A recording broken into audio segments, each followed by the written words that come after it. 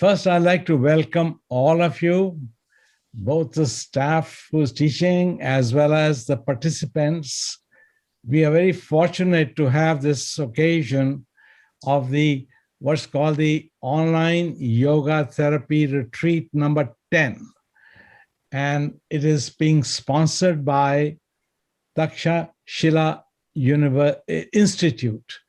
And I will give you a little breakdown of how we started.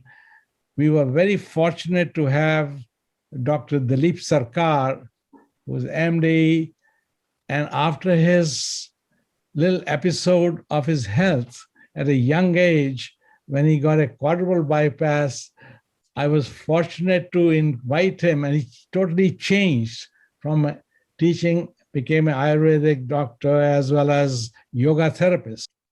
And so I was very fortunate that way. I said, well, he must join Taksha Institute, Takshashila. And the words, they are Sanskrit in the northwest of India. And that's where all the goods from east and the south of India used to come and get stored before they went through the Khyber Pass on to join the, we are talking about few thousand years ago. So I'm giving a history, a little bit history for those. So yoga goes back to 5,000 at least recorded history, and even earlier, maybe 10,000 years ago. So we are using the word therapy, and here and Dr. Sarkar will explain the difference, yoga therapy, what he means by that. But the title of the today's is the theme is role of yoga therapy for COVID-19 and immunogenesis. And so that will teach you about the immunity aspect of how yoga therapy can help you. That is one of the reasons. Also, I want to tell you that one little episode, since I used to teach history and philosophy of science, that Alexander, who's known as Alexander the Great, he was told by Aristotle to go to Takshashila Institute, University, and bring me the finest yogi from there, teacher. And he came. He made friends with the king over there. He said, I am not here to fight with you. I just want to bring one person. He said, you only want one? We have 2,000 faculty here. And the university was there. And so he said, take 100 if you like. So he took, okay, I'll take 100. And guess where he sent the rest of them? He sent it to Alexandria, his newly formed city in where he came from. And that's where the start of the Alexandria Library starts. The person he took name was Kalyan, and he changed the Greek, always used to change, they call it Kalanos. And that's another episode of his, and it's written in his autobiography, the name Kalanos, but the name was Kalyan, and Kalyan means compassion. And anyway, he was the finest yogi. I don't want to go into that, but what I want to tell you is the very old recorded history of yoga as part of that. And with that, I would like to let Dr. Dilip Sarkar take over, because he is going to bring us to the modern world and the pandemic situation that we are going through. And so, Dilip, you are on. Thank you. Thank you, Adarsh. Good morning. Welcome to our yoga therapy retreat. We have been doing it since 2010. This year, unfortunately, the situation made us to be online. We are having little technical glitches, so we are a few minutes behind time, but we're overcoming. So now what Dr. Deepak said, that you all know about yoga, but yoga as a therapy. Yoga as a therapy is it's a philosophy of yoga, which is called the Yoga Sutra of Patanjali. and we'll be presenting that. Another presenter, Abha Gupta, will do. It's a practice called Patanjali Ashtang Yoga, 8 limbs of the yoga. It is a daily routine, dinacharya. It is also a lifestyle. So what we have been noticing today, and it is an ongoing study. There's a hospital in Harvard University, which is called the Beth Israel Deaconess Hospital. They are having a National Institute of Health funded study to see the incidence of COVID-19 on the people who are practicing a routine yoga and yogic lifestyle. Indian Yoga Association, the largest umbrella under which all the yoga masters and yoga studios are there, they are doing an ongoing study to see the incidence of COVID-19 on a regular yoga practitioner. And we find it out, the results are outstanding. People are practicing yoga, are preventing COVID-19, treating COVID-19, and treating what is the new phenomena. It's called the post-COVID-19 syndrome or long hauler syndrome. I will go ahead and present all these things slowly throughout the whole day. And I welcome all of you. 2 little housekeeping, that when we are presenting, all of you put it on a speaker view. And when we are practicing, our main practitioner will be on a speaker view, and all of you can be on a speaker view or a gallery view to see. After each presentation, we'll have a few minutes for question and answer. Please do it on the chat. Our teacher, Abha Gupta, will look at the chat and will answer all of your questions. At the end of the day, we will have ample time, lot of time, for all of you to be in a gallery view, and you will be asking questions to all of us. All the presenters will answer. So with this introduction, traditionally, we start any yoga session first with the blowing of the conch shell. Then we start with the invocation. Then we present the philosophy of yoga. For us today, we have a Shikha Sarkar here, Abha Gupta with the conch shell, and also we have a Mita Chakraboty. And any of you, any other person who has the conch shell, please blow the conch shell at the same time. We'll do 3 conch shell at the same time.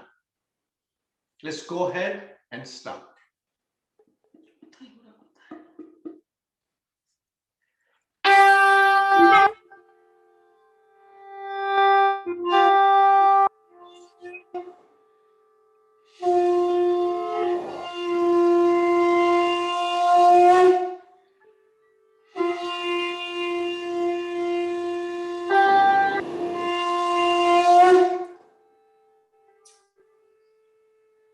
Thank you. Thank you. This was our opening of our yoga session. Now, I will invite our presenter, our famous yoga teacher. She's a certified yoga therapist, and she has been teaching with us for last, should I say the years, Abha? I forgot, huh? Over almost 12 years. So she will start with the invocation, then will be followed by a presentation on the Yoga Sutra of Patanjali for its health benefit. Abha is all yours.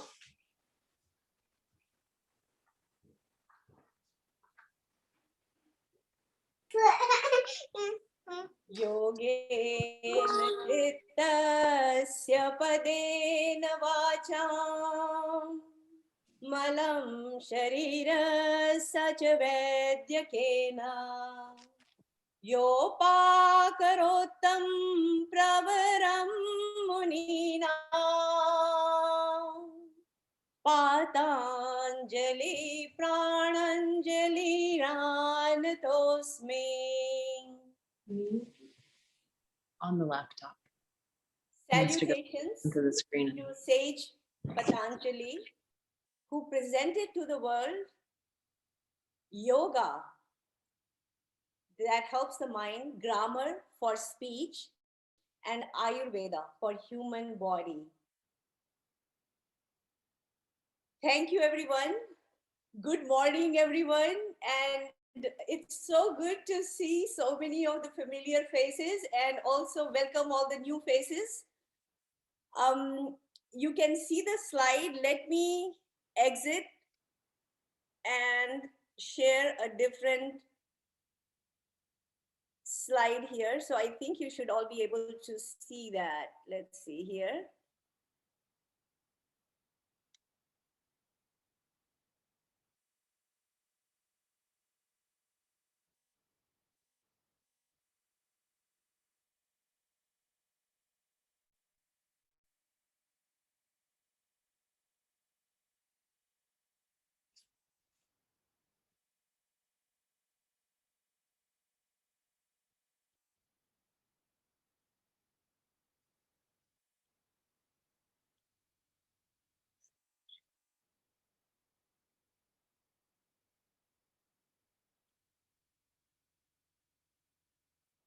Okay.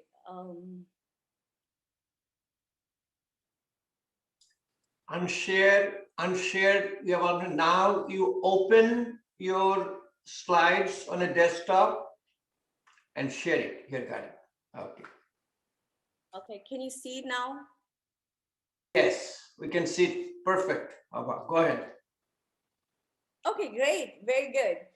All right, everyone. So welcome to the 10th yoga retreat. This is a very special retreat because this is the first time that we are doing this online and virtually. It is also very special because we are going through these very different times, the times of pandemic that has created a kind of turbulence not only outside around in the world, but also inside in our inner world, within our mind.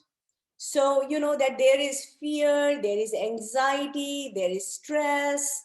And if you notice, all of these three emotions, fear, anxiety, and stress, these are all related to mind. And when we are stressed, what happens? Our immune system's ability to fight off antigens is reduced. And as a result, we become more susceptible to infections. And also, when there is stress, the stress hormone can suppress the effectiveness of the immune system. And nowadays, many of us have taken the vaccine, and I hope all of us have taken the vaccine. But what happens when there is chronic stress and anxiety, it can make the vaccines also less effective.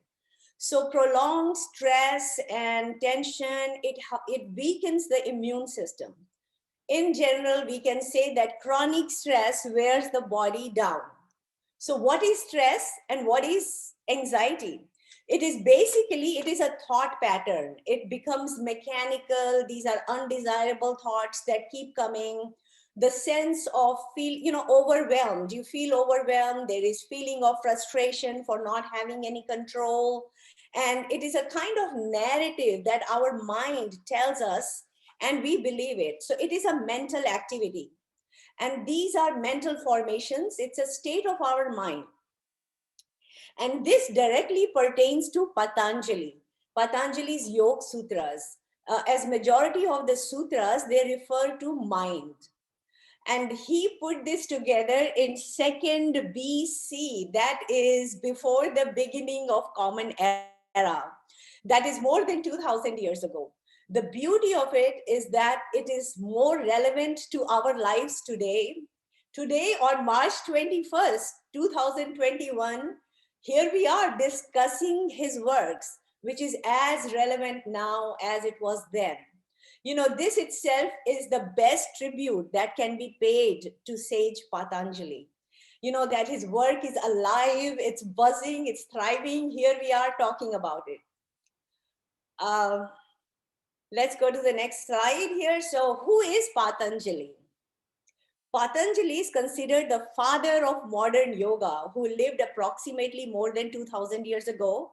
Now, as we know, yoga has been around for over 5000 years ago. So that was way before Patanjali's time. However, the information about yoga was distributed. It was spread out into various scriptures. What Patanjali did was to compile the information, and he codified the information in a very organized manner in the form of one-liners, which are very concise, very succinct, brief, tight. And, he had to do that because remember, this is the time period before paper was invented. So the information and the knowledge has to be passed on orally, verbally from one generation to the next generation. And I think, Patanjali was the first tweeter, because these lines are like a tweet. Each of these line is no longer than 40 syllables. And this way it was easy to remember and of course, memorize, because that was the way that the information was transferred. So there are 196 sutras. Sutras are like aphorisms. Like I said earlier, these are one-liners, or you can call these tweets. So these are 196 tweets. And if you, just to give you a sense of how many sutras that is, if you take a regular sheet of paper, this contains 25 lines with double spacing and all the margins around. You can get 25 lines here. So we are talking about 4 pages. And that is it. We're talking about 200 lines, that's 4 pages. So it was easy to memorize and pass on. But of course, now, you can find books that have the meaning of the sutras, the interpretations of the sutras, and you can have a book for, like 500 pages or more. In fact, I have a book here and I use this a lot. I refer to this. This is one of the master books on Patanjali's Yoga Sutras. This is called Light on the Yoga Sutras of Patanjali by BKS Iyengar. And I also have included the reference in the handout that you have received. So, these 196 lines, they are divided into 4 sections.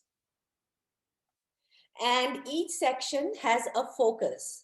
So this is really like a roadmap for a yoga practitioner, or you can call it GPS, because it's navigating the practitioner through the process of yoga. So the first section is Samadhi Pad. That has 51 sutras, and the focus is on purpose and goal. Patanjali doesn't beat about the bush. He gets straight to the point. What is the purpose of yoga? What is the goal of yoga? The second section is Sadhana Pad, which has 55 sutras, and the focus is on practice. The third sutra, in fact, yoga is all about practice. Actually, 95% it's all about practice. Only 5% is about talk and theory that we are doing right now. So we'll be spending a lot of time today practicing. Third section is Vibhuti Pad, which has 56 sutras, and the focus is on experiences. And finally, the fourth section is Kaivalya Pad, that has 34 sutras, and the focus is on freedom, the ultimate connection with the self, that is self-realization. So total there are 196 sutras. And this is really helpful because especially nowadays, there are hundreds of yoga forms out there and you can easily get lost. So this is like the GPS I said, it can navigate through the practice of yoga. Now, the title of the talk is, implications of Yoga Sutras for Patanjali, for health and wellness. So what is health and what is wellness? So health is dealing with our physical aspects of the body, also our mental aspects of the body, mental health. But when we talk about wellness, we are talking about more than that. We are talking about our environment, our fears, our interactions with the society, whether we are having good relationships with people, what, our interactions with others are pleasant or unpleasant. Do we feel safe? So it is a state of a mind, it is a way of existence. And so it is affecting the different dimensions, the emotional, psychological, social aspects of our being. And together, all of these dimensions together form what is the wellness that we are referring to. It also reminds me of, in education, we talk about Maslow's hierarchy of needs, which has those 5 layers in the form of a pyramid, the physiological that deals with food, then safety, belonging, self-esteem, respect, and finally self-actualization, which deals with, what is the purpose of life? What is the meaning of life, and creativity. So all of these dimensions together form, the wellness aspect. Now we think of health and wellness as going for a physical, getting a medical physical checkup done, and that's it. But yes, that is very important to get that done. But the numbers that we get at the end of a physical medical checkup, those numbers are not always sufficient. We all know of someone who can have the right numbers in their physical checkups, but still suddenly have a major health breakdown or some major episode. And you don't have to go very far. Actually, if you have read this book, let me show it to you. And I think Dr. Deepak also mentioned Dr. Sarkar's episode here. So Yoga Therapy, Ayurveda, and Western Medicine, a Healthy Convergence, by Dr. Dilip Sarkar. And this itself, it talks about the incident, the episode that Dr. Deepak was mentioning earlier. So basically, it's like you can have a physical checkup, you can get a clean sheet, and you can find your blood pressure is normal, your cholesterol is normal, the blood sugar is normal, and yet have a breakdown in the system. Conventional medical tools such as blood tests and x-rays, these are highly valuable for diagnosing a disease at an early stage. However, they can detect a disease only after it has manifested itself, or it has there are some physical manifestation in the form of symptoms. For example, in the form of an elevated blood sugar, which is detectable. So in the Western medicine, the absence of a detectable problem implies you are healthy. Whereas in Ayurveda, the absence of vibrant health means there is illness. In other words, our natural state, our default state is healthy, vibrant, lively, energetic. We are robust, peppy people. And that's who we are naturally. So the World Health Organization, they define health as a state of complete physical, mental, and social well-being, and not merely the absence of disease or infirmity. Now, Patanjali refers to these different domains as, the 7 layers of our being. Like the nesting dolls, or the Russian nesting dolls, you have different layers. So you have the physical body, and then you open it, and then there is the emotional, psychological, and so on. So Patanjali talks about these. He also includes a layer called receptive layer, which has to do with our senses. So let's look at the sutra. This is one of the Patanjali sutra that refers to the 7-fold aspects of our body. And this state is not something that is esoteric, or it is, hard to reach. So as you can see here, the Panchakoshas, and the outer layer refers to Annamaya Kosha, body, that's the physical body. And then you have the second layer here is Pranamaya Kosha. And like I said, Patanjali also talks about the layer, receptive layer of senses. Then there is the Manomaya Kosha, which is the mental aspects of our being, referring to mind. And then there is the Vigyanmaya Kosha, which refers to discernment, our ability to discern and judge and evaluate. And then the blissful state, the Anandamaya Kosha. And of course, all of these layers are in this field of pure consciousness. So the blissful state right here, Anandamaya Kosha, it is not that it is a very esoteric state or that, it is very deeply embedded and hidden. Actually, it is right here, right now. It is this joy that you feel emanating from every cell of your being. And it's like when you look at the sunset over the ocean, or you're looking at sunrise or reflection of moon, or, nowadays the trees are pregnant with flowers and cherry blossoms are about to bloom. So the joy that you feel, that is the blissful state, the Anandamaya Kosha. And this joy is pure, it is impeccable, it is wholesome. This is only a window to the joy that we actually are, the natural state, which is not dependent on an external object. So the question is then, why aren't we always joyful? Why aren't we always in this state of bliss? And that is because, we get so wrapped up in the clouds of our thinking, our thoughts, which are covered by the mental chatter that's constantly going on, and the labels that we carry. These labels have tremendous weight. The label of our name, our last name, the nationality, the ethnicity, the linguistic group we belong to, the health issues we define ourselves with, sometimes the health issues, the relationship status, the financial standing, work titles, and so on. So stripping off these labels, like peeling away the layers of onion, where is the onion after all the layers are gone? All that is left is space, stillness, presence. And so Patanjali doesn't beat about the bush. He gets straight to the point. In the very first 3 sutras, he talks about the purpose and goal of yoga.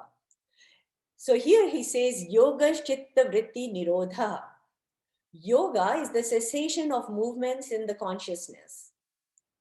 So yoga is talking about stilling, in this sutra, he's talking about stilling the movements in consciousness, the mental formations. These are gross as well as subtle thought patterns of the mind field. And what are these mental formations?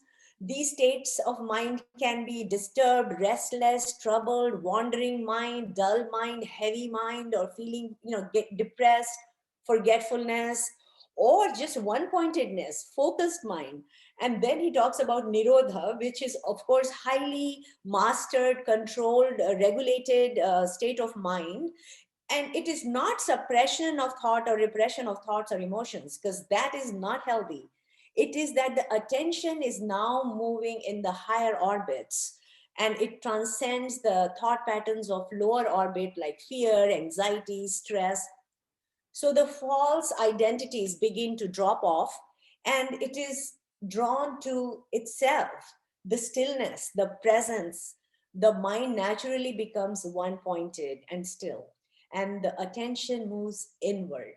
So there is this deep stillness. It's like the mind of a monk who doesn't get very easily distracted. And this leads to the next sutra, which is Tada Drishta Swarupe Avasthanam. Then there is an abiding in the essential nature of who we are. So this is a result of being anchored in oneself. The true self shines forth because you have now realized who you are, your true nature. And it is not attaining something, it is not like realizing what, because it's like realizing what you have always been. This is our natural self, this is who we are. It is basically that, the faulty concepts, the misperceptions, the delusion, and the clouds of misunderstandings, they all begin to fall off. And as they drop away, the natural self shines naturally. So the source from which everything is emanating, that source permeates all the layers that we talked about earlier. So Patanjali doesn't describe the source because the source is not an object. So it doesn't have attributes and it cannot be described. It has to be experienced by each one in our individual, in our own manner. So the second section, I have included one sutra. Obviously, in these 30 minutes, I cannot talk about all 196 sutras. But what I've done is taken selected sutras from each of the section to highlight on those sutras today. So in the second section, in the sutra, he talks about Ashtang Yoga. That is the 8 rungs, the 8 steps of the ladder. And these 8 limbs refer to, let me just show you what are the 8 limbs here. Yam, Niyam, Asan, Pranayam, Dharan, Pratyahara, Dharan, Dhyan, and Samadhi. So here, the first 2 limbs, Yam and Niyam, these are the foundations for any practitioner of yoga. So what is yam? And yum, not like yum, delicious food. This is the Sanskrit word yama. Yama refers to self-regulation in terms of how to interact with the world. So the 5 codes within yama are ahimsa, which refers to non-violence. Non-violence, not only physical non-violence, but also non-violent thoughts. The second one is satya, which is truthfulness, being honest. The third one is asteya, which refers to not stealing, not only objects, but ideas or concepts. The fourth one is called brahmacharya, which is dwelling in Brahma, the highest reality. You're anchored in this highest reality, like, anchored to the North Pole. The fifth one is called aparigraha, which is not hoarding, non-possessiveness, not acquiring, and non-indulgence, and not being greedy.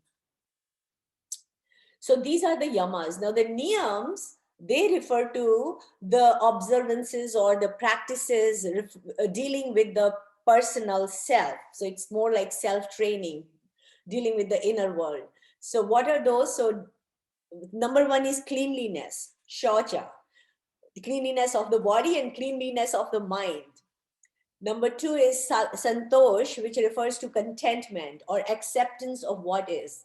Number 3 is tapa, which is training of the senses, practicing and working on it. Number 4 is swadhyay, which is not only studying the scriptures and reading, but also studying the self-study. So it is studying oneself, reflection, self-inquiry. And the final one is Ishwar Pranidhan, which is surrender. So surrender is trust. Sometimes people have issues with the word surrender and they think like surrendering means giving up. It is not giving up. Surrender is something that we do all the time. When you take a flight and, when you are in the flight, you surrender to the pilot. We don't constantly pull out our GPS and check if the pilot is going in the right direction. Is he making the right turn, left turn? Is he making a U-turn? Or is he going to get me to the direction, right? We just kick off our shoes, turn on the movie and watch and relax. We have surrendered. We trust the pilot. So the same way, when we are eating food, we eat food and then we surrender to our digestive system, which I call, the food processor of our body. We don't constantly worry about, whether my pancreas is producing enough enzymes or if my liver is producing the chemicals that it's supposed to do, for digestion. Basically, we eat, we relax, we sleep, and we know that the digestive process will take care. That is surrendering to the universe. In fact, Patanjali talks about it in his second section in Sutra number 21, where he says that, the universe is here to serve you. The nature is here to serve you. It has brought you here. It's taking care of you and it's here to serve you. So these are niyams. And the niyams are, about training the mind, like you saw here. So now let's move on to the next step, which is the asanas, the physical body, the postures. So we all know about it. We will be doing a lot of it. But this third rung, the third step, asanas, is what we tend to equate yoga with. You know, nowadays we think of yoga means asanas or postures. That is just one of the 8 limbs. Yoga is a lot more. It's way beyond just the postures or the asanas. So let me just show you with reference to yoga. Today, as you practice, be mindful of 2 things. And that is referred to in this sutra, Sthira Sukham Asanam, steadiness and ease in a posture. So what that is referring to is that there should be comfort in the posture and there should be effortless breathing. So how do we know that we are comfortable and we are not going beyond our individual threshold level? Based on our effortless breathing. And you have heard Dr. Sarkar say that a lot. He's always talking about this particular sutra. Now, this, when we talk about effortless breathing, it leads directly to the next sutra, which is pranayama. The next level, the next rung is pranayama. You know, the only thing that stays with you from the moment you are born until the last moment on this planet is your breath. Friends, family, houses, places, neighbors, relatives, they change. Breath stays. When you get stressed, what changes? Breath. When you get angry, what changes? Breath. When you get scared, what changes? Breath. When you're excited and happy, what changes? Breath. So we experience every emotion with change of breath. And when you learn to navigate and manage your breath, you can navigate any situation in life, especially stressful, challenging, and difficult situations. And we'll be doing more of pranayama today. And pranayama is preparation for the next rung, which is called Pratyahara. So from pranayama onwards, the rungs are mind oriented. It's about a journey within. So Pratyahara refers to withdrawal of the senses. And today we will be doing Brahmari Pranayama, where we are closing the eyes, closing the ears. So you're shutting off the visual input and the sounds, and a very powerful, pranayama. So we will be talking more about it, and we'll be actually doing it more than talking. We'll be doing this. Pratyahara leads to the next rung of the 8 limbs, and that is dharana. Dharana is concentration, and dharan leads to the next step, because intensified dharan becomes meditation, dhyan, and intensified meditation becomes samadhi, and that is the feeling of that is the liberation, the emancipation. So this is a journey inward, becoming in tune with oneself. You know, nowadays there is so much social media out there, and we know that, you know, we know what my high school friend had for dinner last night, or which friend got her nails painted. But, you know, our attention gets pulled outward constantly by the drama of the world. And it's always going to be there, this drama or this, the action. But as a result, we become, what is happening is we get disconnected and with ourselves. And there, as a result, there is anxiety, stress, fear, tension, mental health cases are on the rise. Suicide rates are amongst the youth are high, and there are mental and nervous breakdowns are on the rise. And internet has increased our connectivity with the world, but as a human race, our connectivity with ourselves has gone down. So yoga is a journey inward, and it is connecting with oneself using, uniting with oneself. That is the union that we talk about. So I'm almost coming to the end of this session. In section 3, Patanjali refers to this sutra. And again, you have heard Dr. Sarkar use it a lot, that in stages, impossible becomes possible. So you do step-by-step practice from basic to advanced postures. And this is the last sutra that I'm sharing today, and this is very relevant today. This is about changing perceptions, and it sums up our experiences. So it says that each one of us has different mindset, different experiences that we have had, and these individual experiences color how we behave and interact and react and perceive the world. So in the image, you can see a duck or a rabbit, and how we perceive the world depends on our way of looking. So there are multiple perspectives about the same thing. And it is like when you read a book, you're reading the same words, the text is the same, but each time you can bring different meaning to it, and you get different meaning out of it. Even the scriptures that you read when you are a child or now when you are an adult, you get different meaning. So the words are the same, the meaning is different depending on our own maturity and the experiences that we have. So today, as you go through the entire day of yoga therapy retreat, we will all hear the same words, we will all see the same slides, we will all do, have the same handouts, the same practice, but each one of us will have a different takeaway, because it all depends on what we bring to the task. So in wrapping up, I will just say that the universe has presented to this planet a beautiful gift.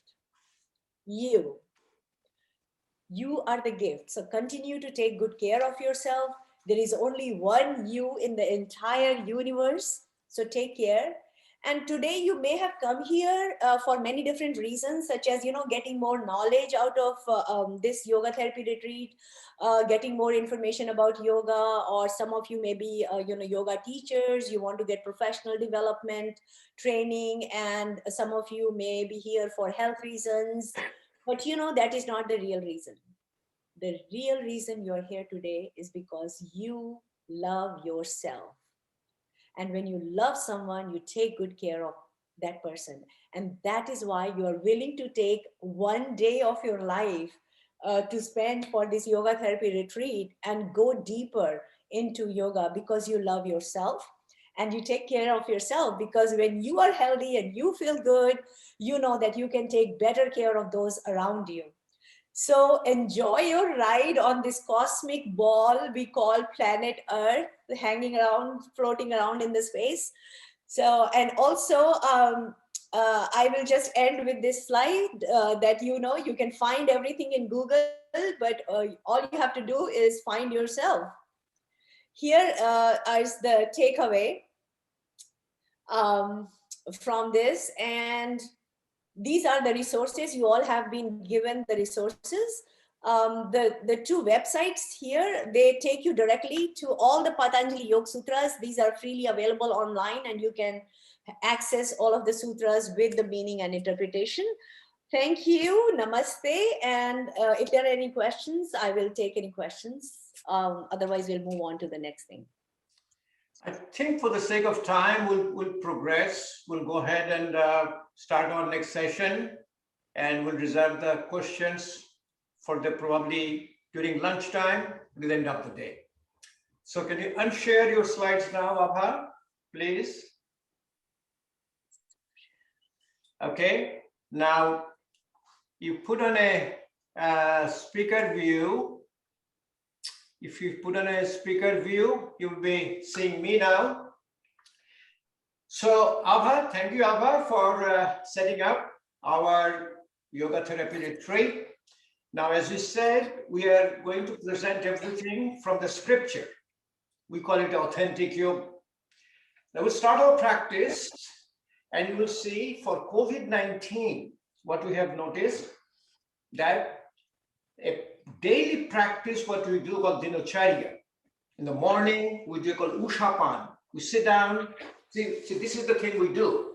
First thing in the morning when you get up, we sit down in a malasana, sit down in squatting pose.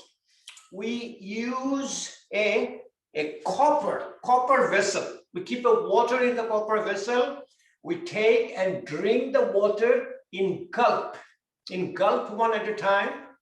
It starts your peristalsis. So you get the first bowel movement in the morning. So able to have a first bowel movement in the morning, able to eliminate all the toxins. Think about this is a respiratory virus. I will present a lot more after lunch when I present a formal PowerPoint presentation, but here I'm going to show it to you. So all of them, even if they're on your mouth, entrance through your nostril, it is going to be flushed away with a daily called Ushapan and a first bowel movement. Next, you will see that all of our yoga practices are relaxation response, activation of the parasympathetic tone. Relaxation response is a parasympathetic, which is called calm and digest. You calm and digest, and what you will see after food, the food after proper digestion converts into 7 tissues called Saptadhatu, Rashadhatu, plasma, Raktadhatu, blood, Mamsadhatu, muscle, Medodhatu is your fat, Astidhatu is your bone, Majjadhatu, nervous tissue, and Shukradhatu is your reproductive tissue. From there, it goes into a substance called ojas. Ojas is our immunity. So the whole yoga therapy practice is a building of our immunity to fight with COVID-19. And also the daily practices, which we're going to show it to you right now, before we start our practice. We have a certified yoga therapist teacher, and we'll take about roughly little less than half an hour each. And I will show you some sitting down relaxing asanas. Dr. Saghana Chakraboty will show you some standing asanas. Abha will show you the simple relaxing asanas, and then we'll do your yogic jogging. Ganapati will show you laying down asanas, and Aruna is another teacher who will show you your Kundalini Yoga. Now, in a daily yoga, after called Ushapan, we are brushing our teeth. And after brushing our teeth, all yogis do, we use a tongue scraper. Use a tongue scraper, these are the metal tongue scraper, all the way to the back and scrape it. Brushing doesn't help. So think about it. This COVID-19 virus is a respiratory virus. It is entering through your nose, entering through your mouth. It can stick to your tongue. You are removing it. In yoga and Ayurveda, there is plenty of tongue scraper. This is made of copper. Copper is very well used in your yoga community. We have very simple metallic steel. You can bend, so you can go in different angles. So tongue scraping is a must in preparing yourself before a yoga practice. Remember, in our scriptural yoga, it is not that you go ahead and start your asana practice, pranayama, and meditation. This is your daily routine. So after that, we do a jalneti. Jalneti is a nasal washing. So think about it. If the virus is going through your nostril, if you're going to wash it regularly, the virus is not going to be there. So for me, people ask, oh, I have a flu, I have a common cold, I have COVID-19, can I do your jalneti? No, jalneti is a daily practice. I've been doing it for the last 20 years, or maybe longer. It doesn't matter. I'm in a plane, I'm in a train, I'm in a hotel, I do it. It takes only a minute to do it. It's interesting. So see, we use all that cup to say what we have. This is a very standard neti pot. This is a porcelain neti pot. You buy it, you put it in a little lukewarm water, then you put a little non-iodized salt. So you carry the non-iodized salt like me. I carry it it's called a TSA proof container, because when you carry something white in the plane, they get suspicious. So you get a TSA proof container. I carry this antenna. These are all your non-iodized salt. Non-iodized salt helps you less irritation. Or you can have another, this is another very fancy looking neti pot. I have a bunch of neti pots. I have all the neti pots I have. What I have is that the one when I'm traveling, this is a regular plastic neti pot. It stays on this is my permanent fixture of my travel bag or all my toiletry. It is there. I use it. And a more fancier is, this is very common in India now. They use a copper neti pot. This is very popular. So with the neti pot, when you do the neti pot, you do a little bit of a few Kapalbhati Pranayama. And then after neti pot, a yogic tradition is you do a oiling. It's called a abhyangam. You put an oil in the body and then take a shower before you do your practice. And I will show it to you. We also do one is called a sutra neti. This is a little red rubber catheter. We put it through one of the nostril. It comes out through your mouth. You're literally doing what is called a flossing of your nostril. So wonderful practice. You have to do it. What it does, it takes out all the irritations. So what it does, we call it voluntary control over involuntary function. Very important. I will show it to you all. Let me just show it to you, just a jalneti. See how to do a jalneti and how easy it is to do it. Okay, so I hope all of you are seeing it now. Just take a look at it. I'm going to use, generally we use the jalneti sitting down, preferably in a malasana. But here in West, we are in front of your bathroom. So we don't mind doing it standing up, shoulder standing up. So see how simple it is, and all of you should learn and all of you should do it. This is the neti pot I'm going to use. So the neti pot, I have a little lukewarm water, and I'm going to use that lukewarm water here to fill it up. Here is my lukewarm water. I'm filling up with the lukewarm water.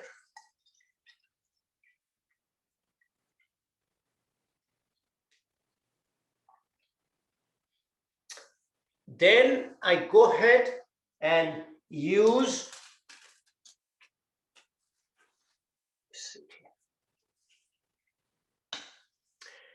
generally I use about 3 to 4 pinch of non-iodized salt. So take a look at it. Here I'm doing 1, 2, 3, 4. Putting a non-iodized salt. Stir it a little bit, and you'll see how simple it is. It's a fear. The fear is to go away. Initially, the water may not even come out because you are very tight, you are tense. It's all in relaxation response, all in relaxation practice. And as Abha said, in stages, impossible become possible. You will see how easy it is. Initially, it may not come out. So now what you do, you put it, I hope you're seeing, you put it in one nostril. Maybe I'll just sit down, you'll be able to see better. Yeah, you put it in one nostril, breathe through your mouth, close your eyes, and slowly turn your head on one side.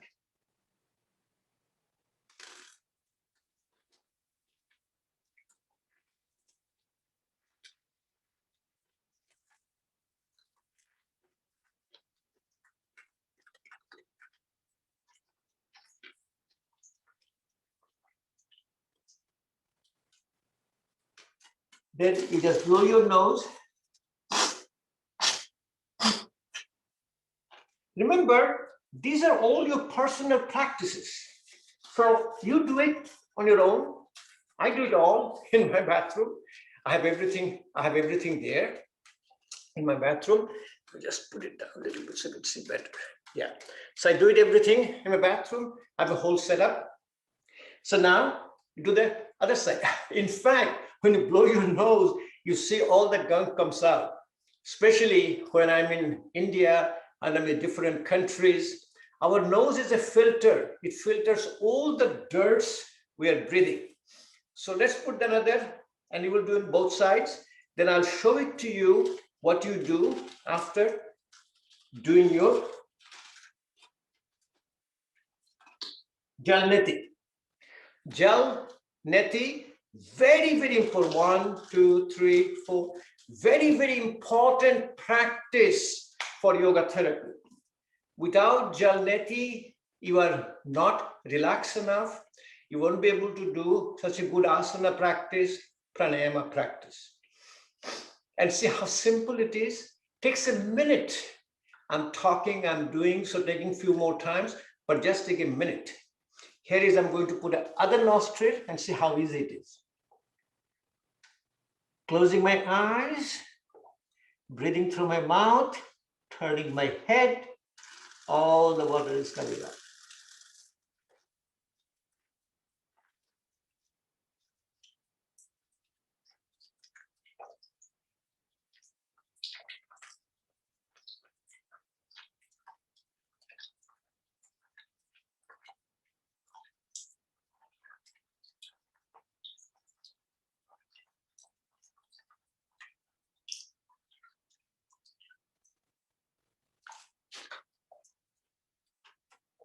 You blow your nose again.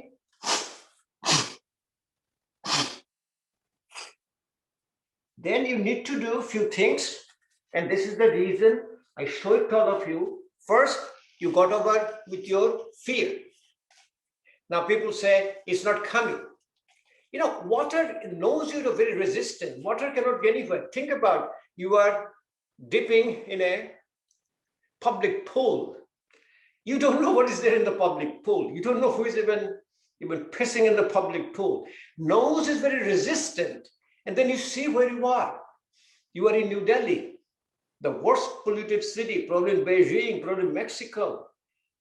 You know, you may get something, but your nose is like a personal air conditioner.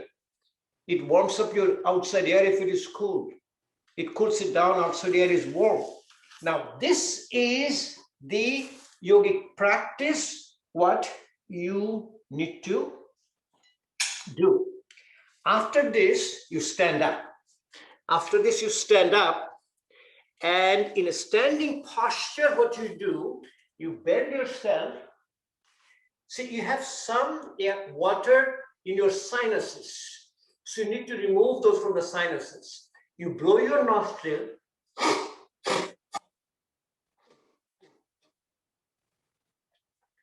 Then do a Kapalbhati Pranayama with different postures. Look high up.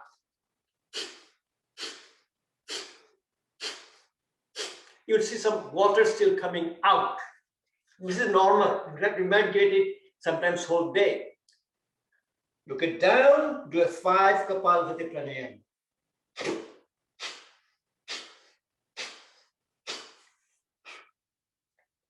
Look at the right side, do 5 Kapalbhati Pranayama.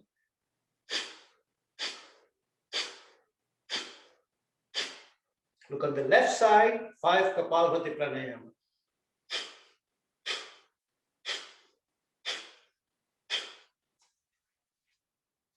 In the frontal sinus, you hit 1, 2.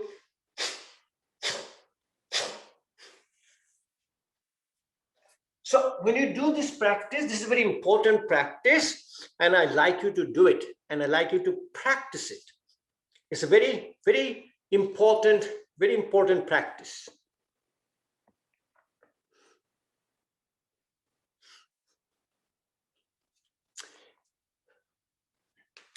Okay, after this, you are going to do your practice. The most important practice in yoga therapy is going to be a relaxation response. And to establish the relaxation response, what you do, you will be doing in stages. I'm going to show you a few asanas, And then I'm going to show you how to bring the asanas in proper perspective before I hand it over to Abha in a few minutes. First, if you can sit down, you sit down. It's called a Sukhasana. Put your feet underneath your knees, keep your spine straight, and then listen to your body signal. Your first body signal is a pain. If you don't have any pain, you stay here. If you have a pain, you back off. Find the place where you don't have any pain. As Abha told you, ouchless practice. Annamaya kosha to pranamaya kosha.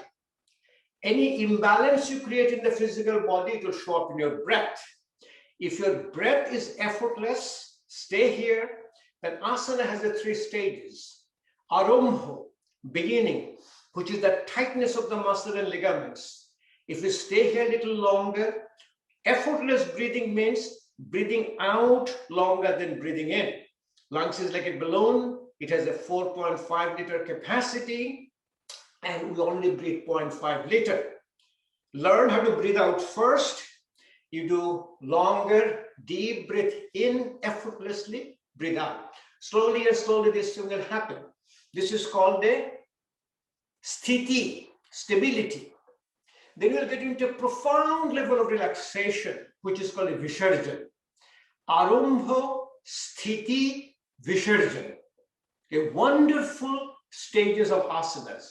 In yoga therapy, you are not mastering the asanas, you are using the asanas in stages for its therapeutic outcome. With my DLitt practice,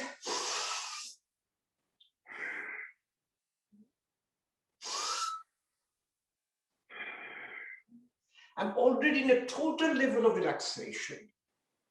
In fact, you can use a hand mudras. Hand connects your body and mind. Use a Hanu Mudra or a Gana Mudra. Then keep your eyes closed. You do the breathing out longer than breathing in. You do some chanting. A, U, Ma, or do Om.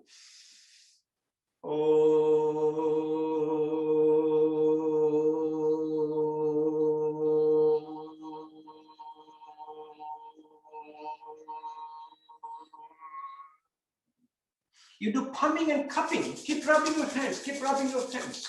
So when you feel the warmth, if you're wearing glasses, you remove your glasses, take the hand, put it over your eyes like a cup.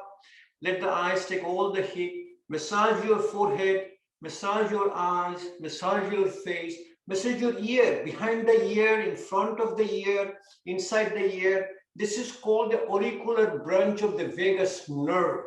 It's called vagal stimulation. Massage in front of your neck is called carotid sinuses. When the carotid sinus get massaged, it's a vagal stimulation, massage in the back. When you incorporate all this thing, that is the yoga therapy. Yoga therapy is able to use the Yoga Sutra of Patanjali, Patanjali Ashtang Yoga in a properly your adapted form for different yoga practices. Now see, I'm in such a level of relaxation. Next I do, I activate both sides of my brain. I change my feet, and you will see, if you're practicing with me, you try it. You'll feel uncomfortable in one side, but the comfort will come back. Comfort will come back slowly. Next, what you do, I have a few minutes, and we have decided that we'll show you the different practices, because remember, every practice is a relaxation response. So let me get you next 7 minutes I have. So this is called Sukhasana or a Siddhasana. Take your heel all the way to the back. Take your one foot in the top, your knees will drop down. Say, even if it is here, you stay here. What you practice? Exhalation longer than inhalation. Exhalation is parasympathetic, inhalation is sympathetic. Use your hand mudras, even Adhi Mudra, very powerful mudra. Use your chanting. This thing is going to happen on its own. This thing happens, always balance it to the other side. Siddhasana. From Siddhasana, you can do it's a very simple, Ardha Padmasana. Ardha Padmasana or Swastika Asana. When you feel the level of comfort and relaxation, you do the other side. I'm doing it, I'm just showing you to the technique. What you need to do during practice, you do it in stages and do it very slow. So from here, you will do a wonderful Padmasana. Say, I would get into Padmasana because of relaxation. But since I went stage by stage, I went with my Ushapan, I did my tongue scraping, I did my Jal Neti, I did my Abhyangam, I did my shower, and I came here. Yes, I did shower. I did put on a nice yogic outfit, and I'm here in front of you. You feel very light in your body and mind. You feel very, let's see, put your hand here, push it down, your whole body goes higher. Body goes high up and stays higher. Tulasana. It's a wonderful practice, and you can stay up as long as you want. You don't feel the effect of any gravity in your body. Next asana, which is a powerful relaxing asana. Remember, a relaxation response is your immunity. Relaxation response is to fighting against COVID-19. Vajrasana. You sit down, Vajrasana. Most of you are very long-term practitioner, and you are practicing with me for a long time, so you know what it is. Sit down in a Vajrasana. People say, I cannot sit down. Do it in stages. Put a little bit of a folded blanket and go slowly. Here, powerful relaxation, Mandukasana. Adhi Mudra, at the level, keep your spine straight. Keep going down. Slowly come down, touch your head to the ground.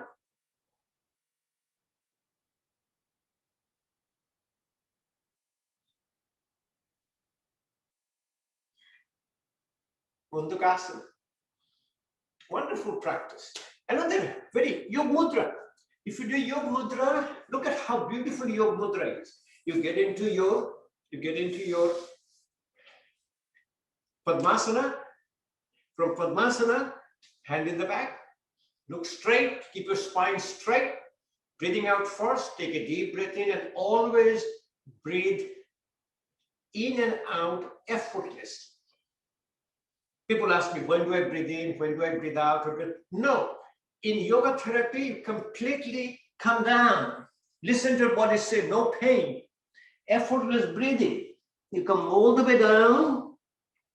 You stay here between 5 to 10 effortless breathing. You'll be doing it when you practice it. Beautiful asana. Vakrasana, Ardha Matsyendrasana, Gomukhasana. The whole body gets relaxed. Whole body has a wonderful relaxation response. Right foot comes next to your left thigh, right hand goes to the back, left hand comes outside, hand is high up, slowly comes, touches your knee. You breathe out first, take a deep breath in, and slowly turn your body all the way to the back.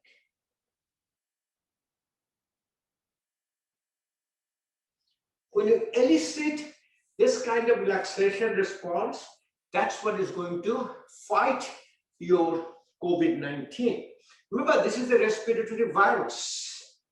This is affecting your lung, creating inflammatory response. On the other side, so simply, the hand will go to the back.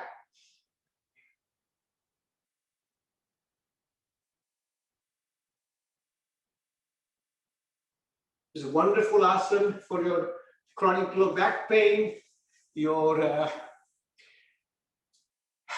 piriformis syndrome. Let me show you just 2 more asanas before I hand it over to Abha, who will guide you through your very gentle, relaxing asanas, followed by a yogic jogging. Wonderful asana is called a Vaisa asana. You put your one knee in the top, You feel a profound level of relaxation. You are so relaxed that you feel like that you are just a couple of minutes, Abha, will be done. You do a call Ardha Matsyendrayanasana. Wonderful for your turn your knee on the side, hand on this side, hand goes to the back, touches your knee, your ankle, and your feet. Deep breath in, slowly turn your body away from it.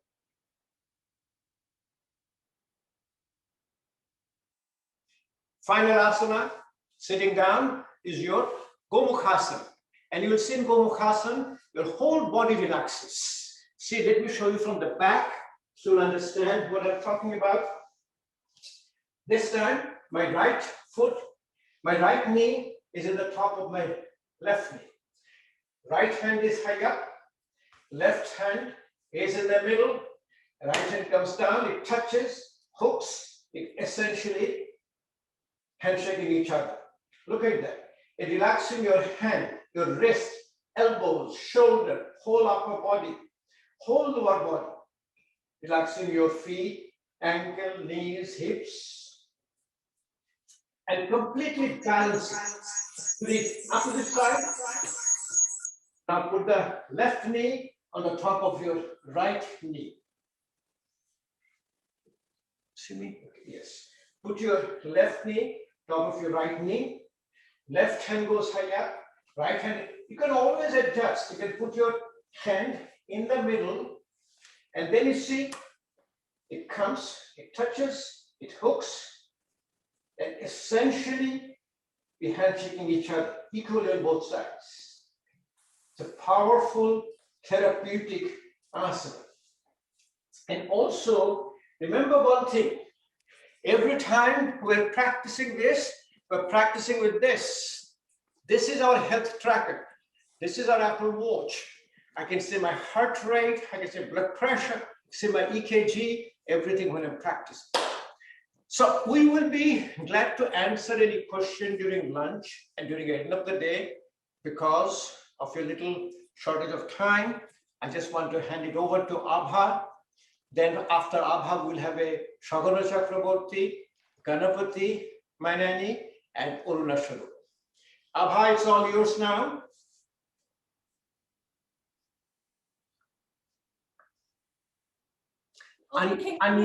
Unmute yourself first, Abha.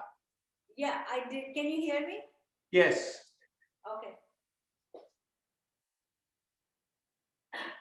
Abha, you're still muted here.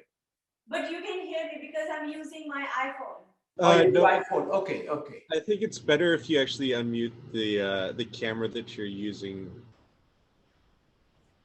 Okay. No, then there will be two microphones. No, this is good. Ravi, then two microphones will clash.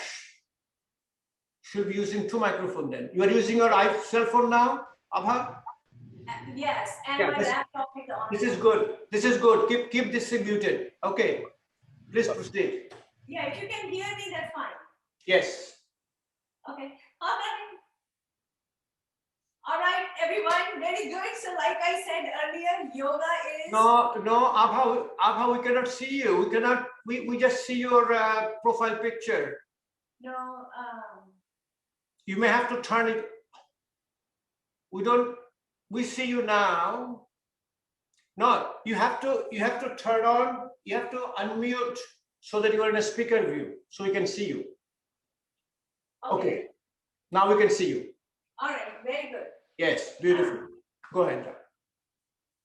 Okay. All right. So it's time for practice, and everyone sit comfortably. We will do Sukshma Vyayam first, some light exercises, and then we'll do Yogic Jogging. So keep your back upright and straight, shoulders rounded back, and stretch your legs in front of you. So I think you should be able to see me if your legs are stretched. And we will start with the base. This is called the base position. Prarambhik Sthiti. This is the base position. Now just spread your toes, move your toes, spread them and move them. Can you see? Yeah. just spreading and moving your toes. So we are going to pay attention to our major joints, starting with our feet. So wiggle your toes, move your toes, feel them, and then curl them inward towards the body and away from the body. So breathe in, move the toes towards the body, breathe out, away from the body. Now point your feet towards the body, pushing the heels outward. Keep your spine upright and straight. Keep your hands on the ground. And now point your feet away from the body. And as you point them away, you can feel the stretch in your legs. Now again, point your feet towards the body, push the heels outward. And you can feel that stretch on the underside of your legs. And one more time. And relax.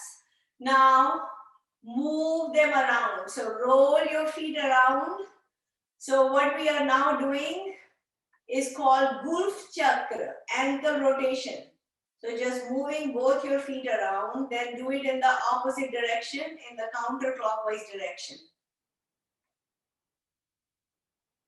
Very good. And now bring some shoulder width distance between your feet and turn your feet in, your toes pointing towards each other. So your feet are kind of facing each other. It's an angular movement. Pretend you are holding this imaginary beach ball between your toes. So hold it, it's an angular movement. And drop the ball. Relax. Now bring your feet together and now press your kneecaps down. Feel the tightness in your legs as you're pressing the kneecaps down. This is called Janu Falak Akarshan. And as you hold your kneecaps down, you can feel the tightness in your thighs, in your quads, your hamstring muscles. Hold it tight, keep pressing the kneecaps down and relax, shake it. Very good. And now you can bend your leg and interlacing your fingers. You're going to hold your thigh and then lift your right leg up and down. And when you bring it down, don't let it sit on the ground. Let it be a little above the ground. So up and down, last round, up and down, and now roll it around, just the lower half of the leg. So in this, you are addressing all the three major joints of your leg, your pelvic joint, your knee joint. Now do it in the counterclockwise direction, in the opposite direction. Very good, slow and steady. Now hold the knee still and just roll the foot around. Very nice. And then do it in the opposite direction. Great. And relax your legs, shake it off, catch your breath. Let's do the same thing with the other leg. So fold it, lift it, and straighten it. Up and down, up and down. Last round, up and down. Then roll it around, the lower half of the leg. And then we will do it in the opposite direction, counterclockwise direction. Slowly and mindfully. And then hold the knee still and just roll the foot around in one direction. Now do it in the opposite direction. Great, it feels really wonderful, especially in the morning here. Relax, lay your leg down, shake it off, catch your breath. And now we'll do Ardha Titli Asana. So you're going to first fold your leg. So you're folding your right leg. The sole of your right foot is touching the inside of your left thigh. And your left hand is resting on your right ankle. Your right hand is under your right knee. Breathe in, bring it towards the chest and away from the chest. So this is Ardha Titli Asana, or half butterfly pose. And we're going to slowly do this. Those of us who have been doing it for many years, you can go to the next step, which is you can lift your leg and put it over your left thigh, and then you can move your knee up and down. And what will happen slowly with practice, initially when we started, like our knee was up here and it wasn't going down. Do not wrestle with your knee. Just take your time, and with practice, it will slowly open up. So initially it was here, with practice of few years, slowly, slowly it begins to go down, and before you know it will be all the way down. So you start with the foot down, and then you cross it over, and you go in stages. Relax, stretch your leg, shake it off, catch your breath. Let's do the same thing with the other leg. So you're going to fold it, your right hand on your left ankle, your left hand under your left knee. Breathe in, bring the knee towards the chest, and breathe out. So this is how you are working on your pelvic joint, the hip joint, one of the hardest joints to relax. Last round, and then you can even cross it over if you want. You can put the left foot over your right thigh and then go up and down. Do it at your own pace and listen to your body and relax. Straighten it. So that was Ardha Titli Asana. Now we'll do the full butterfly pose. Titli Asana. So fold both your legs. Bring the soles of your feet together. And you can feel the stretch in your thigh muscles. Now interlacing your fingers, you're going to hold your toes and flap your knees up and down. Yes, very nice. This is Titli Asana, also called Baddha Konasana. So keep your spine straight, and it is so relaxing, especially when you do it with your eyes closed. You can just be one with this asana. And this yoga mat is our magic carpet. So when you are here, you be totally here. And you just then forget about all the rest of the things. You're totally present. Now relax your legs. And let's bring our attention to the joints in the upper half of the body. Stretch your legs. Not your legs. Stretch your arms straight in front of you. Feel the full stretch. Initially, the elbows may be slightly bent, but slowly you can straighten it. Now spread your fingers wide like a starfish, and then make a tight yogic fist with your thumb inside. Hold it tight, then open it and close it. This is hand clenching. This is called Mushtik Bandhan. Now you make these fists and you roll them around. So working on the wrist joint. This is all to prevent, arthritis or delaying the onset of the arthritis. Now do it in the opposite direction. If you keep doing it, your joints will be healthy. Now open your hands and lift your palms up, straight, and down, straight. This is extension, hyperextension, flexion, very good for our wrist joint. And this is wrist bending. It's called Mani Bandh Naman. Now alternately move them up and down. So can you see it? Up and down, alternately. Very good. Now open your hands and touch your shoulders. Open, so your hands are facing up, and fold.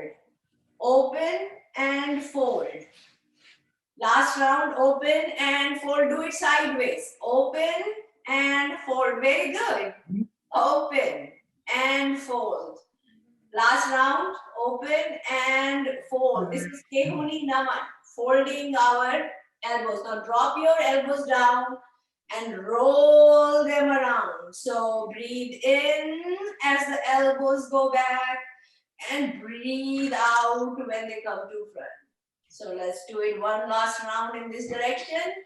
Now we will do it in the opposite direction. So remember, slowly we are addressing one by one all the major joints in the body. There are more than 360 joints in the body. So here we are addressing those major joints, and now relax, let go. So that was, and now we're going to just roll the shoulders around. Breathe in as the shoulders go back and breathe out as they move to front. So you're doing it at your own pace. You're not just moving your shoulders up and down, you're moving them in a circle. So breathe in as the shoulders go back. This is called Skandha Chakra Asana. This is shoulder rotation.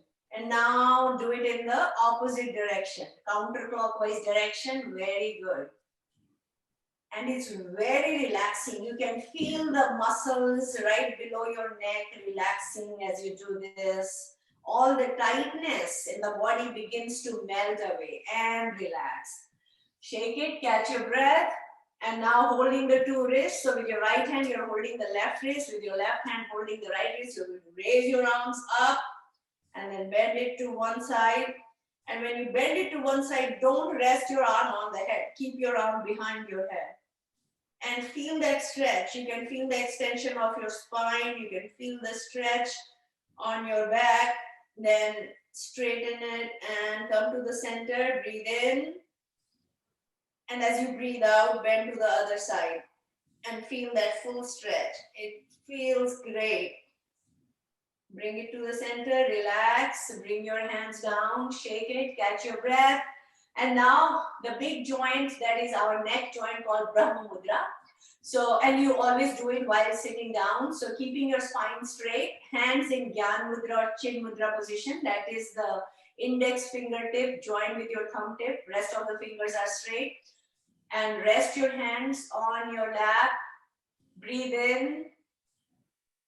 And as you breathe out, gently drop your chin down. Let your chin sit on the sternum.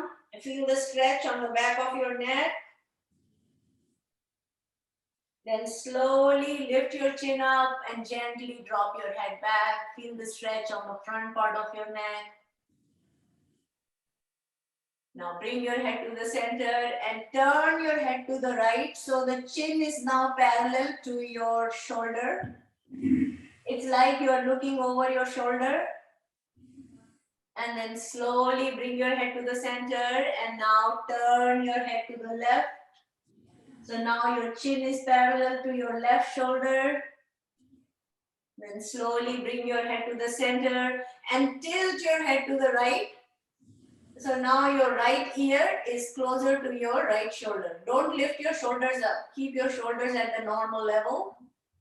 Feel the stretch on the left side of your neck. And then bring your head to the center and gently tilt your head to the left. Now you can feel the stretch on the right side of your neck. Your left ear is closer to your left shoulder. Bring your head to the center. And now very slowly and mindfully drop your head down. And then you're going to roll it around very gently.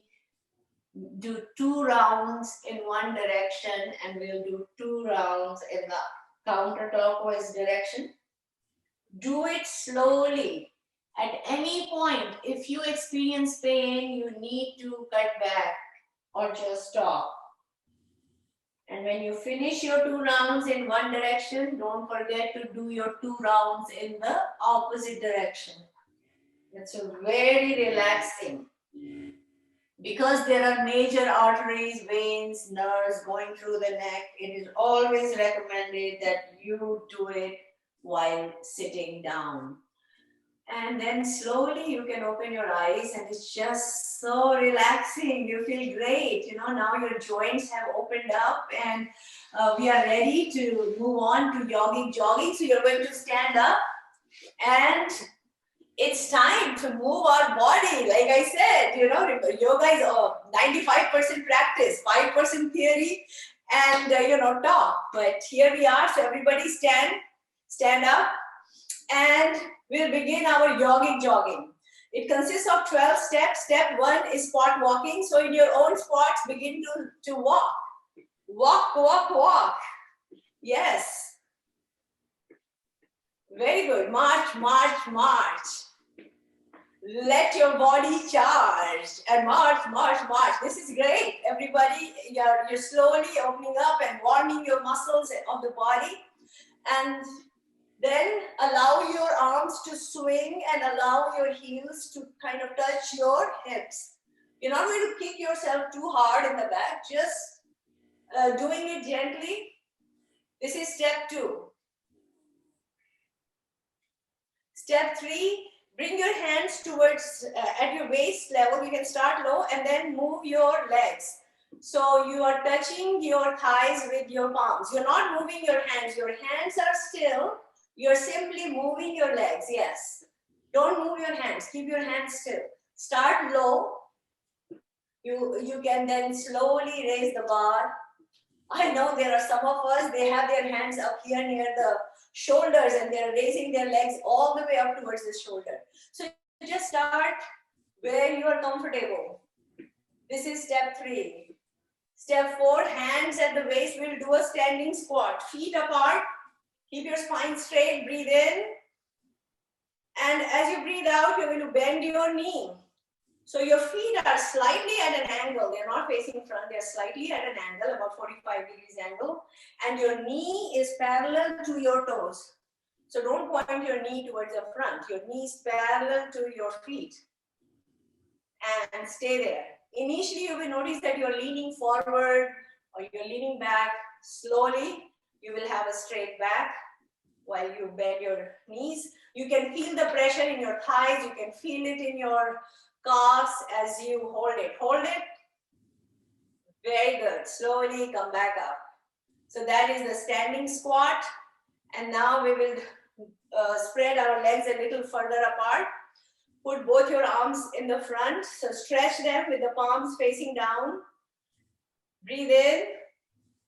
And now slowly turn your hands to the right and bend your right knee. So you are stretching your left leg. Your right leg is bent. Your hands are parallel to your foot.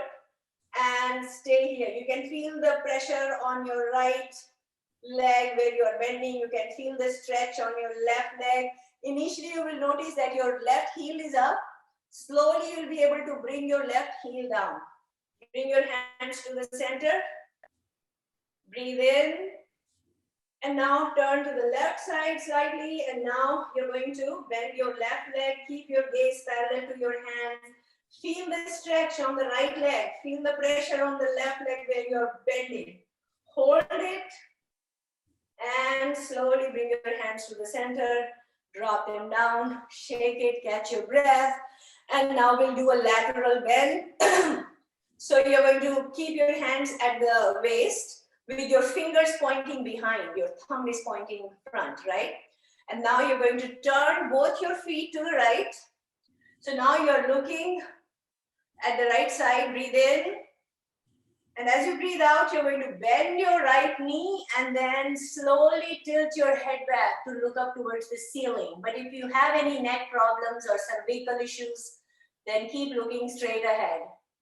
Stay here. We try to stay in a posture for a round of 3 to 5 breaths and slowly relax. Face front, catch your breath. Let's do the same thing on the other side. So now turn to the left side, breathe in.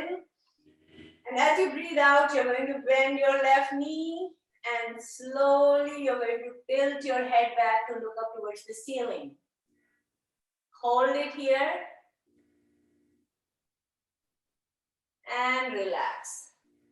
Lateral bend. Now bring it down and now we'll do another side bend which is very similar to triangle pose that you'll be doing later on with Dr. Sarkar. So breathe in. And as you breathe out, you're going to slide your right hand down towards your right leg by lifting your left hand up. And you can tilt your head to look up towards the ceiling. Then come back. Then slide your left hand down your left leg. And lifting your right arm up and relax. These are just warm-up movements. So you're just stretching right now, opening up and relaxing those muscles so that the tightness melts away. And now we will do forward and back bend. Now with forward bend, remember if you have severe back problems, do not do forward bend. If you have hernia, do not do back bend. Breathe in, lift your arms up, and bend back. And you're bending at the waist. Slowly breathe out and bend down to reach the ground with your hands. Now, if your hands don't touch the ground, that's okay. If your hands reach here, you stay there, wherever your hands go. Breathe in, hands up, breathe out, hands down. So just do it a few times, up and down at your own pace. Last round. And relax. Catch your breath. And now we'll do the chest opening pose. Stretch your arms in the front, breathe in. And as you breathe out, open your arms wide, pushing your chest forward, tilting your head back. It's like you are welcoming the universe and you are ready to take on the world. Hold it here. It feels wonderful. And relax. Bring your hands to the front, drop them down. Shake it, catch your breath. Keep the distance between your legs. We are going to do crisscross. So with your right hand, reach for your left foot, then come back. With your left hand, reach for your right foot. Again, take your time and listen to your body. Let's do a few rounds. And if you need to bend your knee, that's okay. Last round. And again, if your hand doesn't reach your toes, that's okay. Always listen to your body. Drop your hands down, shake it, catch your breath, bring your feet together. And now we'll do jumping jacks. We will do low impact. So spread your legs, hands at the shoulder level, and bring your feet together, hands above your head. So shoulder down, shoulder up, shoulder down. This is great. This is like PE exercise, you know, the physical exercise we do in school. Last round we are doing like this. You can also do up and down jump if you want to ramp it up. Or just keep doing low impact. So low impact is up and down. Now we'll do up and down. Up, legs apart, hands above your head, bring them down, feet together. Up and down. Up and down. Yes, very nice. And relax. And now swing your arms from side to side. Just letting go of that tightness. You know, just powerful. It's a powerful spinal twist. Just letting go of any stress, any strain, any stiffness. And now your body is warmed up and it's ready for the rest of the day. So thank you, and we'll move on to the next step. So I'm handing it over to you, Dr. Sarkar. Okay, thank you, Abha. Thank you, Abha. Can you put yourself on mute now? So we'll see Saghana. Mute yourself now. Okay. Our next presenter will be Dr. Saghana Chakraboty. He's a retired family practitioner, certified yoga therapist, and have been teaching us for a long, long time. Thank you, Abha, see how she did a beautiful relaxation response, preparing your body. Now, Dr. Chakraboty will show you all the standing poses and primarily what is the basis of yoga practice, your Surya Namaskar and a Chandra Namaskar, sun salutation, moon salutation, and the standing poses. So, Dr. Chakraboty, it's all yours now. Can you hear me? Can you hear me? See me? Yes, we can hear you, and there is a little echo. Okay, go ahead. Yeah, this room is full of echo a little. So, but you can hear me, right? Yes, you can speak a little louder. So, okay. Oh, okay. Go ahead and start. So, We can hear you. Okay. So I'm going to do standing poses. I'm too old to make it pretty, but it will be tolerable.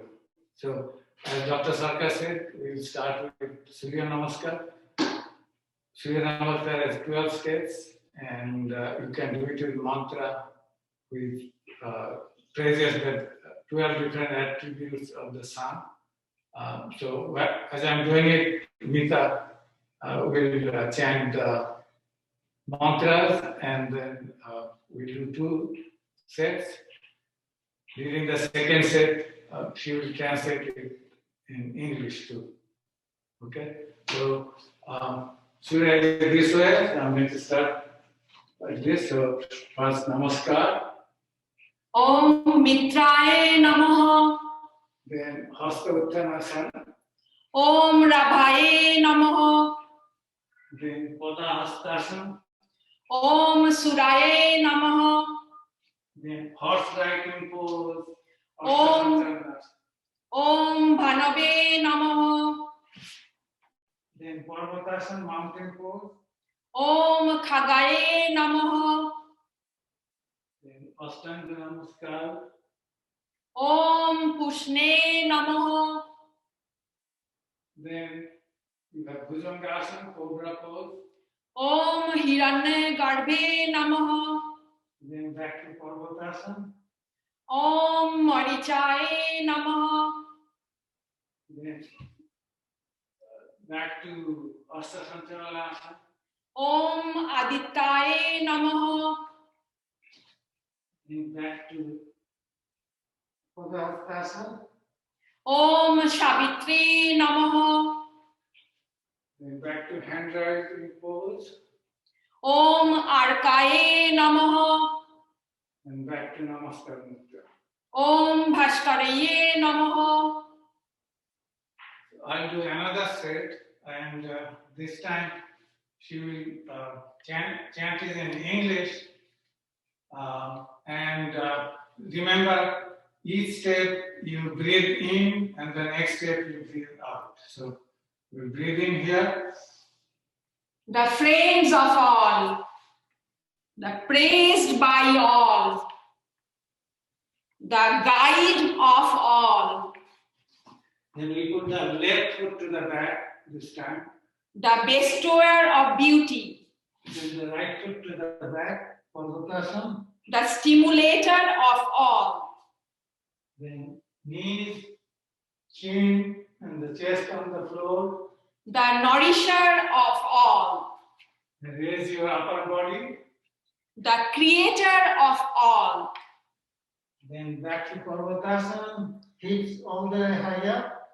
the destroyer of disease, Then the left foot to the front, horse riding pose.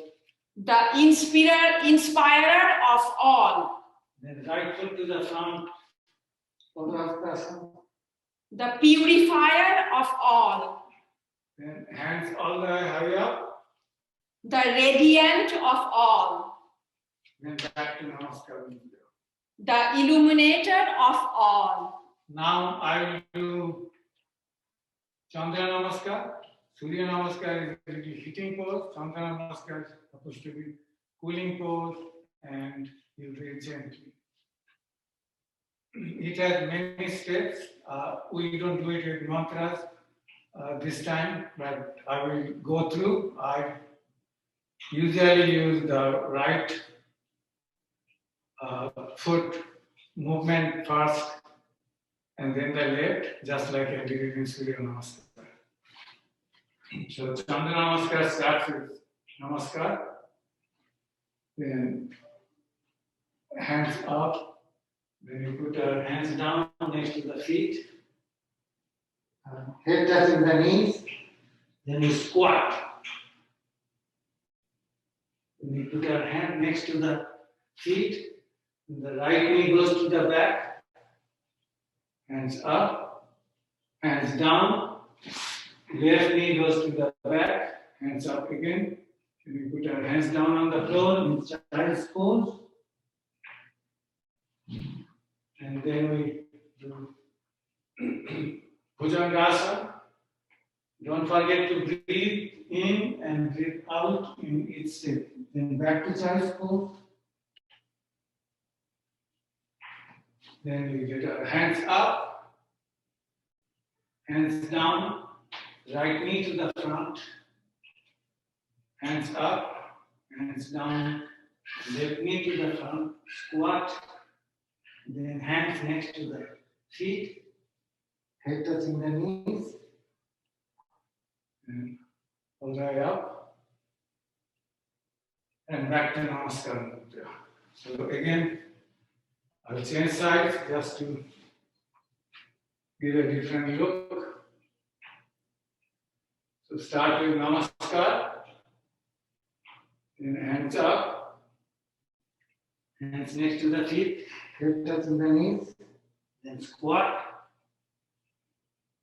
Then hands next to the feet. This time left knee to the back in the first time. Then hands up, hands down. Right knee to the back, hands up again. Then we lie down in child's pose. Then we do Bhujangasana. Then we just keep going back to child's pose. Then hands up, hands down, left foot to the front, hands up, hands down, right foot to the front, squat, hands next to the feet, hip touching the knees, hands up. Parasai went too fast, but you get the idea because I did 2 sets. Next we'll do Tadasana, mountain pose. It's hard to translate Sanskrit yogic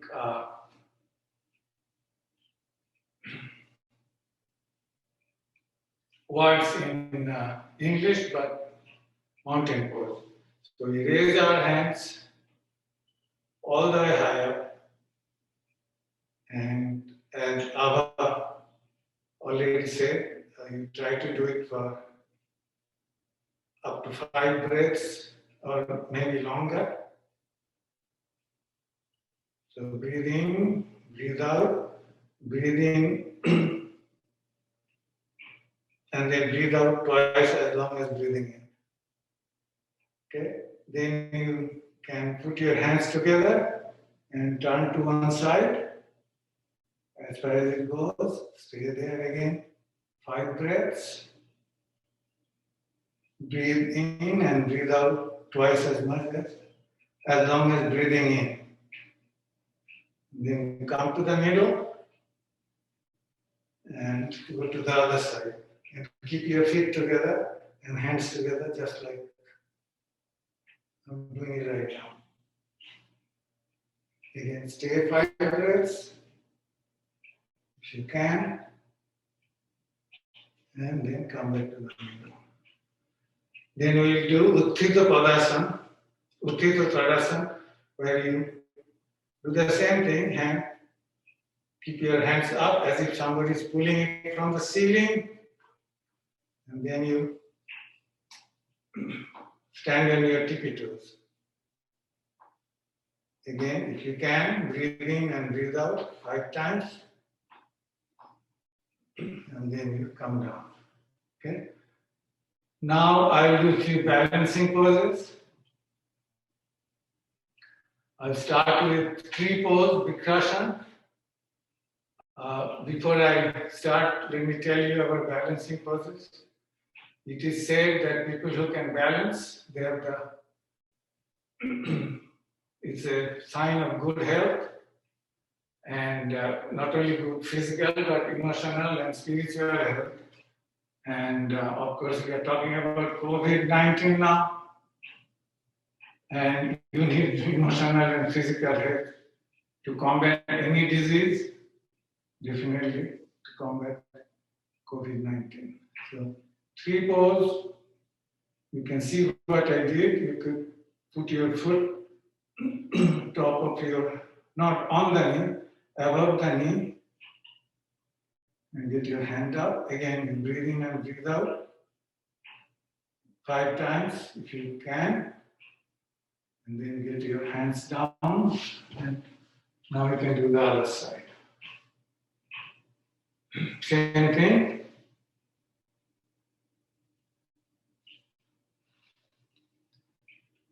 Oh, I forgot to tell you, you can challenge yourself and close your eyes. And it works better if you focus away as far as away as you can. All right. Or you could come down like this.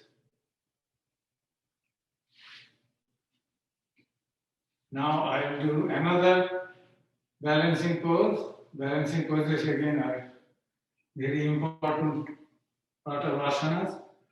When you are doing asanas, think yourself as you are the universe. You are as big. If you close your eyes, you will see yourself covering up the whole universe, and that calms you down. And you focus on what you are doing, that also calms you down.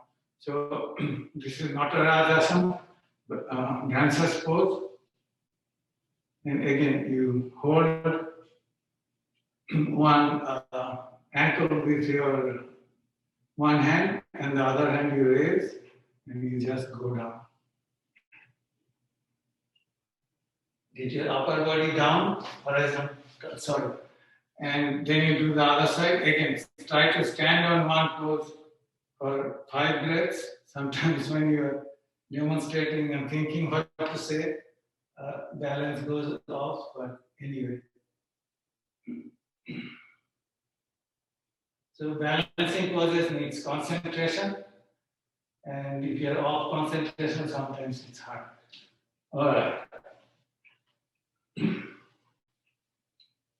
Now another partly balancing, partly stretching poses are Virabhadrasana, warrior pose. So I'll be doing 1, 2, and 3. I will tell you as I'm doing 1, 2, and 3. So first we'll do 1. Okay. So I want to start like this. Then get your hands up. Then turn your one foot perpendicular, then one foot angulated about 45 degrees. And when you go that way, and bend your knees, bend your knee, and go up, and then get your body bent as far back as possible, and stay there for 5 breaths. Okay, then get up and do the opposite direction. Remember, all these poses have lots of variations. I am doing one variation, and other people may do others. We'll do the same thing, get your upper body as far back as possible. And again, try to stay with 5 breaths. Okay, that was Virabhadrasana 1. Now I will be doing Virabhadrasana 2. So I'll start the same way. Then this time I will open up and then bend one knee. Get one foot parallel to you, and the other foot perpendicular to you, and then bend that knee and go like this. So look that way. I was just kidding that you could go like this. Some people will go like that. Some people will go like this.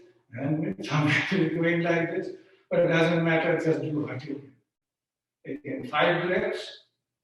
Then you come back and put that foot perpendicular to you, other foot parallel to you, and then go down and look towards the hand and stay there for 5 breaths.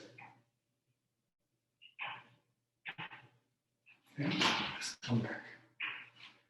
So that was Virabhadrasana 2, and I will do 3. It's pretty similar. Okay, go like this, and then this time I will do this side. So get your foot parallel and this foot across. Then instead of going that way, you go like this. Bend your knee again, and then stand on that foot, and get your upper body parallel to the floor and your leg parallel to the floor if possible. And stay there again for 5 seconds. Come in 5 breaths, come back down. Go like this. Do the other side. Same way, this foot perpendicular, this foot parallel. Bend your knee. Go that way.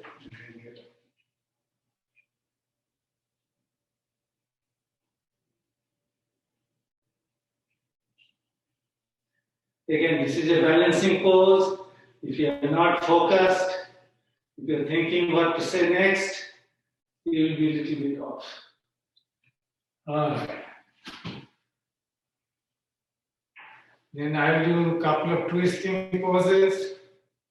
One will be Chakra Asana, and other one will be Trikonasana. I think I'll start with Trikonasana. Trikonasana. Time. We get your one foot parallel, other foot perpendicular to your body. Go down, and then, as Abha already showed you, you go down and down and down and down and down and down and down and down. Pretty soon you have to make a hole on the ground if you can go further down. And then you look at the thumb. You can stay there for 5 breaths. And so I kid always that if you don't want to stay there too long, breathe fast. All right. And then we do the other side. Again, keep going down. You can start with your knee. And just go down as far as you can go down. Always stop. When you can't do any further, don't go beyond yours. And let your body tell you. Like right now, I woke up with a bad neck, so I'm not turning my head all the way up because I don't want to bother my neck. Again, stay with 5 breaths. And then come down.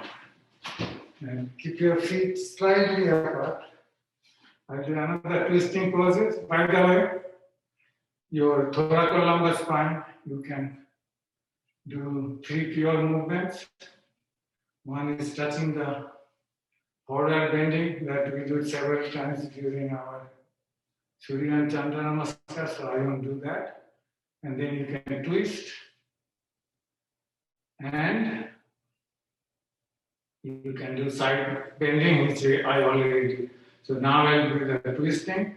Again, keep your hands up, and then put one hand next to your back and one hand on your shoulder. And whichever hand is touching the shoulder, you turn your thoracolumbar spine that way. I prefer that you don't bend your, turn your neck also, because this way you can focus only on the on your upper and lower back and not on the neck. So turn, and again you can stay longer as long as you want to, but at least 5 breaths.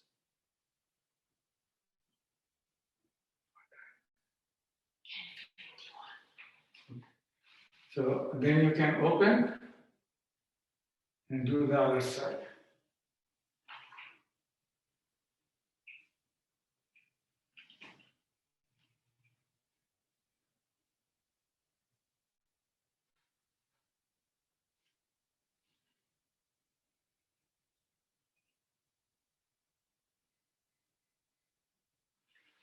All right, open back. Okay, I'm going to do a few standing and then sit down poses. Some of them are really tough, but I hope I can do it today. All right, so first one will be the squat. And you can put your elbows next to your knees and push against your knees and breathe in and breathe out. This time I'll do it 5 breaths, but again, this is pretty good also balancing pose, and also it's a sign of good health if you can do these. So anyway, I'll do 3 times.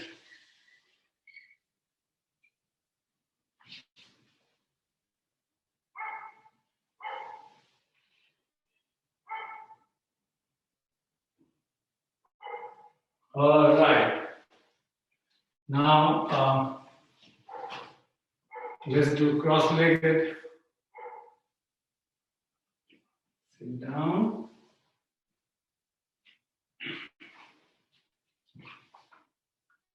Please don't try this if you are not sure, because you can hurt yourself. Or you can also do by using one hand on the floor.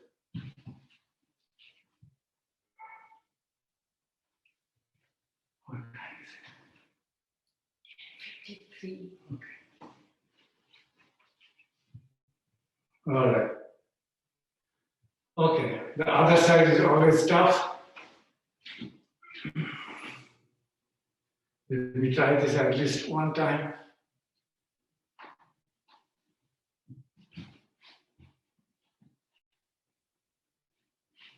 Again, be very careful. One time is good, so let's do it twice.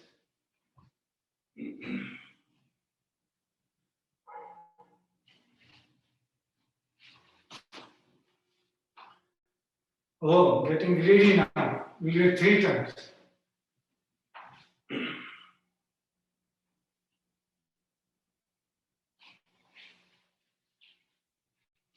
All right. I will show a couple of poses which are not standing, but I think Dr. Sarkar wanted me to do it. Since we have a couple of minutes, I'm going to do those. First will be Bakasana. Bakasana is crane pose. Takes a little practice, but you can do it.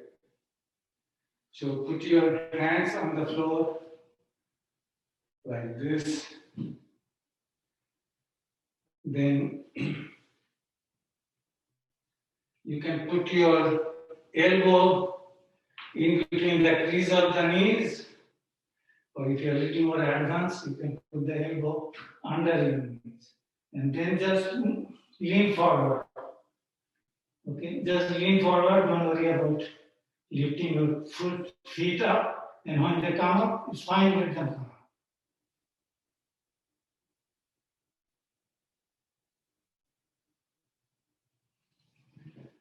up. All right. Again, these are not standing poses, but I have a couple of minutes, so I'm doing it. All right, then next is Mayurasana. Mayurasana is same way, except it's other way, and the hands are a little closer together. So you can put your elbows on your chest.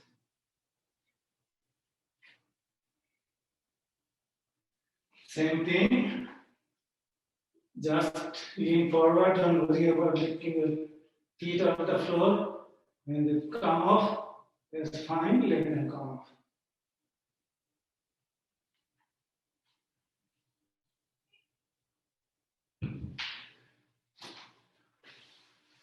Okay. Last one I do is Mayuri Asana. It's the same thing except you do it with Padmasana.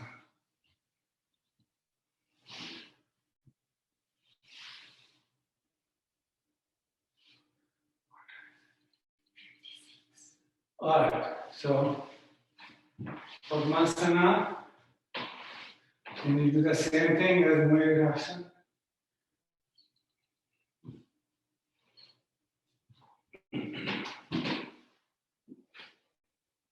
Get your hands backward, get your elbows on the chest, lean forward, and if your knees come off, that's fine. If they don't, just keep trying every day.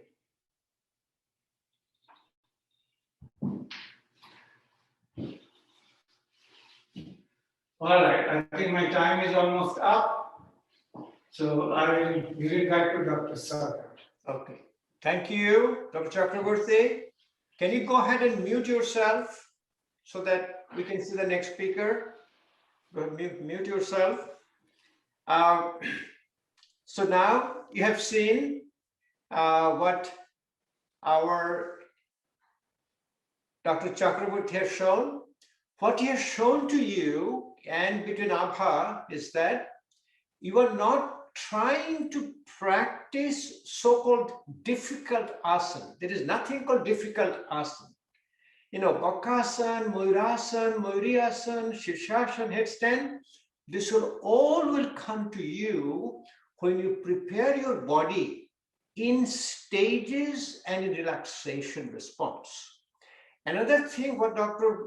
Chakraborty has shown, and even Abha has shown gradually, that getting up, that unassisted, you are sitting here, from here, if you're able to get up without a support, this is a sign of your health.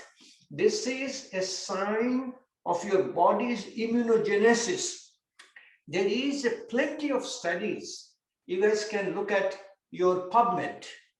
PubMed is the website for your National Institute of Health, and you will see a multiple article on the unassisted getting up. About a Brazilian cardiologist looked at 3,000 patients, and it is a powerful your prophylactic cardiology. It's a powerful marker of your health. Then what he says, when you want to get up, if you put your one hand to get up, you lose 25% of your health. If you put two hands to get up, you lose 50% of your health. And if you use 2 feet and one leg, you lose 75% of your health. And always try to balance it, what Dr. Chakraborty was showing. If you can get up from here like this, you will always cross your leg. So if you can get up from here also, practicing it. It's wonderful practice. Our next presenter will be our Dr. Ganapathi Manani. He's a physicist. He works in the Jefferson lab, and he understands quantum health, and he understands real yogic philosophy. Remember, what we are presenting to you today, everybody asks us, what kind of yoga do you practice? Our answer is both yoga and Ayurveda. The root source is a Veda, and we present it as it is from the scripture. We do not dilute any of the tradition. So again, here I present Ganapathi Myneni, who will be presenting you the laying down asanas, both supine and prone poses, and then he will also show you some advanced asanas. Ganapati, we are going to mute. Let's see where you are.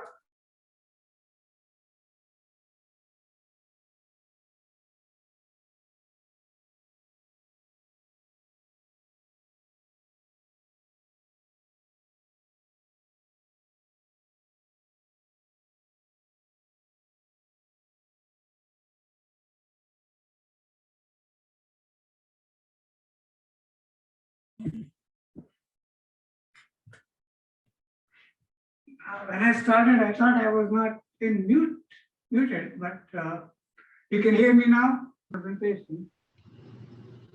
So rest on your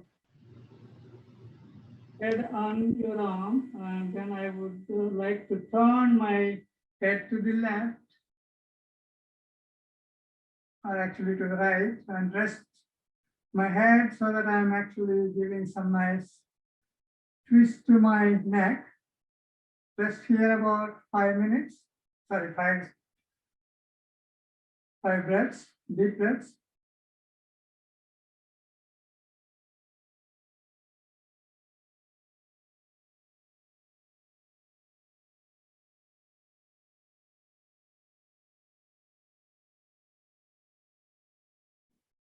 Then come back to the center. Turn this time to the left and rest your head on your hands and take deep, relaxing breaths.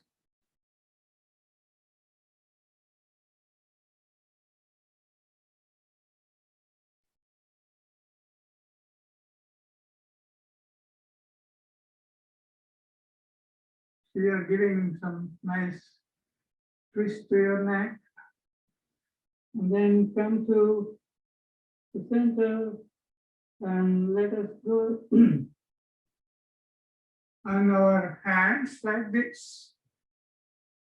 This is called a TV viewing pose. I think Dilip, you can tell the Sanskrit one for this. It's a modified Makarasana. You know, same Makarasana. Yes. Yes, it's a modification of the Makarasana.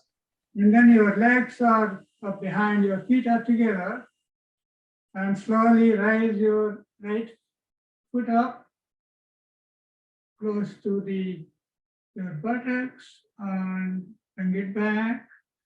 Next, your left foot up, left leg, the foot is close to your buttocks. Do this about 5 times on each side. Right, left, right, left, right, and left. Now let us do both legs at the same time. Lift both legs up,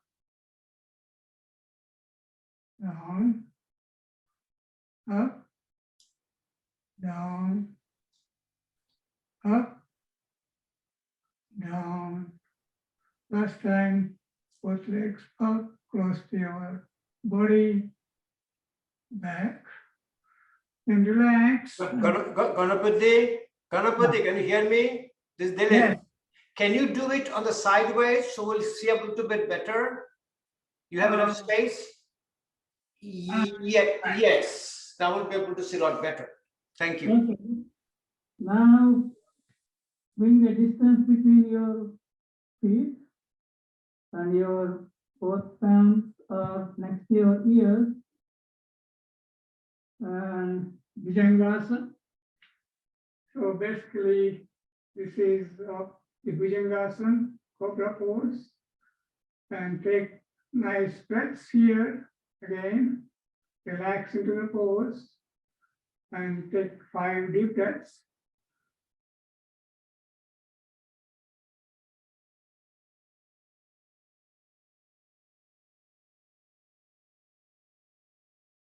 Relax and come down. Now we're going to do Tiryak Bhujangasana. Come up and twist your head and look at your right foot. So again, relax into this position and take deep breaths.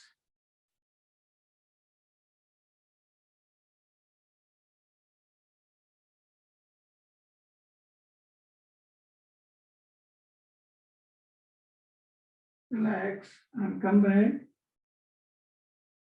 Now the opposite. Come up and twist your neck around. Look at your left foot. Relax into this.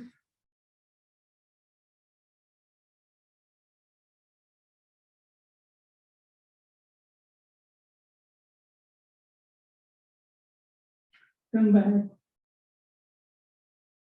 And next we are going to do,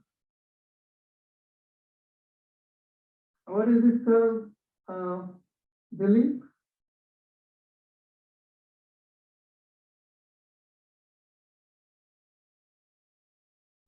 Raise both your feet up And also raise your head, make yourself if possible parallel, relax and rest in this position. Take deep breath.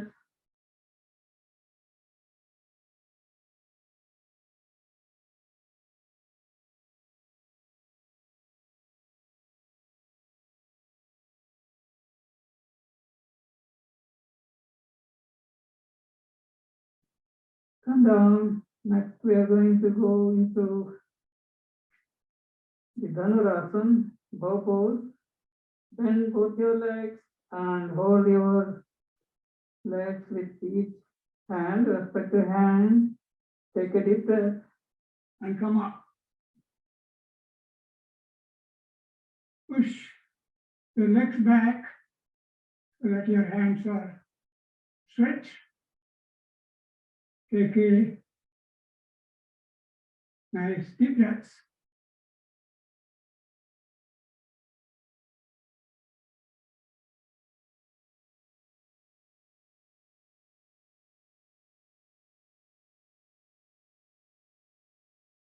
Relax. So I think next I'm going to go on my back. I don't think I have room to do it. Maybe you'll be able to see this. First is a stick pose. Raise your hands and place them behind your head and bring the both feet together and stretch the foot. Relax here.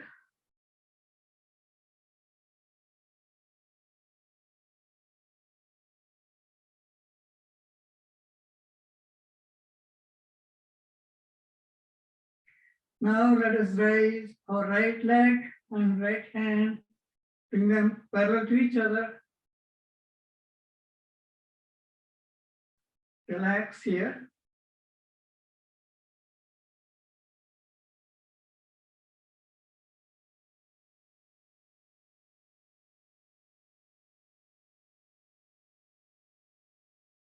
Relax and bring them back to the floor. Next, we are going to raise left leg and left arm, make them parallel to each other. You can see this clearly this time.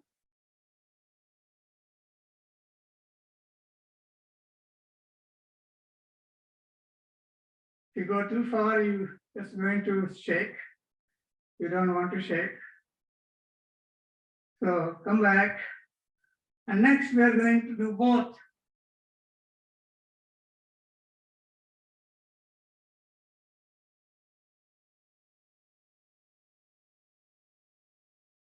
Relax and take deep breaths. And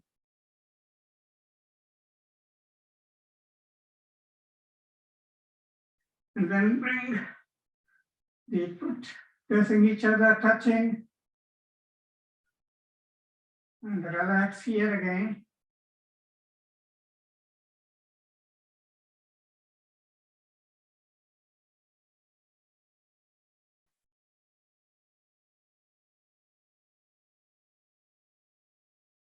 Next, bring your foot very close to your head. Relax.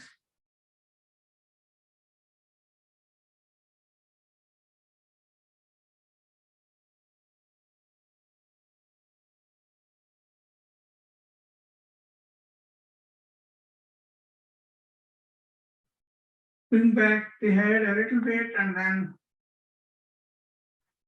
go to the right and left.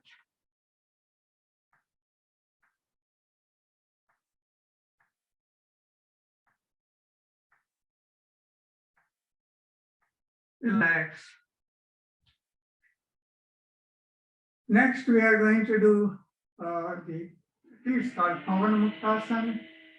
For this, we are going to raise both legs up and take your hands and put behind the legs and bring the legs close to your chest. Knees close to the chest. Hold it here. relax, settle into the asana.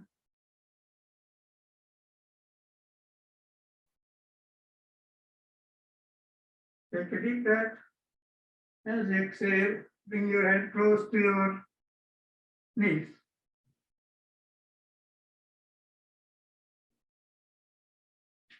So we can turn this way a little bit for this.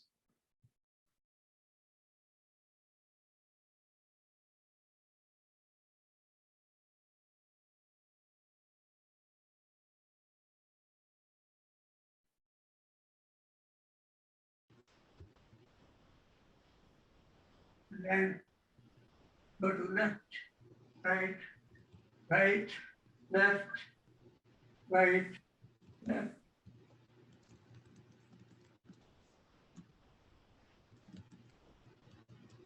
Relax. Up and down, up and down, up and down.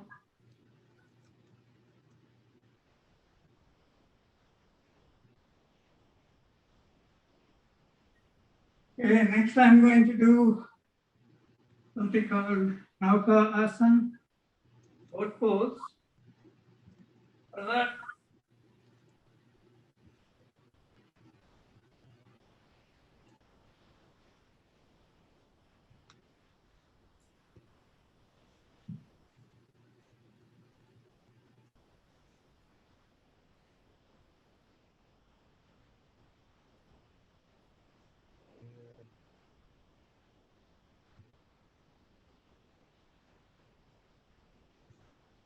okay.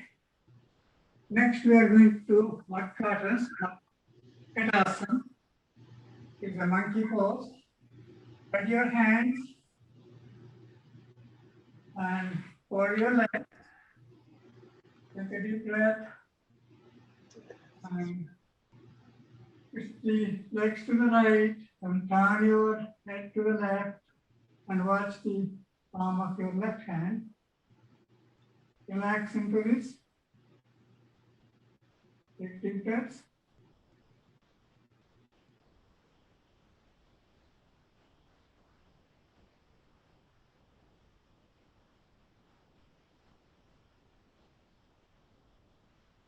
Relax and come back to the center. This time to put your legs down to the left and put your head to look at the right palm.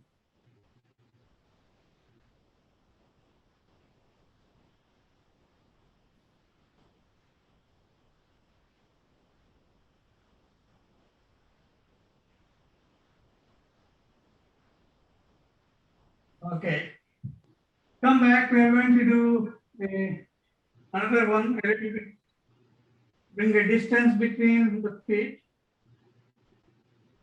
and bring the feet to the right side and look at the left arm here. The left knee is sitting very close to the right foot and right knee on the ground. Relax and take deep breaths.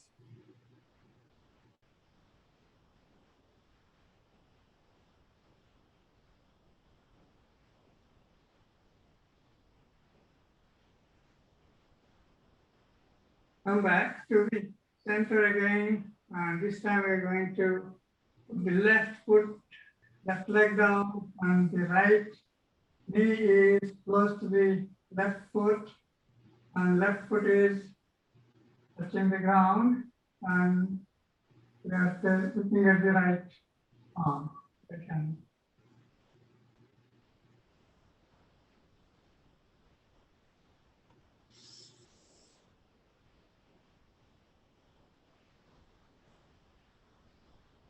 Then the main important thing is taking the breaths in each asana.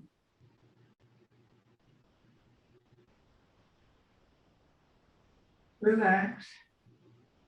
Straighten your right leg and take your left leg up and place it very close to your right palm and turn to the left and look at your left hand. Again, relax, take deep breaths.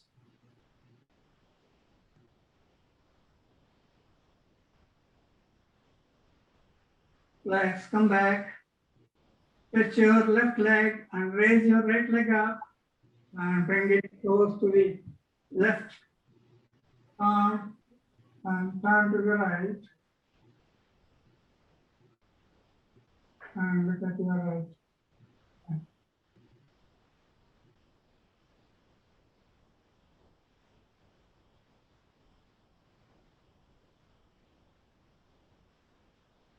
Okay, come back and relax.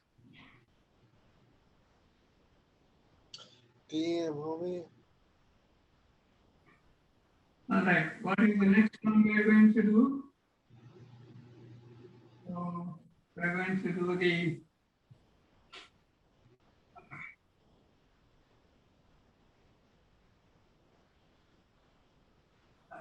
we're going to do the bow pose. With inversion pose.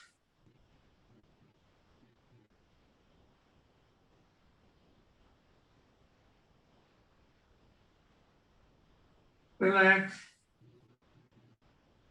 and raise your right leg up.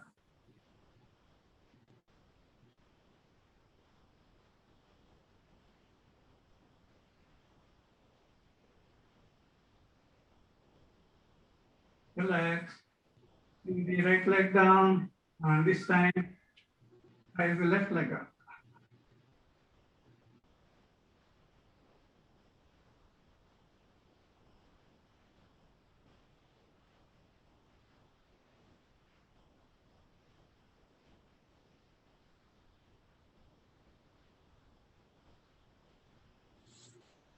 Relax, bring it down.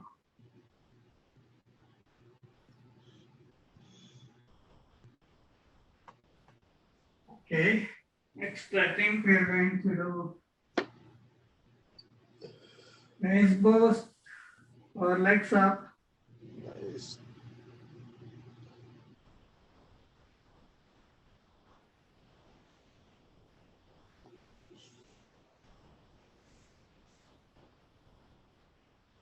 Bring them down. Let us do the Chakra Asana, which is a bicycle pose. Slowly rotate your legs like you are pedaling a bike.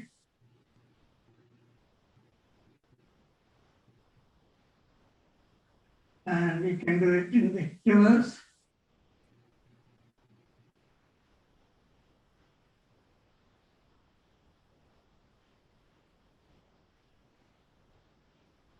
Next, we are going to do the leg rotations. For that,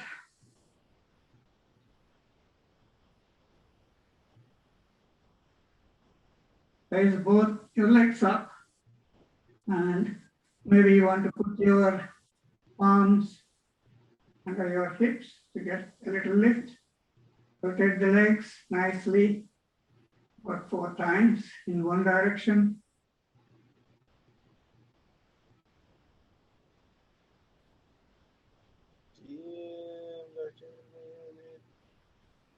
And in opposite direction.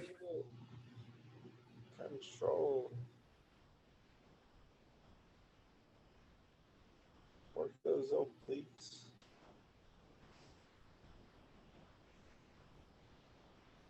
All right. Next, we are going to do the shoulder stand. Hold your both legs, raise.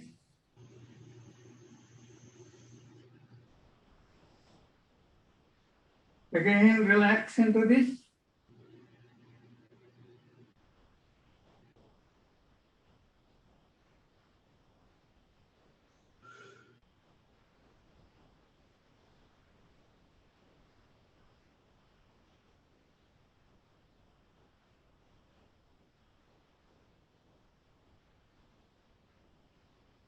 So let us go into a flow.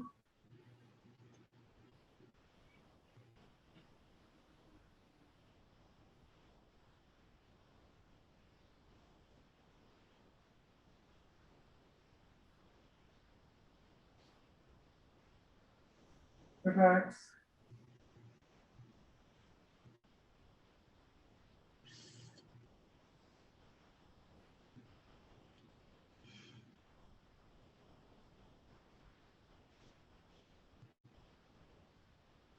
Body come down.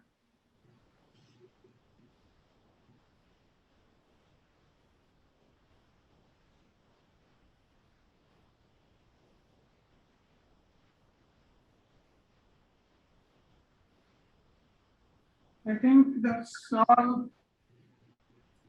think. This is Dilip.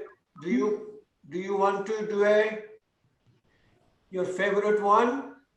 Extend. I haven't done for a long time. That's okay. And then why don't you Ganapati, do a Shishasana, then do a little Savasana. Finish Shishasana and a Savasana, you finish. Yeah, that I haven't done Shishasana for a long time. It's okay. You are pro.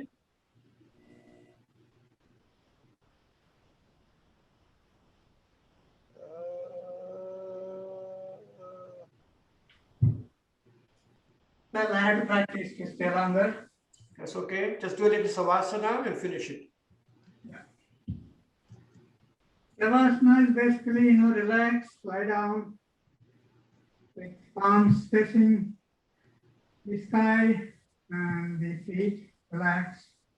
Close your eyes and take deep breaths.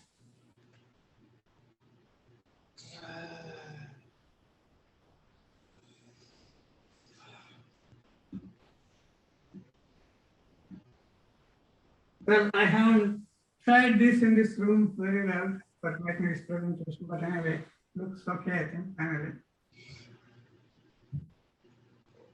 Well, I can do this. So. Namaste.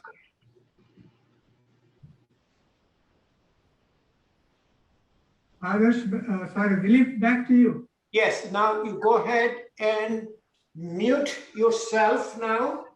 So you'll be able to, we'll have to go to the next speaker.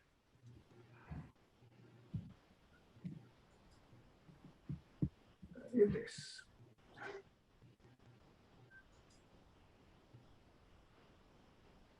Okay, now all of you, you are still not muted, Ganapati. Are you muted? I don't. Ganapati, are you muted? I don't see myself on the speaker view. Ravi? Your video is not showing right now. My video is not showing. Okay, let me see. I turn on my video. Okay. What I've got a message here. There you go. Okay. What does it say? The co-host start. Okay. Now, all of you, I'm sure, who's practicing with us, you have seen how easily all of our teachers are practicing. See, when they're doing, you call it the most difficult asana, Sarvanga Asana, shoulder stand, Shishasana, headstand, they were talking, they're even singing. This is what is called a effortless ease. Abha was mentioning at the beginning. So think about that. Dis-ease, all the disease are called dis-ease, D-I-S space E-A-S-E. So the therapy for all the dis-ease, yoga therapy, called an effortless ease. You'll be doing all the asana practice, pranayama practice, you'll be doing all the jal neti, sutra neti, as if effortless is. Our next presenter is Aruna Swarup. Aruna is a long-term yoga teacher. She's a certified yoga therapist. She's a certified Kundalini yoga instructor. So to change a little bit of a perspective and give you a little new flavor, she's going to give a demonstration of Kundalini yoga. Thank you, Aruna. It is all yours now. I'm going to put myself on a mute and you start in the speaker view.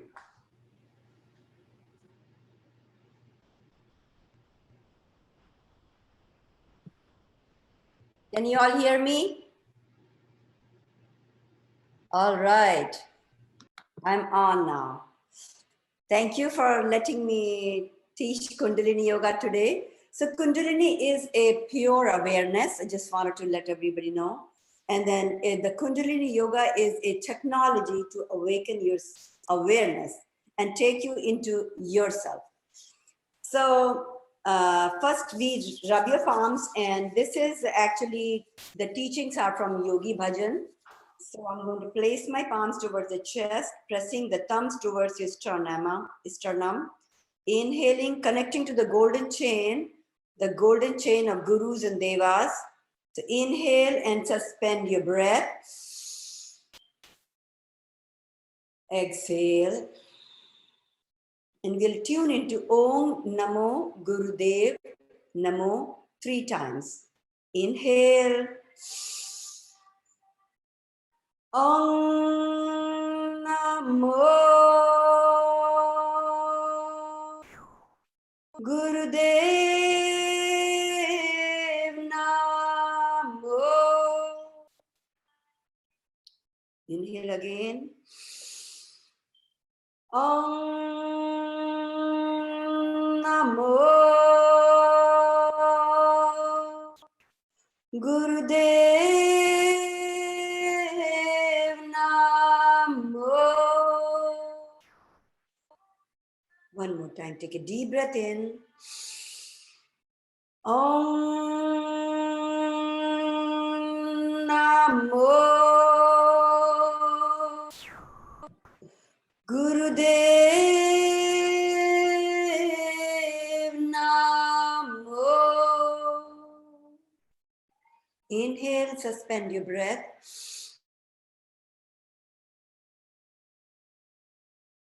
Feel surround you. That is your consciousness.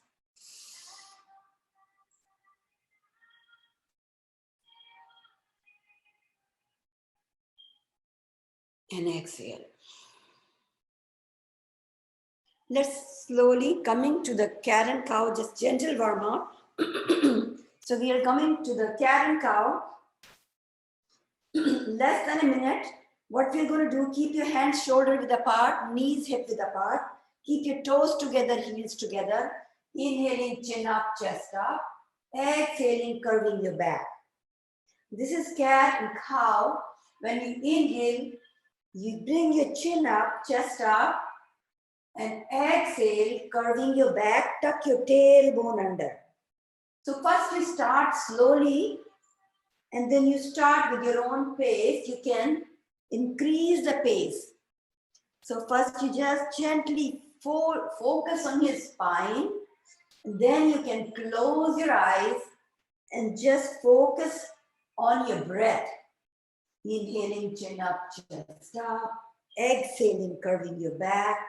And this is actually increasing the, moving the spinal fluid in your spine. You can, if your eyes are closed, you can imagine, you can check with your spine how it is flexing up and down. And you can deepen into this practice. And then maybe last 10 seconds, we can increase the pace.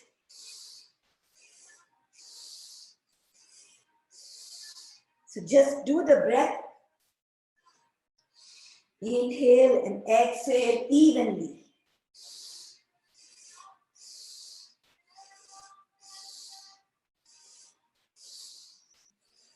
Now inhale, chin up, chest up, tailbone up, hold your breath. Focus on the third eye. Tighten up your glutes, navel. And then slowly exhale. Exhale, completely breathe out. And then tighten up your glutes, navel, and sex organs. It is called root lock, or you can call Moola Bandha. Hold your breath. And slowly release, coming up. Inhaling, sitting on your heels, inhaling arms up. Raise your arms over your head, palms together, crossing your thumbs. And exhale, keeping your spine straight, arm beside your ears. And slowly bring your forehead down to the mat. This is also called Guru Pranam.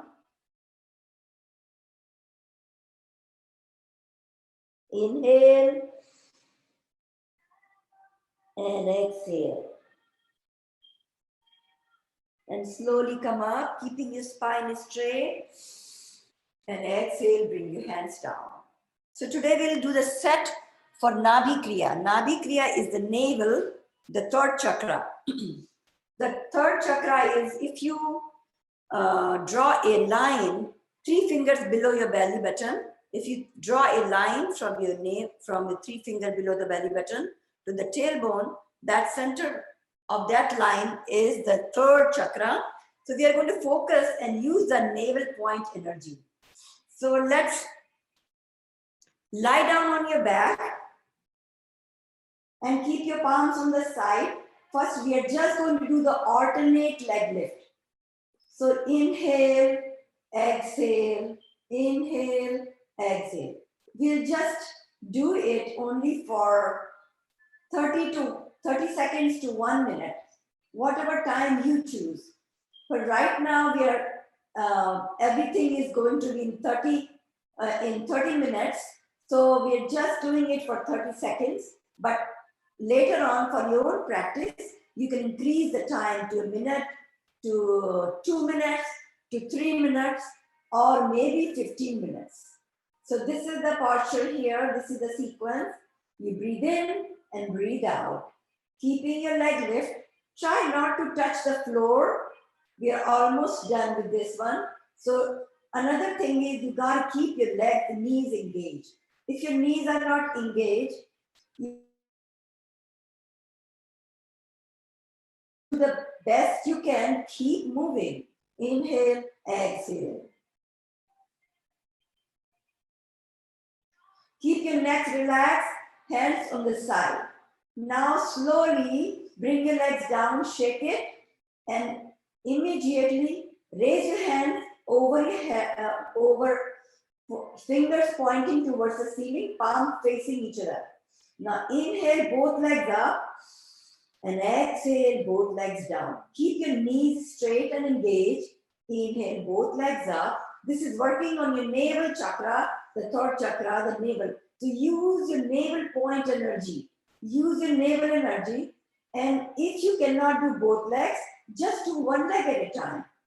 There's always lots of options. If you cannot keep your hands up, you can always bring your hands down and keep doing it.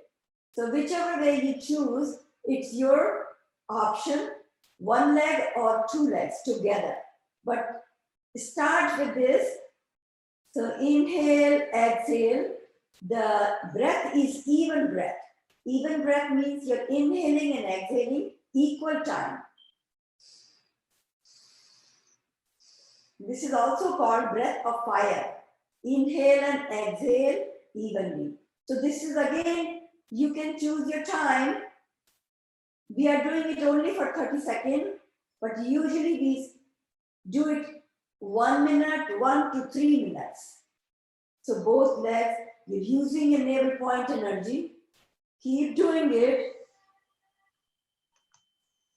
And you can focus on your breath and you can close your eyes and do it in a meditative way. Inhale, exhale.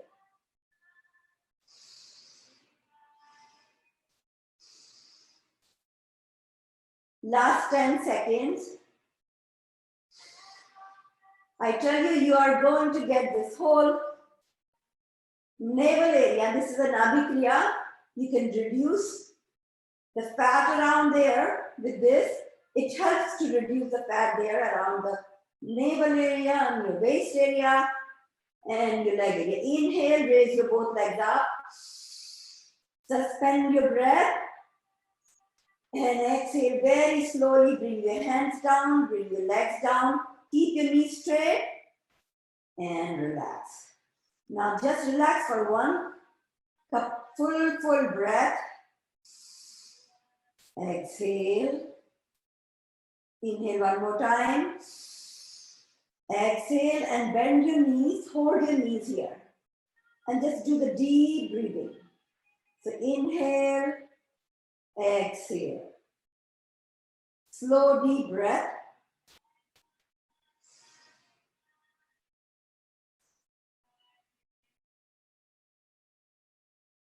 So this is a set of 7 or 8 kriyas. Kriyas are called complete action.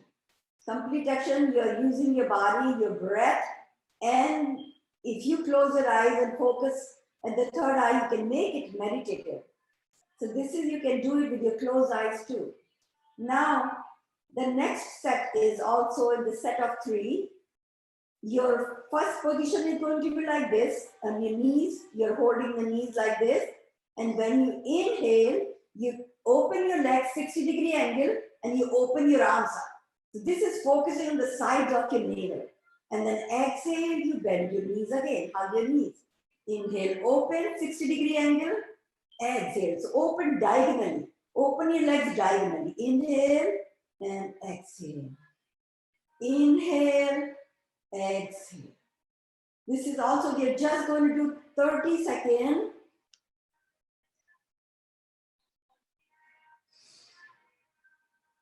The whole focus is towards your navel. So you keep using your navel point energy.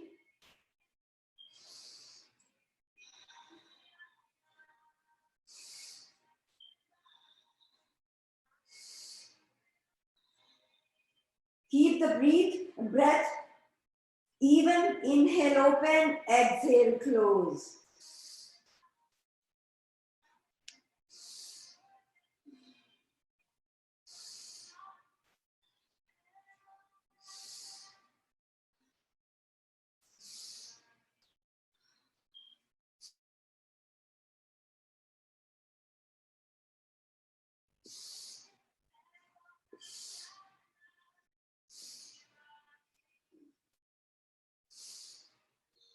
Last 5 seconds.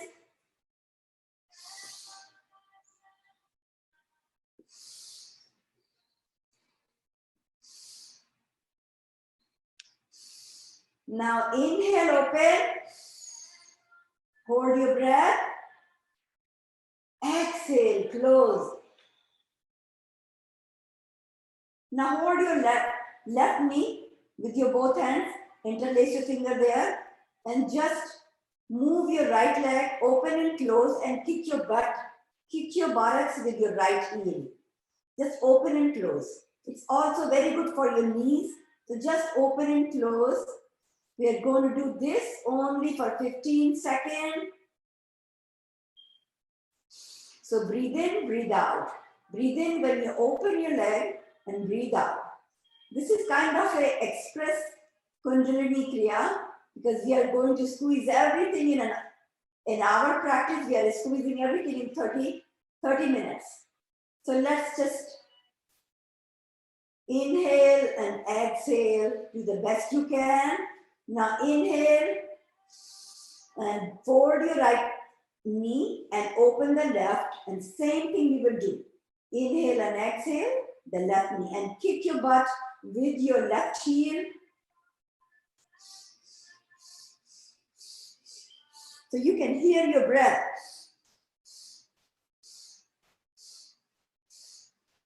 So this is your practice. Do the best you can at your own pace. You don't have to do it fast. You just do it slowly, or whatever your pace, your body allows it.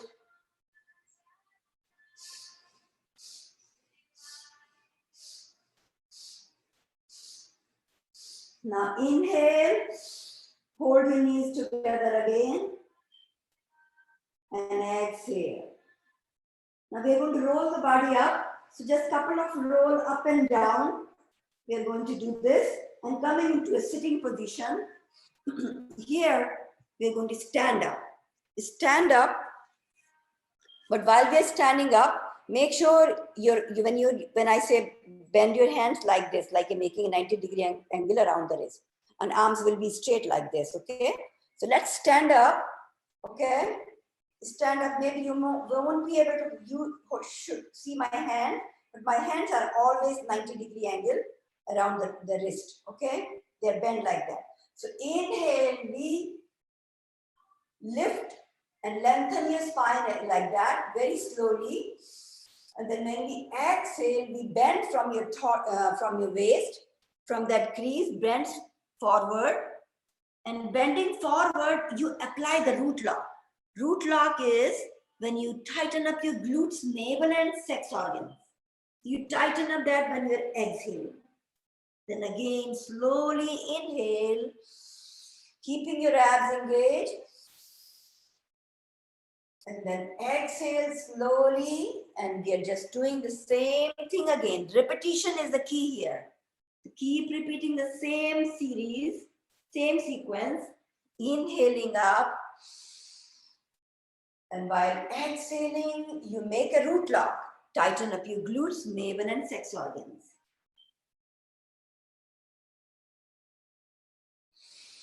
Do this for a minute.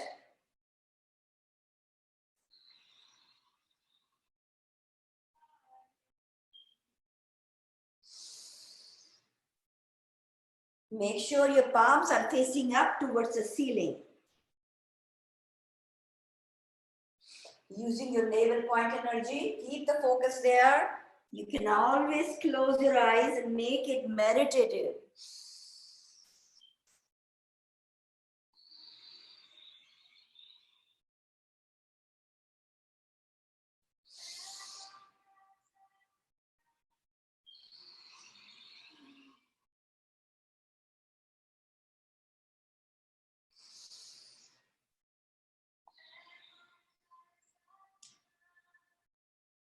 Now let's come up, inhale.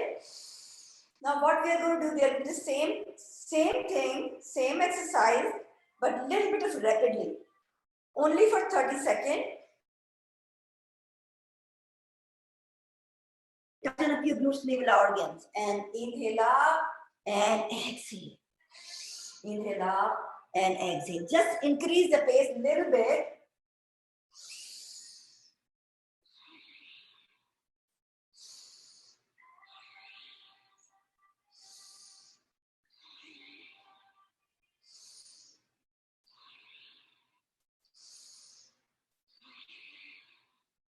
Keep your hands facing up towards the ceiling when you come up. And inhale, come up. Hold up there. Exhale, bring your hands down. Sit comfortably, maybe cross-legged. Take your time. So this set is focusing on the developing the strength of the navel point, as I told you. We are just doing a couple of more, not couple, at least 4 more kriyas. So now what we're going to do, being the right leg, keep the right leg straight and sit comfortably. Make sure your spine is aligned and straight. And left heel, if you can only, you can place your left heel on top of the right thigh. So this is the posture here. If you can't, you always have an option. You can keep it near the inner groin or this like this, whichever way it helps you. So keep that right heel on top of the right. Keep your left heel on top of the right thigh. Your right leg is straight. Now slowly, we're going to inhale, arms up. And then when you exhale, slowly bend forward and see wherever you can grab, either your toe or you can grab your ankle, or you can, if you can grab the toe, hold the toe with your middle finger and index finger. And then place that and hold it like this and press your thumb towards your toenail. And here the left hand, you can hold it at the base of your feet, the right foot. So this is the final posture. But if you cannot hold the toe, just hold your ankle or wherever you are comfortable with.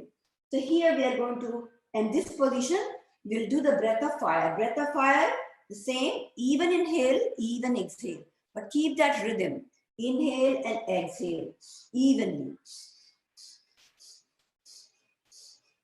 So you can do it slow and then increase the pace of the breath. So you can you can do rapid breath of fire.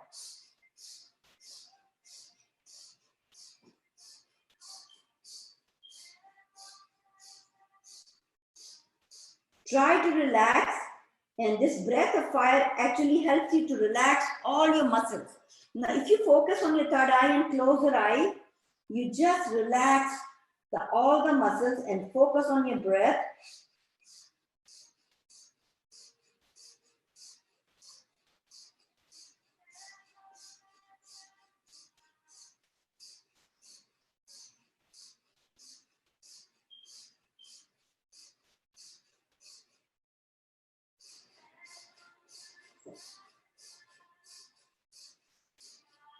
Now inhale,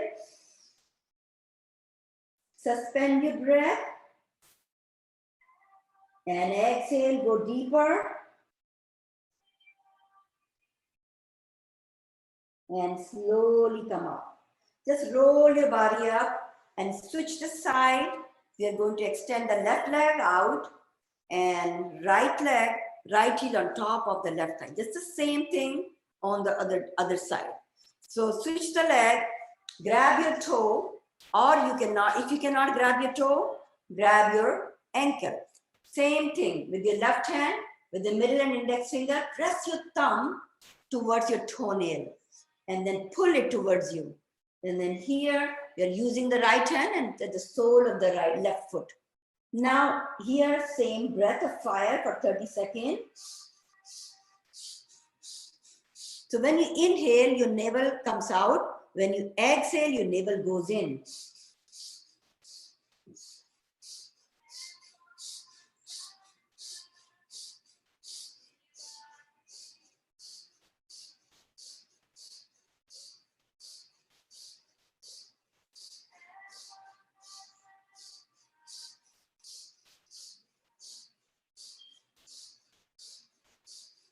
Keep up the pace, maybe do it a little bit rapidly.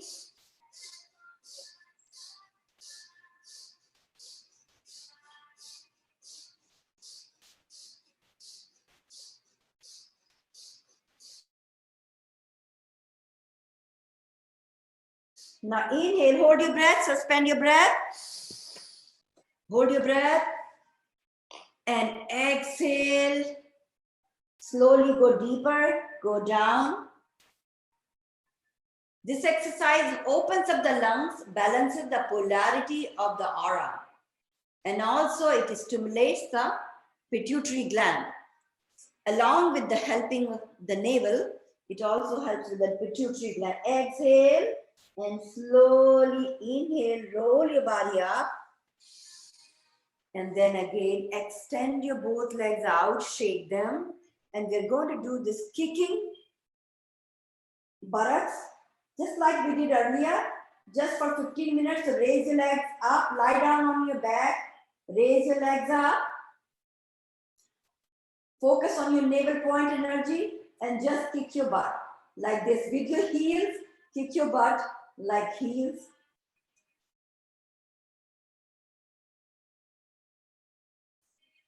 Your neck is relaxed, your hands are on the side, you're just kicking your butt.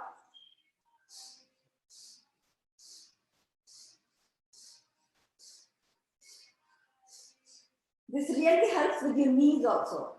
So keep doing it just for 10 more seconds, and I'll tell you, this will help you and aid you with the digestion.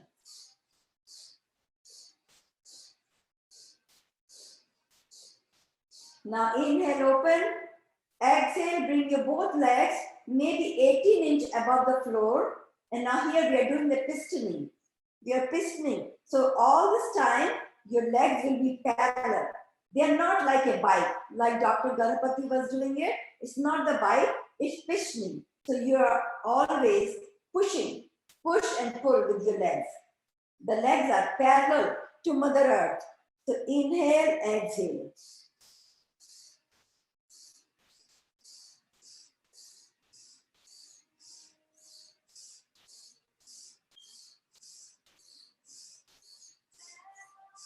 focusing on your navel.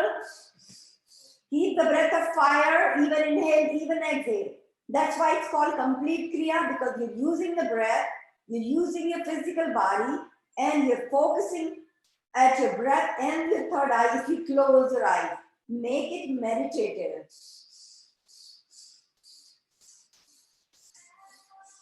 Now inhale, both legs up. Exhale, bring them down, shake your leg. Inhale, exhale. Now switch the side. We're coming to the navel and we're going to make the front platform, which is called plank. So you come on your navel side, lie down on your navel, and then slowly you keep your elbows on the side and you slowly lift up your body up, making a plank a back platform. Inhale and exhale slowly, and then you increase the pace and you do the breath of fire. So you close your eyes, make no thoughts, have no thoughts. Come into the Shunya state and just focus on your breath.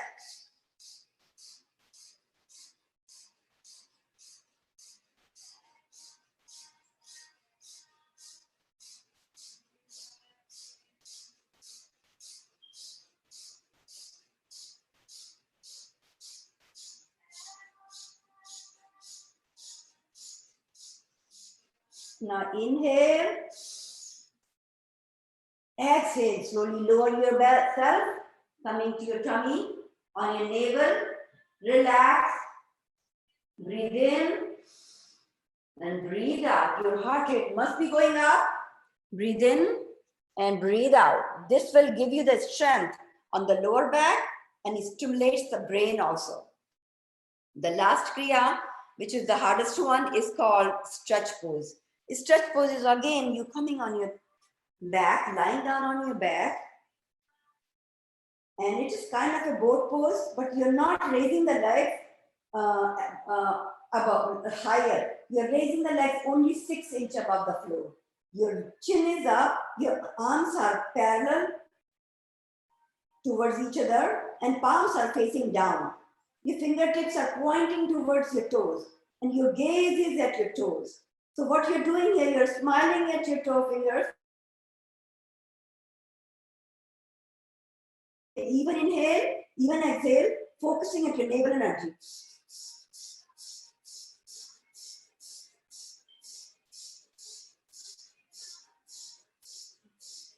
Now inhale, hold your breath.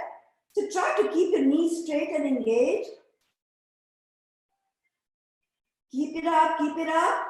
Exhale, slowly bring the legs down, arms down, relax. Take your time, breathe in and breathe out. Now coming, holding your knees and just rolling up your body in sitting position. And this is the heart center stretch for healing. So sit on the easy pose, which is the last one. So we are going to keep your spine straight, and then we're going to open the arms like a V shape. So the center is the heart, okay? V shape, and you're opening your arms up. You're inhaling. Then when you're exhaling, you're making your fist tighter and pulling your hands. So bring the strain in your arms, pull your hands all the way to the chest. And as soon as you touch the chest, you exhale. Inhale again. We'll just do 2 or 3 times. So tighten up your hands like you're pulling a 1,000-pound weight. So pull, pull, pull, pull. And as soon as it touches your chest, exhale. One last time. Inhale, open up your arms. Make a fist, tighten up, and then pull. Exhale. Make a V shape again. Breathe in and breathe out. Inhale again. And when you exhale, bring your hands right in front of your chest. Keeping your palms facing towards each other. Feel the energy between your palms. Inhale and exhale. You may close your eyes and just feel that electromagnetic energy between your palms.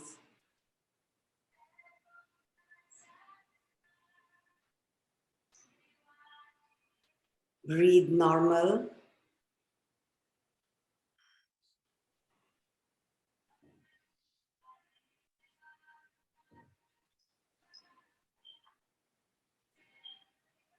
Feel that energy between your palms.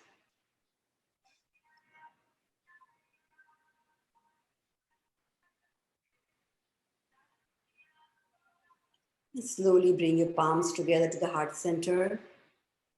Inhale. And keep your spine straight and bend forward. If you can touch the Mother Earth with your forehead down, do so, or just bow, a gentle bow.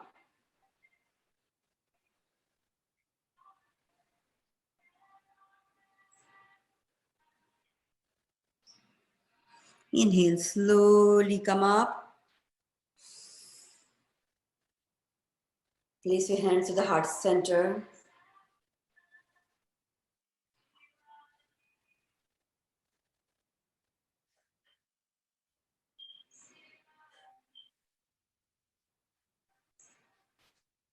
And just last, we are going to just play this song, and you can repeat after me, or you can hear the song and just we'll finish the practice, today's practice.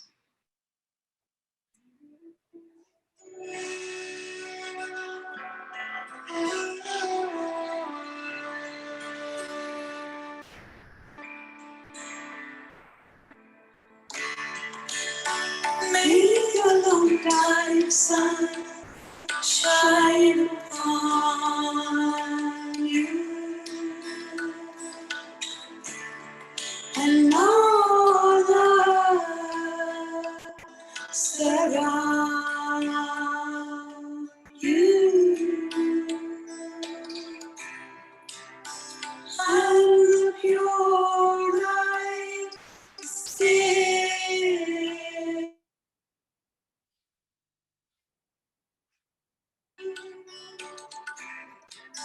Guide your way on.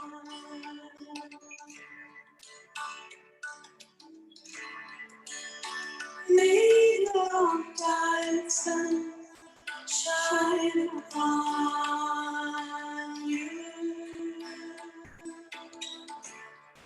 and all love surround you, and the pure light stay you,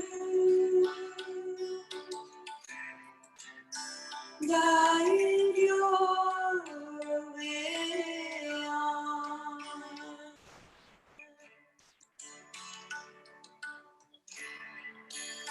May the long-time sun shine upon you,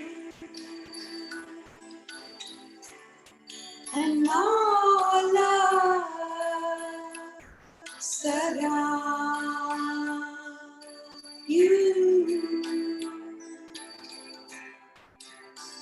and the pure light within you, guide your way on. Inhale. We're going to chant one long Sat Nam. Sat means truth. Nam means identity, name. Inhale again. Sat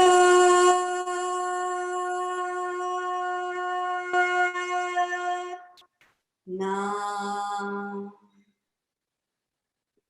Sat Nam. Thank you. Namaste. And now you can to the Shavasana or final Shavasana.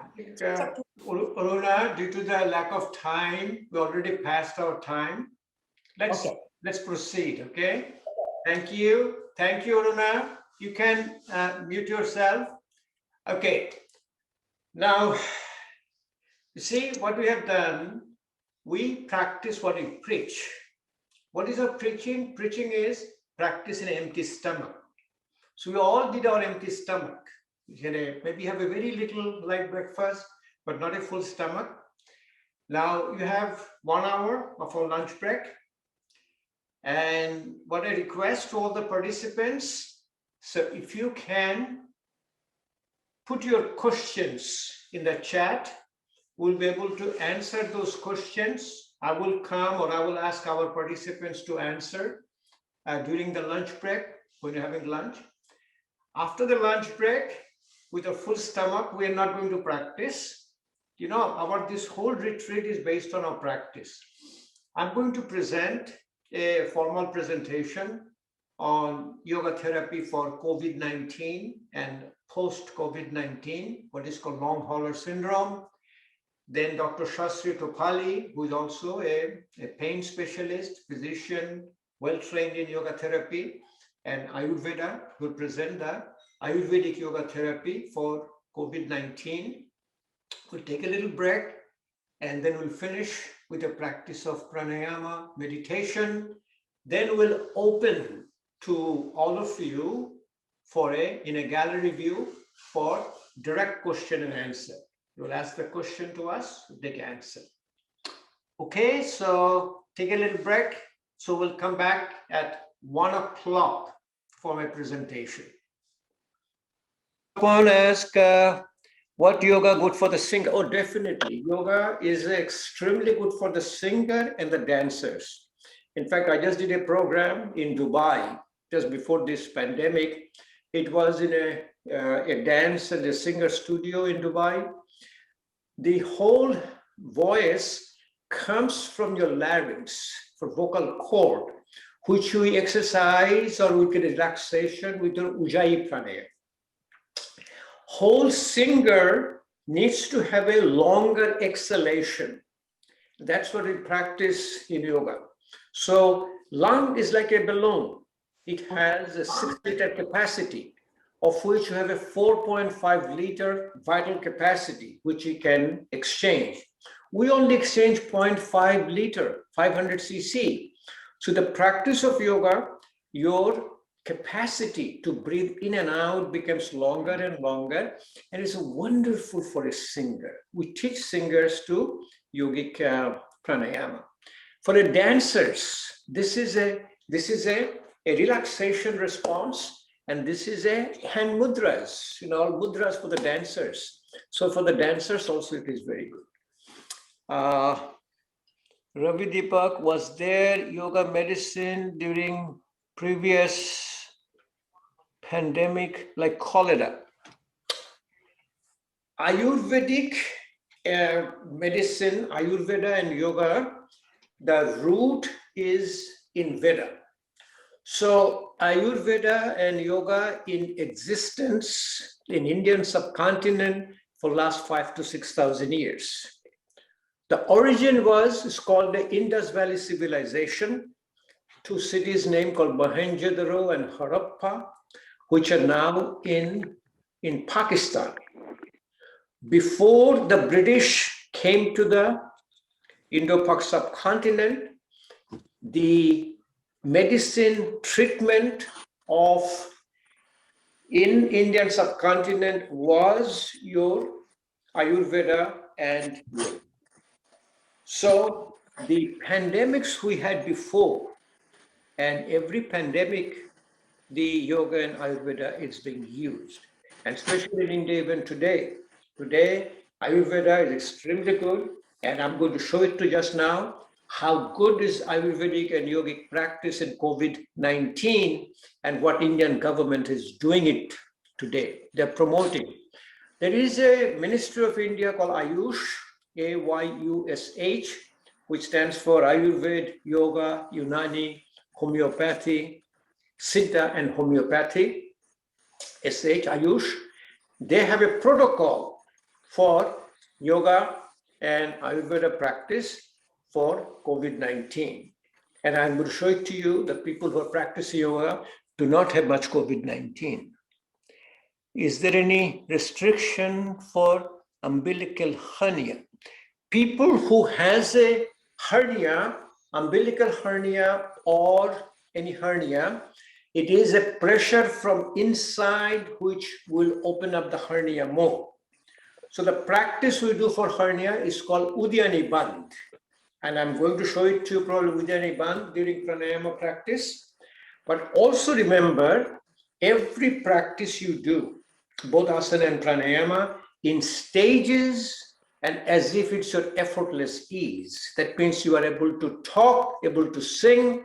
So any underlying medical condition is not going to hurt you. You are not going to do that exactly what we can do. So you'll be doing and listening to your body signal. That's what yoga and Ayurveda call the art of self-healing. Okay, let me start sharing my slides so you will see what we are going to go through now in next 45 minutes of presentation. And you will be seeing that if you have any question, please put the question and we'll be glad to answer for you. If you don't ask any question, then we presume that you understood everything, you know everything, then we will request you to make a comment or to teach us something. Okay, the topic here, and as you can see, that this is our Ayurvedic setup. Now, this is a room, this is my gym. I don't know if you have seen it in the back. In the back, I have a statue of Patanjali. This is a statue of Patanjali, and you can see it a little bit better probably. And we are sitting in a stool. It is called your kneeling stool. If you don't know what kneeling stool is, let me show it to you. It's very important when you are in front, of a computer throughout the whole day. This is your kneeling stool. In a kneeling stool, when you sit down, you have your knees are here, your spine is always straight. So when your spine is straight, that is the minimum requirement for your daily yoga practice. Remember one thing, we are not interested about the practice you do. You're doing a half an hour, 45 minutes, 1 hour. It is what you are doing throughout the whole day. See, here I am. My spine is straight. That is the minimum requirement. That is probably minimum protection. So I carry a lot of hats, multiple hats you can see. And I've been all over the world for my presentation. And we'll be talking about COVID-19. Now, as yoga is a therapy, as you have heard at the beginning of the morning practice, that yoga as a therapy is an adaptation. It's an adaptation, remember, adaptation of the philosophy of yoga. Philosophy of yoga is the Yoga Sutra of Patanjali, 196 sutras, of which 193 are to quiet down your mind. Practice of yoga, 8 limbs. Yoga teachers, all of you yoga teachers, you have to memorize by heart. It will be Yam, Niyam, Asana, Pranayama, Pratyahara, Dharan, Dhyan, Samadhi. I have presented all this, but it has to be completely H. It is a daily routine. It is a lifestyle. And we have seen by the regular practice of it is a primary prevention, or we call it a preventive medicine. What is a preventive medicine? Preventive medicine is that if you are predisposed, like people say, I get a lot of flu, I get very susceptible to COVID-19, or my father has a diabetes, my parents have a hypertension, genetically predisposed. We have seen that genetically predisposed, when you do a practice yoga as a therapy, it causes genetic suppression. It causes genetic suppression. It will prevent onset of the disease. And as you have seen in COVID-19, it's a respiratory virus. Its port of entry is in your mouth and the nose. So the use of ushapa, drinking water in the morning, use of your tongue scraping, use of your jalneti, washing, and then we do oleation of the nostril. We put a little oil in the nostril, especially put the oil in the nostril before you go to bed. And I'll show it to you. What happens when the nasal opening are oleated, there is no dryness. The mucus inside the nostril doesn't get dry. And for all practical purposes, the virus or a bacteria, any particles are not able to stick to your nose. Secondary prevention. Secondary prevention means, how do I change this? Just 1 second.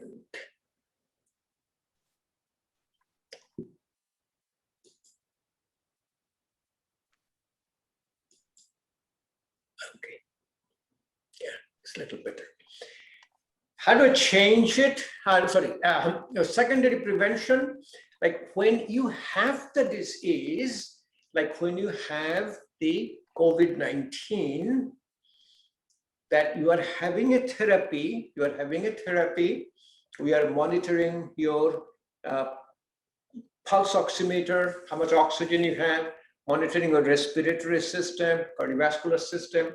I will go over with you a system by system how COVID-19 affects us and what are the yoga therapy for COVID-19 and post-COVID-19. So during the disease itself, if you continue as yoga therapy, it will prevent a progression. So the whole phase of COVID-19, if you've seen, I'll talk to you a little bit more, it may not progress. It will stop its progression, or it can reverse the disease. And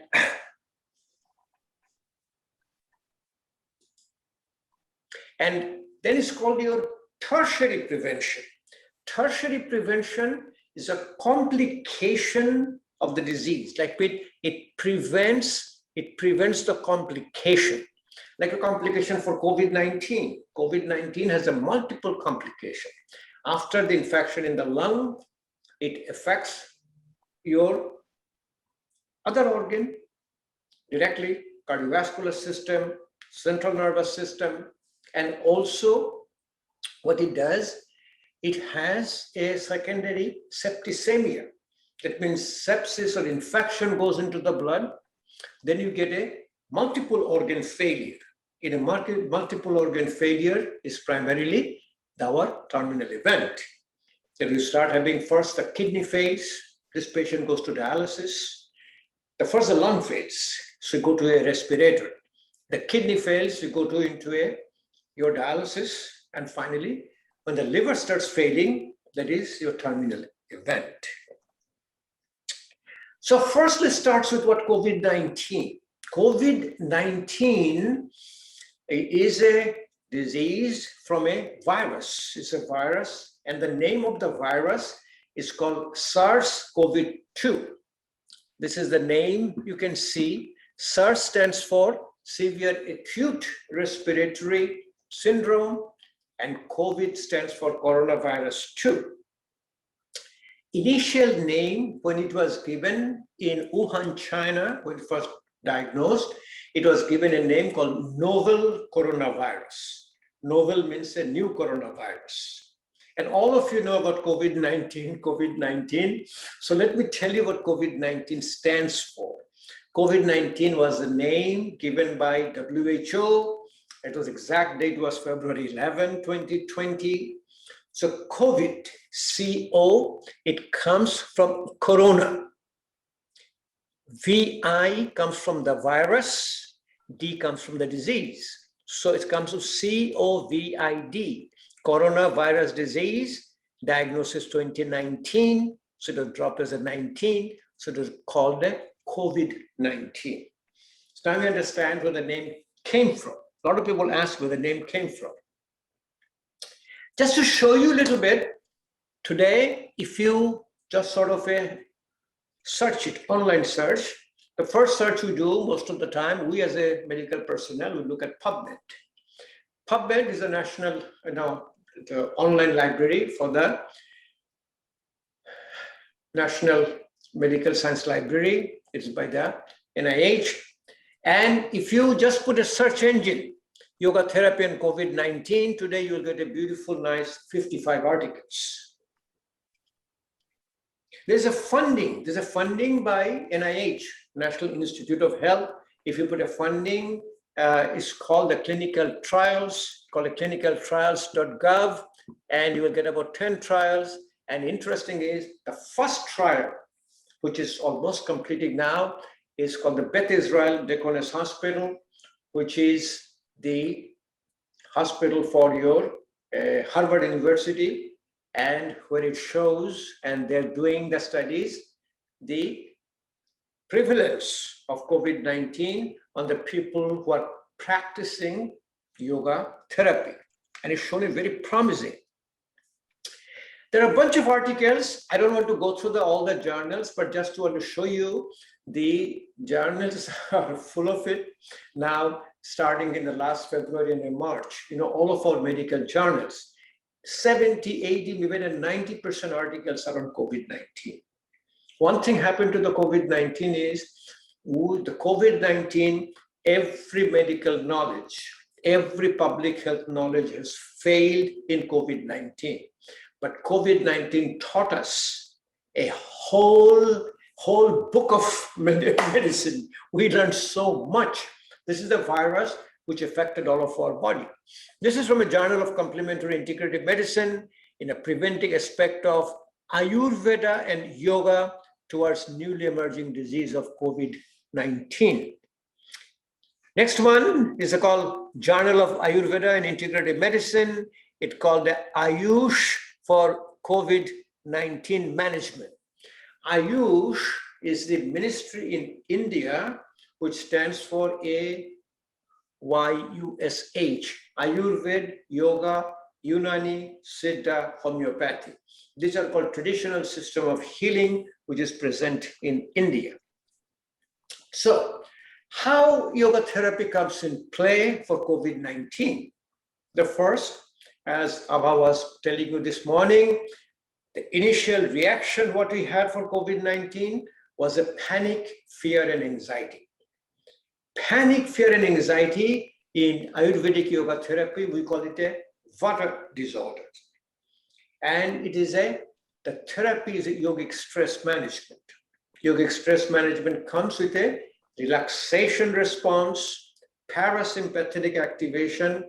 And remember one thing, the yoga therapy is not a cookie cutting approach. Yoga therapy is a concept. Yoga therapy is the idea which we share between us, between yoga teachers, yoga therapy teachers, Ayurvedic yoga therapy teachers, because all of us have our own individual practices. And what we do, then we use our individual practices according to the concept. So we'll be doing a Vata balancing practices. We'll be doing relaxation response, which Abha has shown how beautiful it is. And I have shown you how to do the activation of parasympathetic tone. So it's a respiratory virus. As I said, entrance is through your nose. And the prevention first is a dinocharya, daily routine.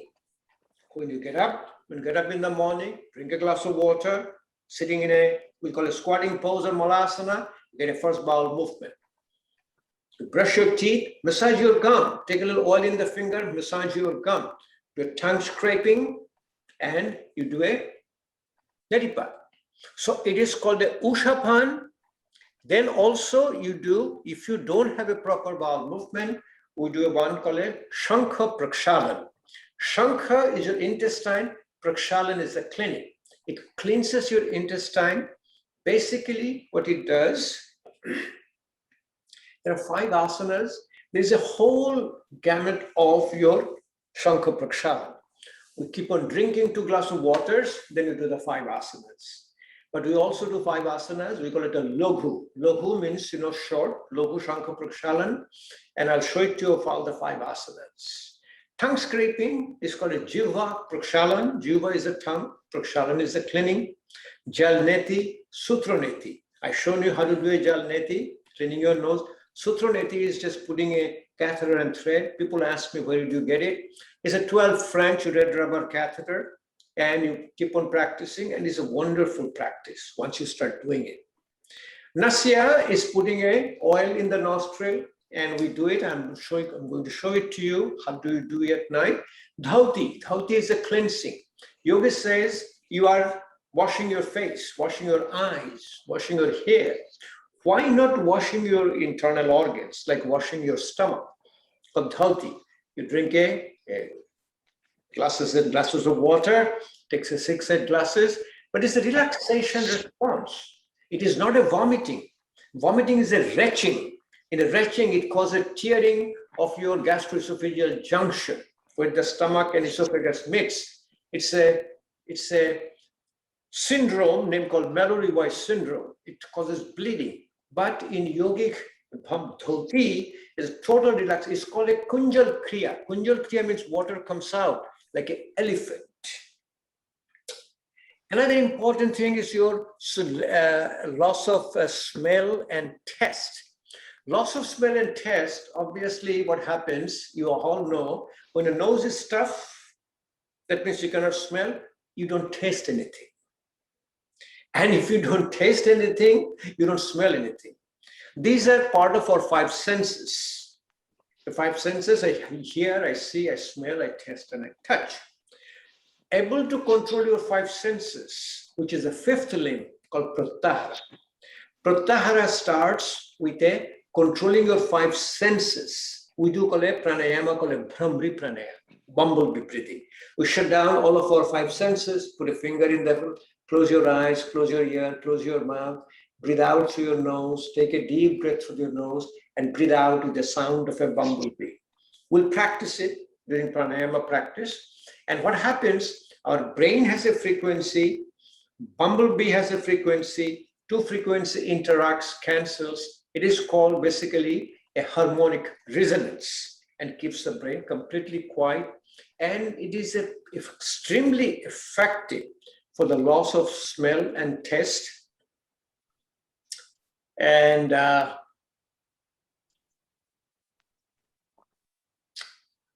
have a beautiful, I had a nice cartoon I wanted to share with you. No, it's a little dirty cartoon.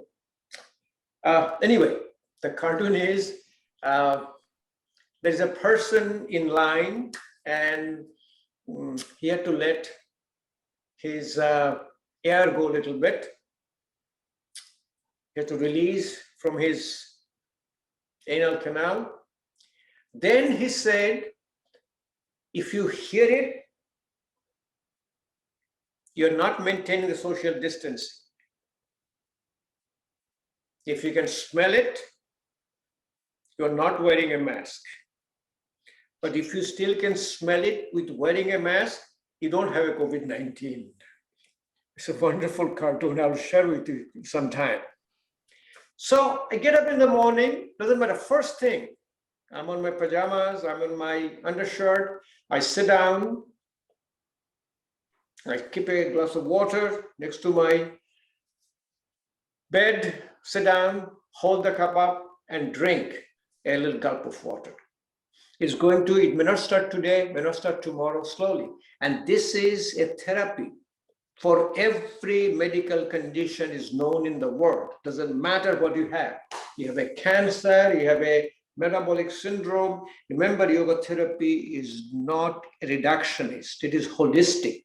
It is going to take care of a whole body. This is a Shankha Prakshalan.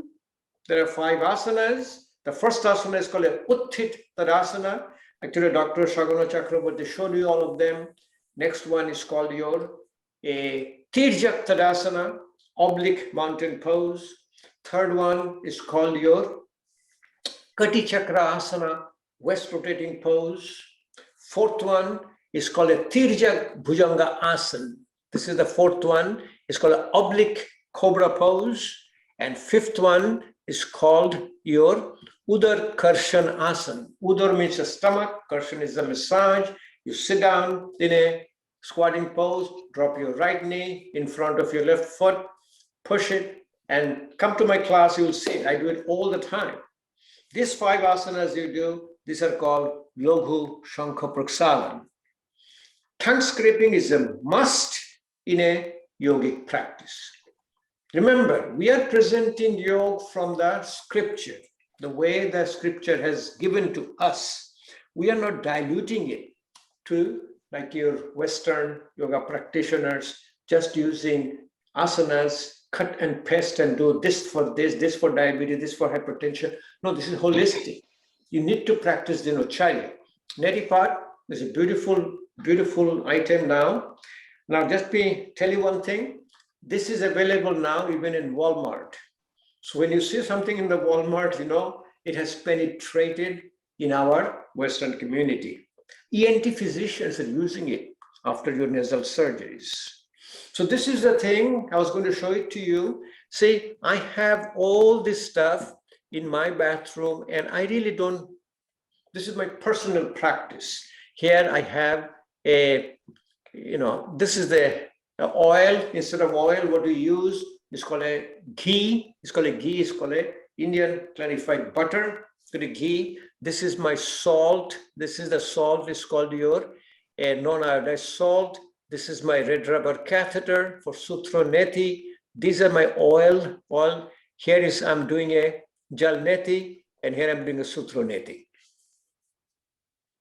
No, COVID-19 virus will be scared of me. COVID-19 virus will not come close to me, as I said. There's a beautiful couple of articles, Journal Global Health. It's a hypertonic saline nasal irrigation in the, let me see, should be considered as a treatment option for COVID-19. And it's a prospective study, and it's a very wonderful study showing that the saline solution and the relationship between your COVID-19. But for us, it is not that the short-time therapy, we are doing it every single day. We are doing it every single day as a part of our lifestyle, and we're getting a tremendous benefit. The COVID-19 is not coming to us. Another scientific report, a pilot level randomized control. Basically, it is the gel neti, nasal irrigation, and a common cold. What is done in a common cold? This is a very long randomized study, and I like it. I will show it to you. This is a practice which looks a little gross to all of us, but it's a personal practice, and we really don't show it to anybody. And I said, you take only selfie on that. Again, what I'm showing it to you, that I have this oil here, which is called a ghee, called a clarified butter. And this is before going to bed. Before we go to bed, especially before I go to bed, I know a lot of my yogic friends, we use our little finger. And as I said, we don't want to share with other people, but with a little finger, put a little oil. And a lot of people ask, if you're very particular about Ayurvedic yoga therapy, you will use a sesame oil for vata, you'll use a coconut oil for pitta, and you'll use a mustard oil for kapha. You dip it in, take the little finger, push inside the nostril, one nostril, go all the way high up, and massage the whole nasal cavity and put an oil all around. Do on both sides, then you go to sleep. Remember, our sleep, it gets interrupted, which is called a sleep apnea, which is a mouth breathing. Snoring, sleep apnea, these are all because of mouth breathing. You wake up in the morning, your mouth is dry, that means you are not breathing through your nose. So what you say in yoga tradition, you sleep through your nose. And one of the Indian tradition, I have at least one person who will understand. Shapon, Mundira, Shogono, they will understand. Nake tel diye ghumai. That means you put an oil in the nostril, then you go to sleep. Then you sleep better when your nasal passages are properly oleated. This is called a dhauti, called Kunjal Kriya, stomach washing. You keep drinking your water.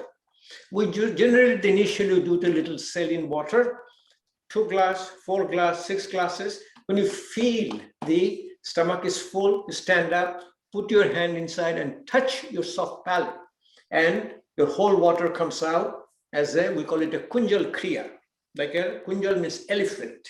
It's one of the Kriyas called stomach washing. Once you do it, this is such a profound relaxation response, because when you're tight, you have a sphincter called a gastroesophageal sphincter. You have an esophagus comes down in the stomach, sphincter will be tight, no water will come out. The moment you have relaxation come out. A friend of mine, Shikha, we teach our yoga teachers training courses and we show them the live demonstration. This is the Ayurvedic clock called Dinacharya. It's a 4-hour segment in the morning, 6 to 10 is called a kapha time, which is we call it a Manda Agni. Our digestive power is very slow. 10 to 2 is called a Pitta time, very strong digestive fire. 2 to 6 in the afternoon is your Vata time, which is the digestive fire is very mobile, very, we call it not properly in order. So that what happens in yogic tradition, the main food is a lunch. 10 to 2 is a Pitta time, that's our lunch. Evening, 6 to 10 is a Kapha time, very poor digestion. So the dinner is very small, very little size. The dinner is about 2 to 3 hours before going to bed. Same cycle repeats, 10 p.m. to 2 a.m., the Pitta time. At the time we are sleeping, and our strong digestive power cleansing our body is like your self-cleaning oven. And in the morning, 2 a.m. to 6 a.m. is a Vata time. So of this, in the morning, 4 to 6, which is our most spiritual time, we call it a Brahma Muhurta. Muhurta is the time, Brahma is the name of the divine. So it's the time for the divine, and we do wake up and starts our daily routine. Here is one article, couple of articles in a Journal of Alternative and Complementary Medicine. Is a public health approach of Ayurveda yoga for COVID-19 prophylaxis. So remember, we're talking about prophylaxis here. And here is a global Ayurveda impact of yogic breathing technique on the well-being of healthcare providers of COVID-19, basically showing the effect of pranayama for especially the healthcare worker who are working in COVID-19, because that's what they've been working. International Journal of Yoga, there is a beautiful article, Yoga and the COVID-19, written by a very famous yoga teacher in India, name is Dr. Nagendra. He is the founder of one of the best yoga university in the world called SVYASA, that's in Bangalore. And so there are other articles, impact of yogic breathing technique on the well-being of healthcare professionals during the COVID-19 pandemic. So I didn't want to go through all the articles because these articles are still in their infancy, but just to show you there is going. The virus is coming to your nose through your respiratory system, and then through a phenomena, it attaches, the coronavirus attaches, is called an ACE2 receptor. ACE called angiotensin converting enzyme. ACE2 receptors you connect and causes a profound inflammatory response. So one of our thinking is that a lot of people, we have a cardiovascular disease, takes a medication called the ACE inhibitor, which is inhibiting that enzyme, whether it has anything to do with the COVID-19, because COVID-19 is killing a lot more people with a comorbid condition, primarily also the cardiovascular disorder. This cytokine storm, and this what it does in the cytokine storm, it releases some inflammatory markers which started damaging our lung, filling up fluid, and essentially it causes the respiratory failure and called ARDS, Adult Respiratory Distress Syndrome. This is also a phenomenon called bradykinin storm. In a bradykinin storm, blood vessels will leak the fluid, tissue organ, and also it causes arterial and venous thrombosis. Like it blocks, called the blood clot. You might have heard that recent talk about the AstraZeneca vaccine is causing some blood clot. And these are the small blood vessel which gets blocked and may affect the lung to cause a long hauler syndrome or a post-COVID, which is called pulmonary fibrosis.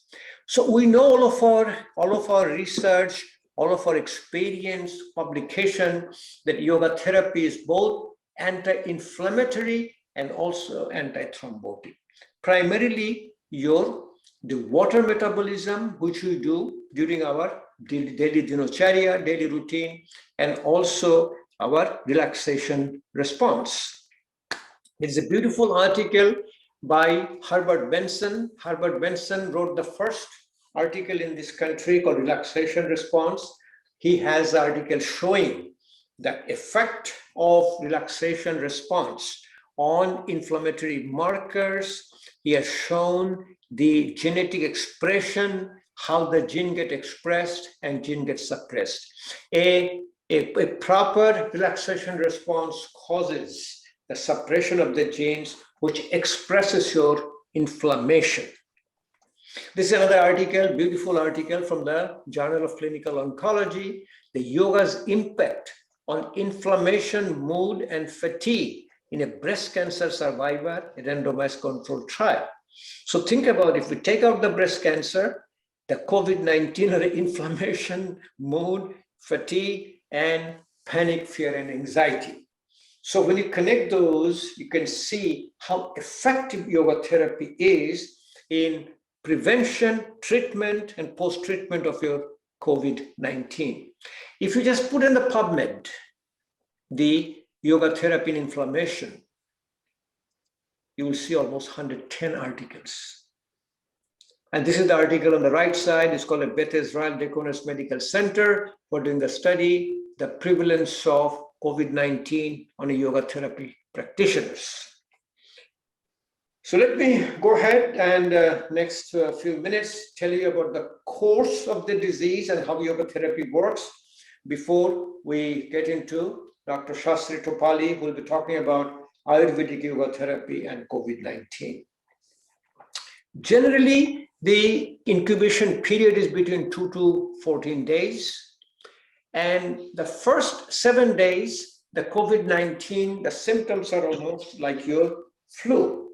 You have a little bit of a fever, dryness, cough, may lose your smell and taste. Then you'll have a body ache. Then you may have a little bit of a GI symptoms, nausea, diarrhea. But by 7 days, it generally goes away. So you generally say about flu that if you take a medication, it takes 7 days. If you don't take a medication, it takes 1 week. So after 7 days, the progression starts. So by 10th day, the people who have a COVID-19, they recover. And people who progresses, they start progressing after 10 days and 2 weeks, and it progresses into respiratory distress, respiratory failure, followed by multiple organ failure, and that is the end of our life. So here at the beginning, what is that? Used yoga therapy, continuing our dinacharya, continuing our yoga and kriya practices. In the lung, the inflammation, as I said, COVID-19 or coronavirus, SARS-CoV-2 virus attaches through ACE2 receptors and leading to called ARDS, Adult Respiratory Distress Syndrome. You the practice after your asana, relaxation asanas, primarily long exhalation, slow, gentle breath holding. It is called the breath holding after inhalation. We call it a Abhantarin Kumbhak. Kumbhak is a breath holding. And I will show it to you when you do the practice. Lung damage could be also from thrombosis of the small blood vessels, you say, and that causes pulmonary fibrosis. And pulmonary fibrosis, the lung cannot exchange the oxygen anymore. And the post-COVID-19, called a long hauler syndrome, it creates a tremendous amount of shortness of the breath. In the heart, it has a direct action of the coronavirus. That's what I'm saying. This coronavirus teaching us so many things. It causes the direct myocarditis, inflammation of the heart muscle, leading to heart failure, conduction abnormalities, and the heart and lung is connected. So when the lung starts to fail, it also starts to have effect on your heart. And some blood clot, thrombosis of the coronary arteries can cause your heart attack and damage to the heart muscle, leading to the heart failure. In the blood vessels, that thrombosis, which is a very important phenomenon in COVID-19 now, it causes a thrombosis or blood clot in both arterial side and venous side. In arterial side, it affects your lung, heart, brain, liver, kidneys, legs, and all the organs can have a damage. When it's in the brain, it causes stroke. The kidneys, it causes a kidney failure. And in the venous side, it's called a DVT, called deep venous thrombosis, and PE, called pulmonary embolism.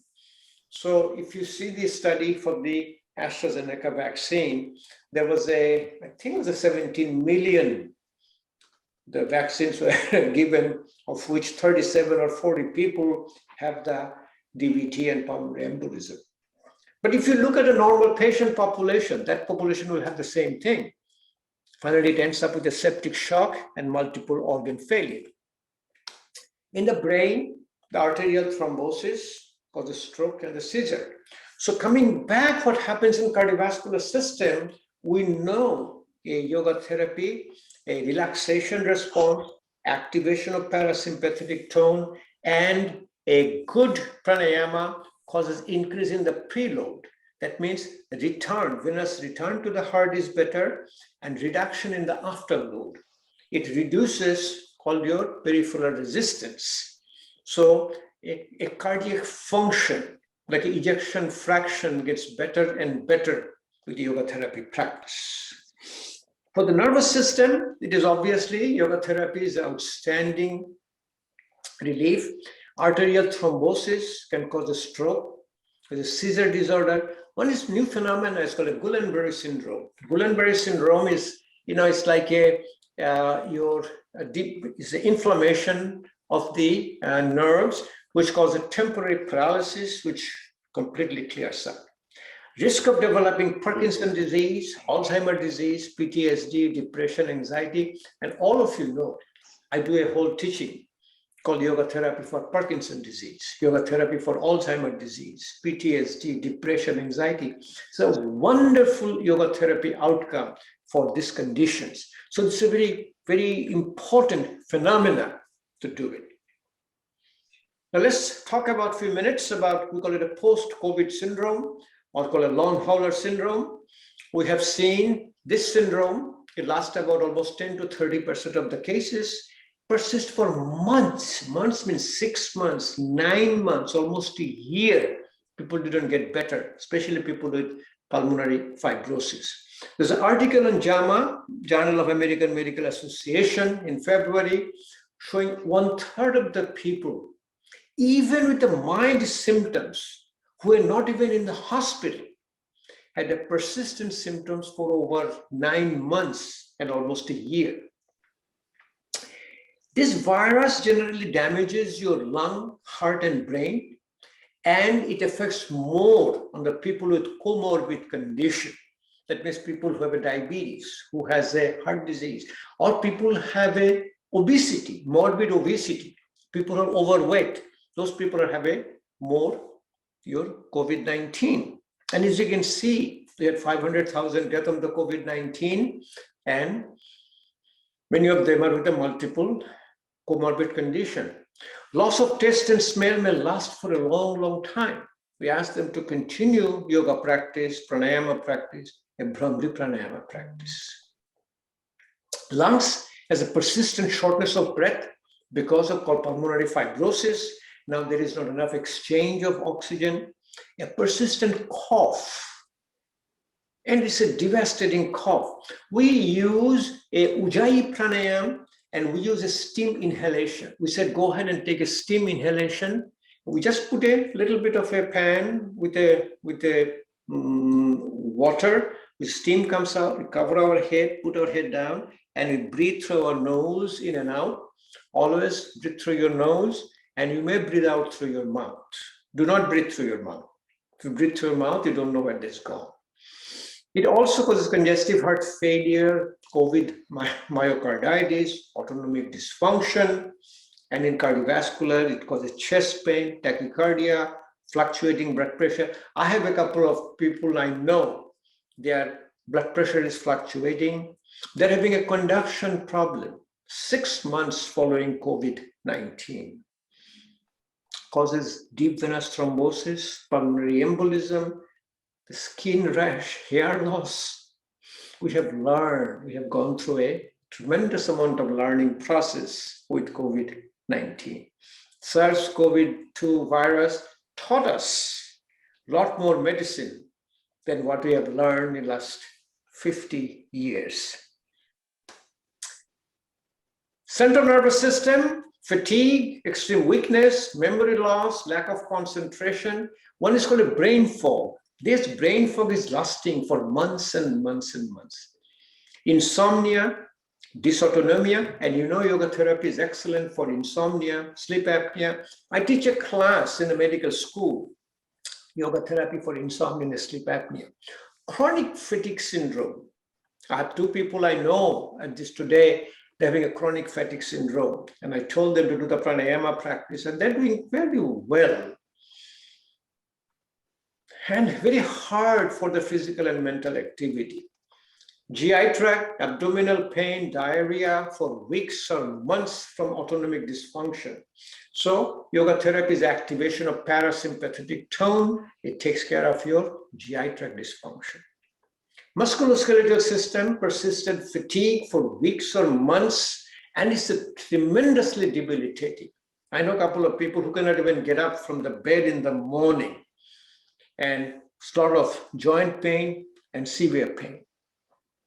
Let me finish with a couple of slides. We said, origin of yoga therapy. How do we learn where yoga therapy came from? A person took a picture of the children. We saw everything in the children. Remember, children are their mind and body all integrated. They love what they do. And this must have some effect in the body and mind to do that. Naturally, they will do Tadasana. Naturally, we will do the Vrikasana. They'll sit down in a Sukhasana. They'll sit down in a Vajrasana. Pick it up into Bhujangasana. This is a Salavasana, locust pose. Downward facing dog, Adho Mukha Svanasana. Cat pose, Marjarasana. We've been showing it to you. We see how beautifully kids are doing. Jathar Parivartanasana. It's another one, Jathar Parivartanasana. Upavisthakonasana. We try so much to doing it. This is called a Balasana. Say Prasharita Uttanasana, Balasana. We do the head below your heart. We practice, but the kid does it naturally. Balasana, child's pose. That's the way child does it all the time. Supta Baddha Konasana, that's the way baby sleeps. If you have insomnia, we ask you to sleep like this. And this is what therapy. I sleep like this all the time. No kasana, both pose. Finish our last slide. This is a slide from Swami Sachidanand of Yogaville. He was invited in University of Virginia to give a talk to 500 doctors. He stood up, he wrote down in the board, illness and wellness, then he wrote down, then he marked, illness starts with I, wellness starts with we. When you shift our mind and vocabulary in the body from I to we, the illness of COVID-19 became wellness for our body, mind, and spirit. Thank you. We have a few more minutes. We'll have a next presentation at 2 o'clock. So if you have any question, you can ask me. Let me and share this so you can go back to your, maybe I will go to in a gallery view. And if you have any question, if you can put it down on the chat, or if you want to unmute yourself and ask, I'll be glad to answer. Or make a comments, please. Or tell us what you want to hear more.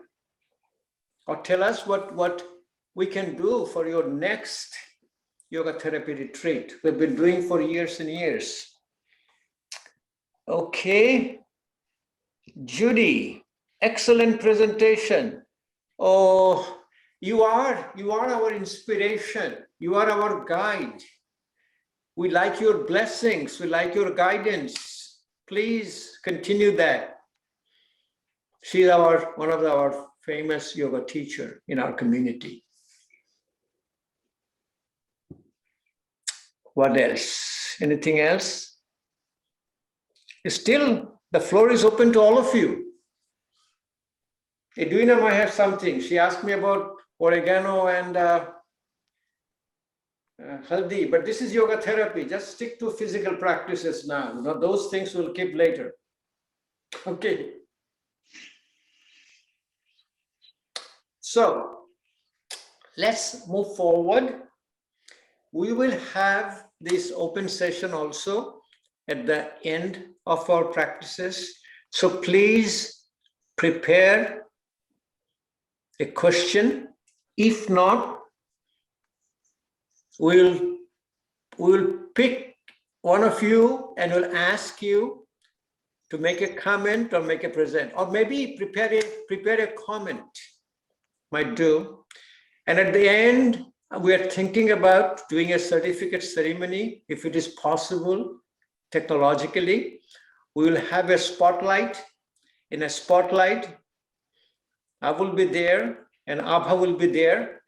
I will be handing over a paper, like a certificate to Abha, and Abha will give it to you, will mention your name, and you will be in a spotlight. So everybody will see all of you, and then you are going to make a comment. So Abha will do it. Okay, now I'm inviting our other teacher is Dr. Sastry Topalli.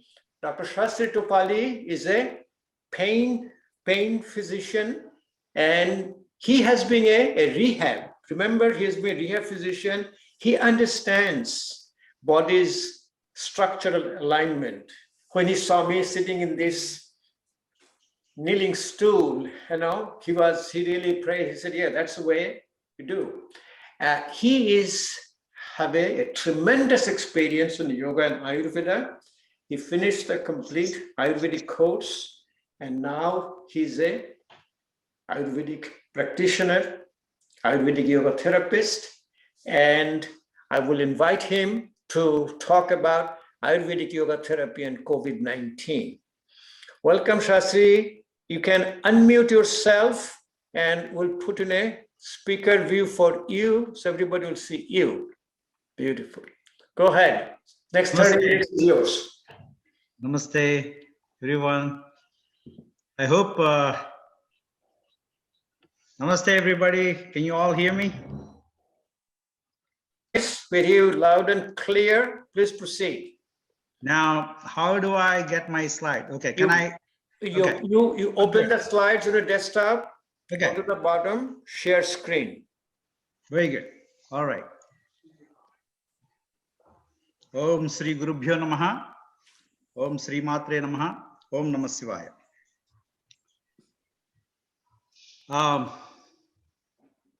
It's almost a year since we have faced this situation, the COVID crisis. In the very beginning, I was talking to Dr. Sarkar, and we were talking about how everybody was handling the situation. And we saw so many interviews. So many experts came and they gave their 50 cents. There are a lot of meetings, a lot of emotions. Some people can pacify with their knowledge better than the other. At the end, we all swing to the side where the majority is. And at the end, nothing gets solved. Earlier, Abhaji was telling, it is the state of mind. The state of mind of the people, how they reacted or they responded to the situation.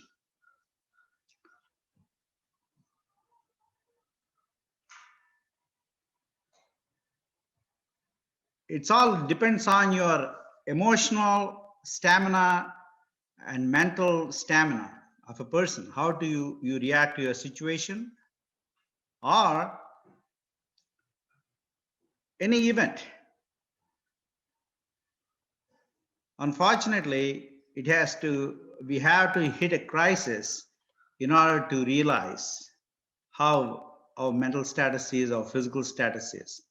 I mean, if that is true even for our personal lives. We only take dietary precautions when we are sick. We only take care of ourselves when we are met with crisis. We only take care of our finances when our financial situation is so horrible. So this is the situation. Everybody described an elephant. And the media gave their 50 cents. I'm not saying, the immunization or vaccinations or none of these things help. They do. But are they solving the problem? One thing different that happened this time. You see, this pandemic is not something new. The world has seen so many pandemics ever since the earth has started, the life has started. The only difference is now we have more social media and we have more gossip. Are we getting the right information? Are we getting the right talk? Are we just listening to some kind of noise? How about some social media distancing at this point? Because in the beginning, we only had about 22 deaths on March 9th and 565 cases. Now it's almost 550,000 deaths and 29 million cases already. It's like this. Everybody is doing a lot of work. Sastry, can I interrupt you? Yes. You're not sharing your slides. We're not seeing your slides. Can you go down below on the green and put a share screen? Oh, I see. Okay. I apologize. Yeah, put a share screen. Do you see that? The green button in the bottom? Yes. Sorry about that. Okay. You open your. Sorry about that. That's okay. Okay. Yes. Go ahead. Earlier I was talking. Did you hear me talking? Yes. We heard. Just go from there. From there now onwards. Don't go back. You don't have to go back. All right. So the situation is like this. No, it's not. No. Yes, go ahead. Okay. Right here. Okay. Click. Thank you. Everybody is doing their job. However, they forgot to turn off the faucet. The problem is still there. There has to be a reason for that. Is it wrong for everybody to do their part in correcting the situation, whether these scientists or experts or whatever? Why the problem is still existing? Suppose we have taken care of this COVID-19. There is going to be a new strain. Today, we're not just talking about a virus. We're talking about how to take care of this situation and how to address this issue. If we don't, there are COVID billionaires. There are people taking advantages of our emotions, our state of mind. Ayurveda is not a health science. I just want everybody to be very clear. It is not yoga. It is not health science. It is life science. How do you take care of your situation? How do you conduct this life? How do you make this amazing life possible? So when you think about the coronavirus, this is not new. This is the Lysol bottle. You know, Lysol spray? This coronavirus has been there forever. All that we have seen is a new strain. You know, in Vedas have described these viruses, these evil thoughts and bad situations as demons. Okay? So when we do any kind of ritual, first thing we do is we ask those evil spirits to go away. So we say, a lot of people, our Hindu culture, they have this understanding of that. First thing they do is we sprinkle our water and purify ourselves. Say that, Uttishtantu bhuta pisacha. Apparently, these are all demons, but we can't see them.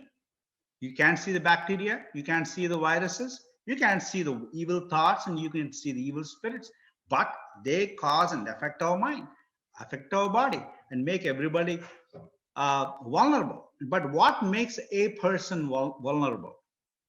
That's most important part here, right? So, do we have emotional stamina or physical stamina to withstand these kind of situations? We all know by now, a lot of people know about Vata, Pitta, Kapha, our three doshas. I'm going to introduce you to three different areas. They are Ojas, Tejas, and Prana. What is Ojas? What is Ojas? Ojas is nothing but the natural resistance to fight any kind of infection or even situation. It's a kind of natural immunity. What we get out of getting vaccination is a passive immunity. But what we have within is natural immunity. It is basically the essence of all vitality and immunity. Immunity not just for the virus, but also the situations, the life situations. You can actually compare it to like honey. It's like, you know, the most purified aspect of it, right? It's an essence. Like anybody know how to make a ghee, preparation of ghee? The end product is a super fine product. It's the ghee. And it has got a lot of immune characteristics. So what happens is, how do we have this ojas? The food we eat, we call it ahara rasa, the juice of the food we eat, go to different dhatus. We have rasa, which is blood, rasa, which is plasma, rakta, blood, mamsa, muscle, majja and asti, bone, and shukra, which is the sperm and ova. They all go, the nutrient food will go to the individual areas and become individual ojas, and they have the natural immunity at every single level. We can compare it to the gamma-globulins or hemopoietic tissue, endocrine and nervous system, digestive system. They all depend on your lifestyle, amount of stress you have, depending upon the trauma, the quality of relationships. Wait a minute. I thought ojas is something that you eat a pill or eat a dietary supplement. I thought you can address it. No, it's all your lifestyle that brings your ojas. If you have a poor Agni, which I'm going to talk in shortly, you have poor ojas.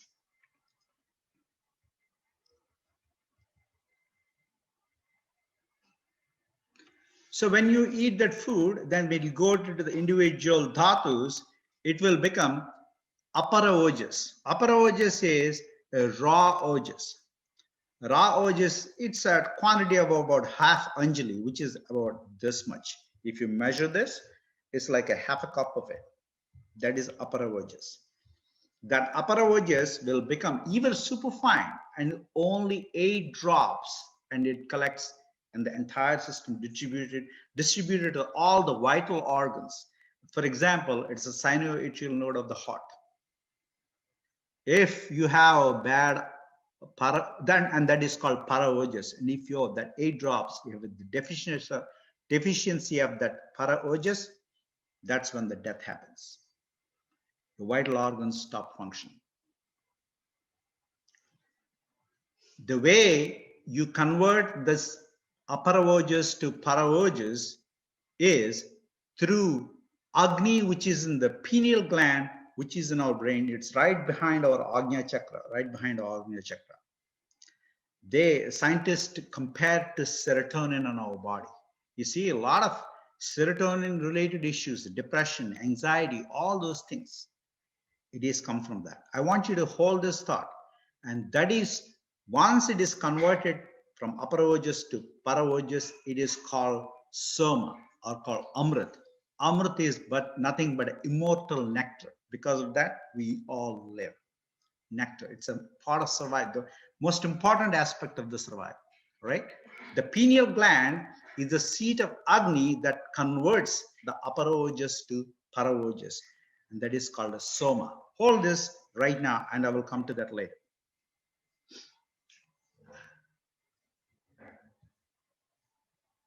So what makes it a weak ojas? If you engage yourself in severe overindulgence in sexual activity, trauma, intense grief. Some people are always in grief and stressful, always angry, always anxious. Intense exercises. Some people run marathons like crazy. You know, some people drop dead at the end of the marathons. That's because of lack of balance inside them. Viral infections. Now, the coronavirus is the example. Dr. Sarkar already talked about it affects all 3 dhatus, all 3 doshas equally. It is tridoshic. Viral infections, bad ojas. Balanced mind, kama, krodha, mada, lobha, matsara. I will come to that in detail shortly.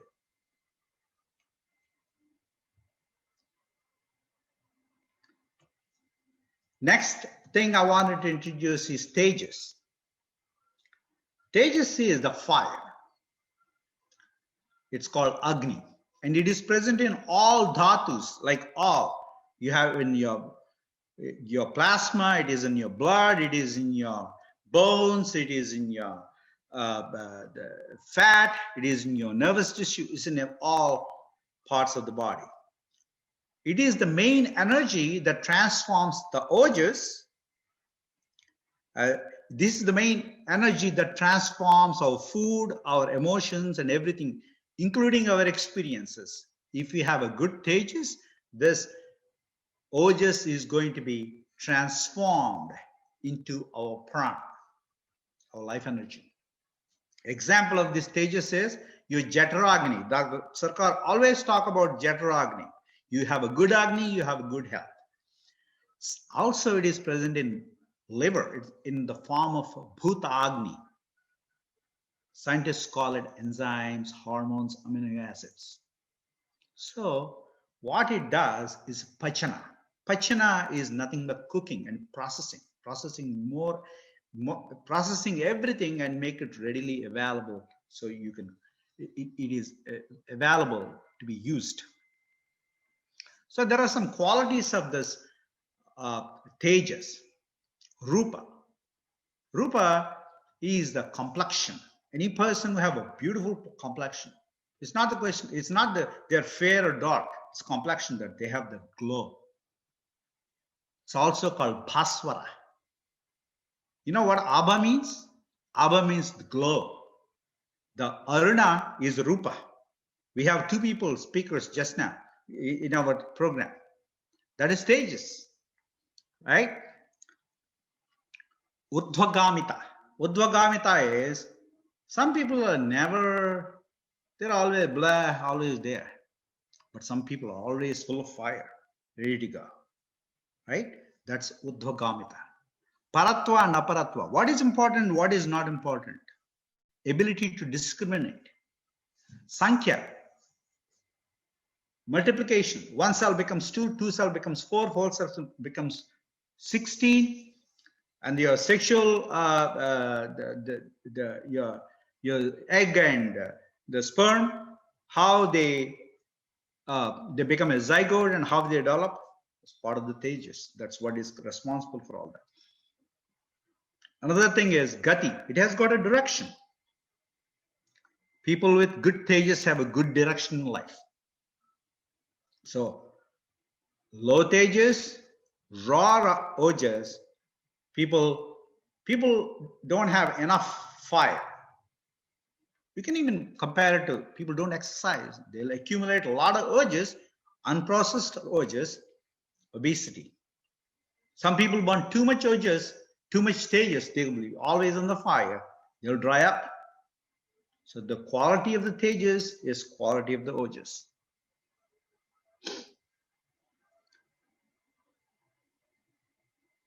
Light has got Tejas as its a potential energy.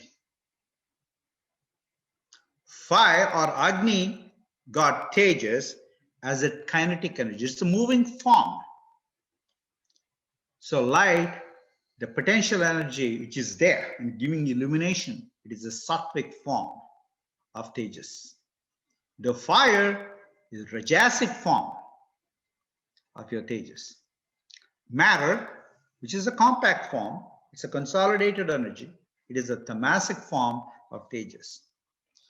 You see outside in the cosmos, light, stars, planet, darkness. Actually, there are not that many. Only thing that is there, only light. We're only seeing the different frequencies of light. That's the creation. Consolidated form, just pure light. And when it is that is aggregating together, they'll become stars.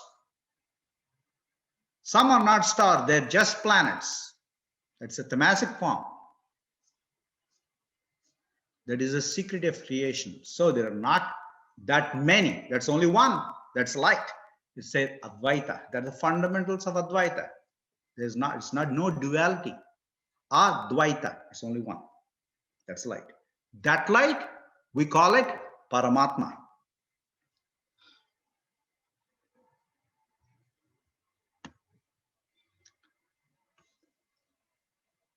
Tejas and Karma. Got Vedanta. I'm going into a little bit of Vedanta, but it's very important. We are all on this living earth for a purpose. There is a reason why we're here, right? Let's start from the birth to the death. We accumulate. Not only we eat food, we accumulate our body, and then we'll accumulate our emotions and our experiences. The life sufferings we undergo, right? So we accumulate our body. We don't take care of ourselves. Disease. What happens? You have to take medicine.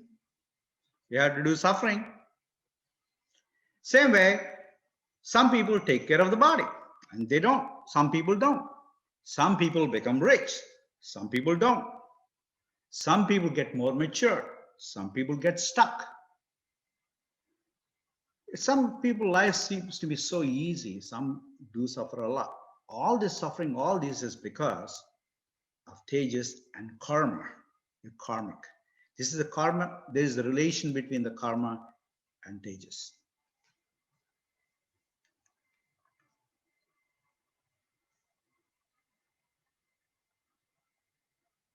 In order to know the whole thing, you need to be a strong person to understand, to reflect on yourself and process these things and how to handle lifestyle situations appropriately. That's why Life is not easy for a lot of people because they're not strong. Vedanta is not for weak people. Vedanta is for very strong people.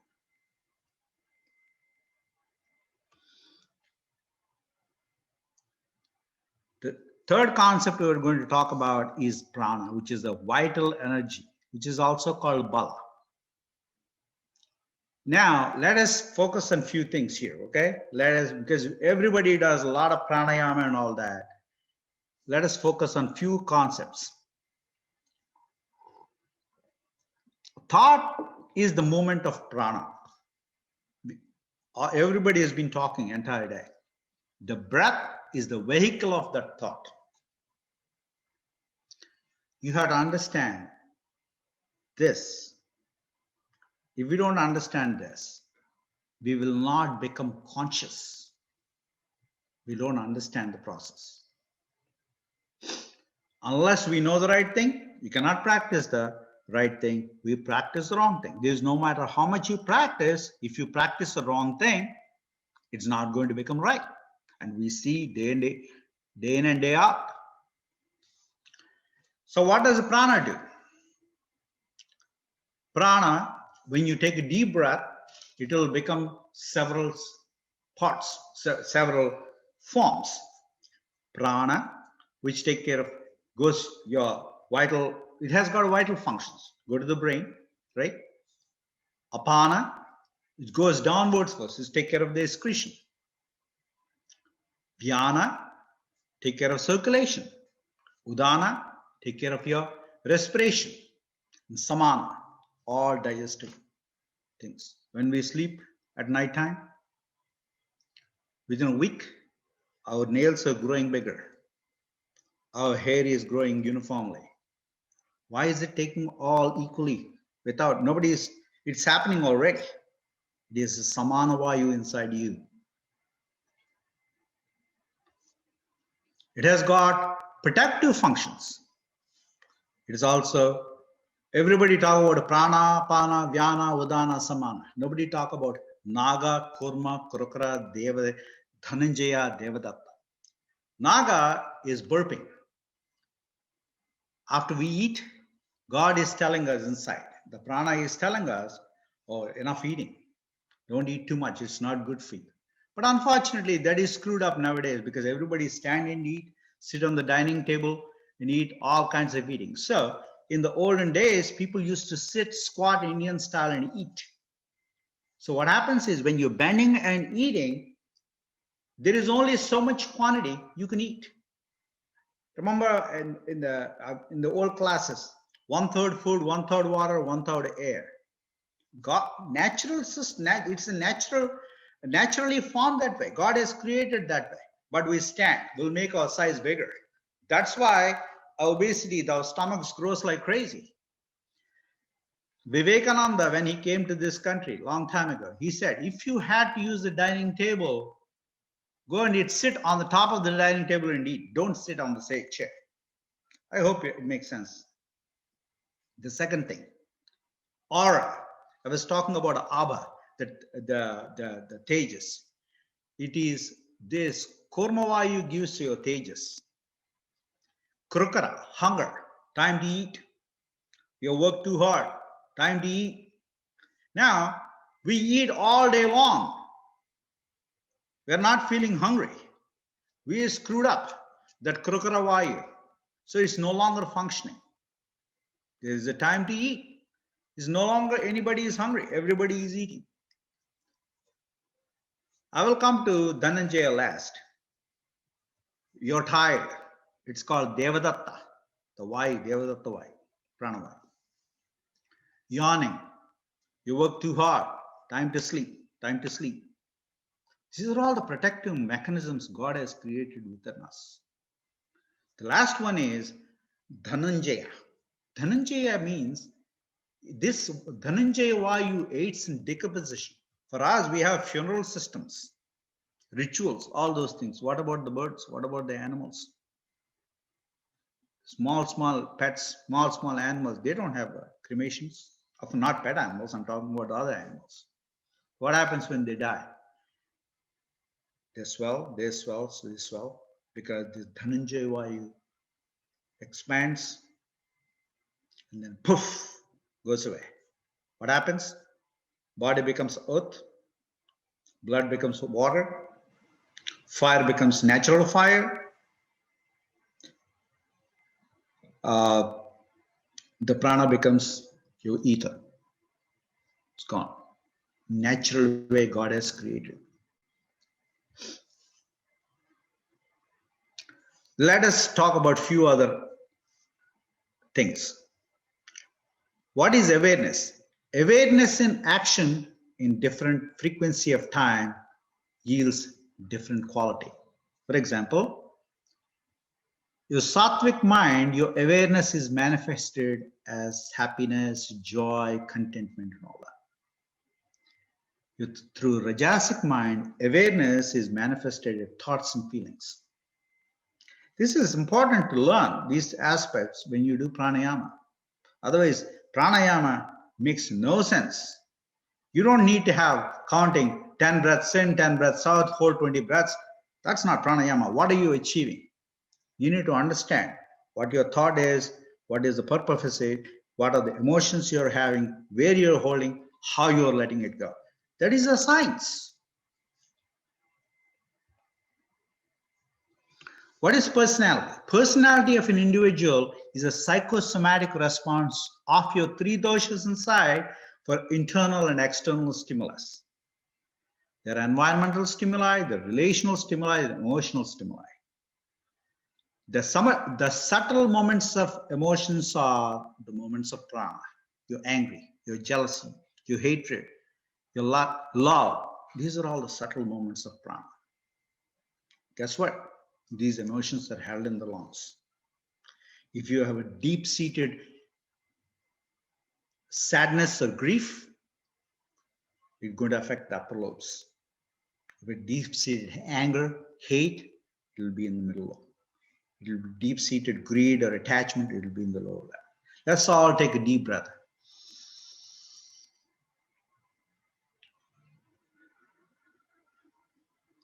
Let's wash away all these bad elements. So instead of giving into these kind of emotions, what we need to know, we need to just learn how to observe feelings and let them go. What I mean is, after you do this pranayama practice, after some time, you start watching your emotions. Oh, I'm angry. Oh, I have some jealousy inside me. Oh, I have some greed inside me. I have hatred inside me. Once you notice that you have this kind of feeling inside your body, it is no longer hurting you. The problem is everybody, anger, jealousy, all these things are acting upon them. That's why it is affecting you. If you don't act upon them, it's not going to hurt you. If anybody read Rhonda Byrne's Secret, in that she says,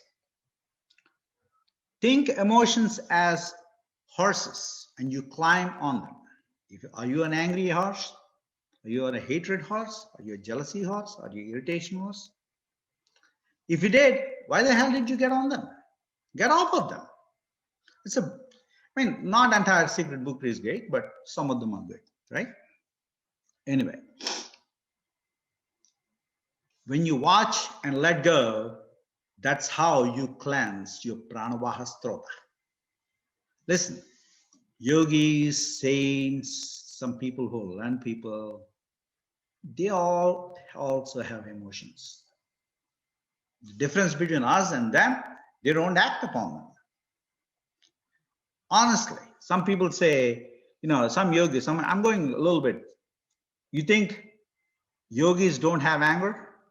You think they don't have jealousy? You think they're not horny? They know how to control it. Maturity is immunity. That's the resistance.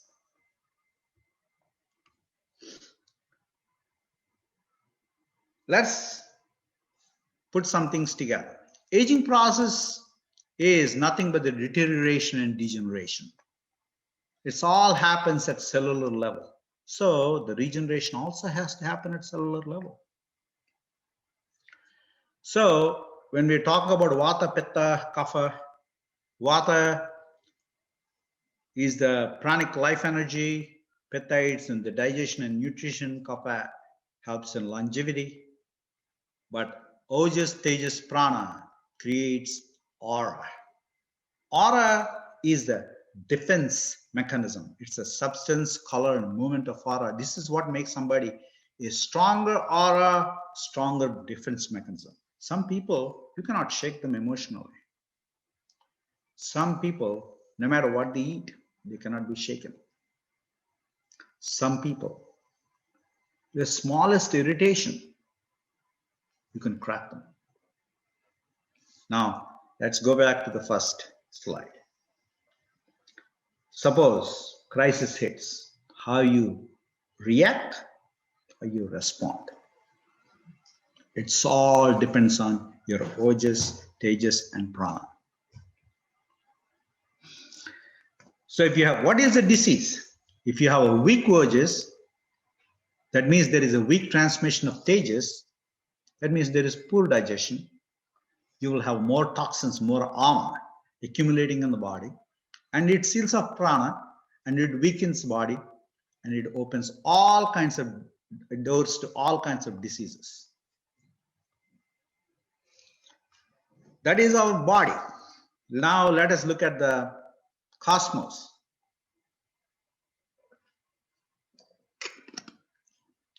Cosmos also has, we call lunar energy as cosmic plasma, cosmic Ojas. Surya or solar energy is cosmic Tejas. Anila, which is called, we call it Vishnu, is cosmic Prana. With this cosmic Ojas, Tejas, and Prana, the God is spinning the entire world, entire universe.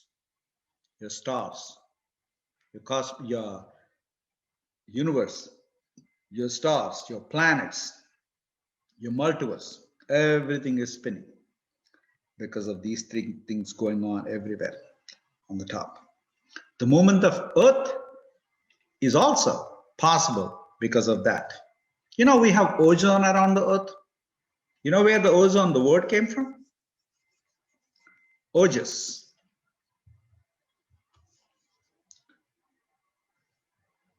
So if you think about it, the cosmic intelligence, cosmic energy, Earth, solar system, galaxies, universe, multiverse, it's like all going like in a mathematical order. If you see on the Earth, you have seasons, you have celestial events, again, going in a very methodical way in the same order. At a cellular level, the human intelligence, human energy, same way. It's an order, it's a chemistry. Every cell, everything functioning in an order. It's like a microcosm in this macrocosm. Cosmos means it's an order. Chaos means disorder. After all, whatever is here is order of there. Yat prinde, tat brahmanda. Shiva in Shiva Purana is described as Soma Suryagni Lochana. The guy spinning the entire multiverse. This is his cosmic dance. We call Nataraja. Dr. Sarkar has Nataraja. Abhaji has a Nataraja. Aruna has a Nataraja. This is the cosmic dance. Cosmic dance out there, cosmic dance inside here. Everything out there and the cosmos is right here.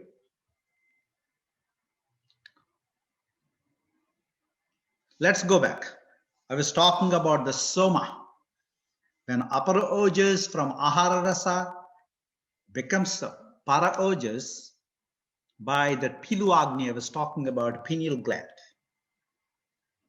that creates your immortal nectar, the prana, right? Remember that? That soma is transformed into that prana. It is a supreme intelligence. You all know Hitler, right? Hitler, one thing he did was he kidnapped a lot of learned people from Vedas from India, and he held them hostage. You know what they did? And he made them work for him, translate all the Vedas. To make the long story short, what he learned about this particular part. So what he did was he introduced fluoride into the toothpaste. So everybody wants to brush teeth. Everybody wants, they have to do that. So he wants to do like a very subtle way. What he did was everybody uses toothpaste and it has got fluoride inside. The fluoride inside will suppress the pilu tejas within the pineal gland. The people become more submissive. They don't have their mind of their own. People became very submissive. That's how he got control of the people. Is it not what is happening right now with all these billionaires taking care of the whole situation and playing with our emotions right now?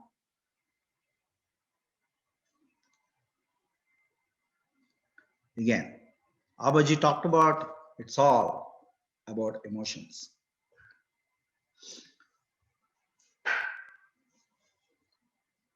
So we have these ojas, tejas, and prana.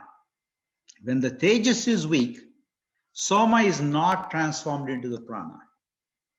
Then we have a raw intelligence, not matured intelligence, raw intelligence. When we have raw intelligence, you know what happens? You have incredible desires.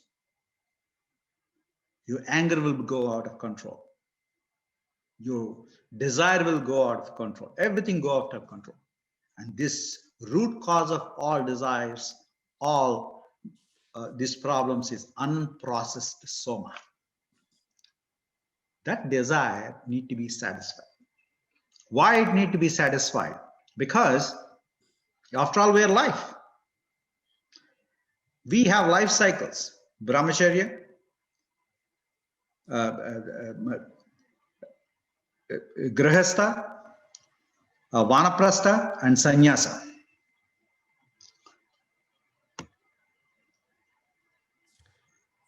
Kama, Krodha. Few more minutes.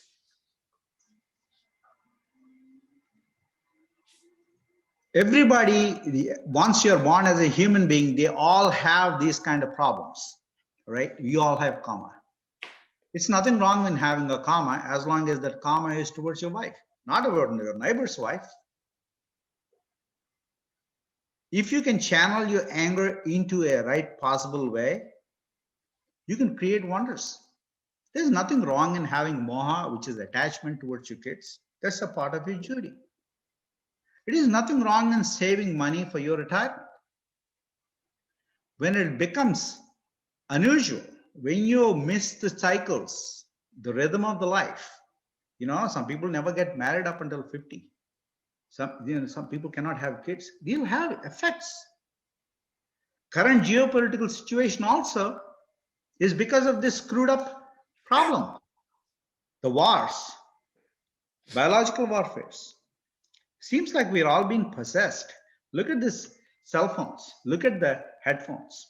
These techies, they do good like this right now, virtual meetings, but look at the bad effects it is having.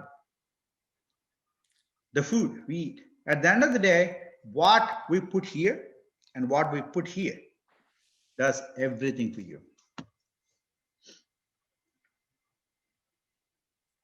Scientists, they want everything, the discovery. Yoga, Ayurveda, and Vedas talk about not just intuition, but they're also they're mixing intelligence with it. That is a piece scientists miss. That's why they don't have full answers for that. Most important thing is, if you tell your children, they don't understand. In order to tell the children, their parents themselves don't know all these things. The most important thing is, the parents need to learn these things. They used to be part and parcel of our life at one point. Now, even parents have to learn. Look at, we're all learning right now. That's why people don't have the concept of feeling guilty. Here in this country, first thing I learned after I came to this United States is, people are not guilty unless proven otherwise. So the people don't have a guilty consciousness. If you don't know what you're doing is wrong, how can you fix it? You're not even aware of it. Then you do the correction. Once you identify there is something wrong with you, then the correction process starts. Then you look inside. It is called Antakarana Shuddhi. The purification starts then. Then once you do practice, then you will have Siddhi. Dr. Sarkar, I know, I need 5 more minutes. Okay.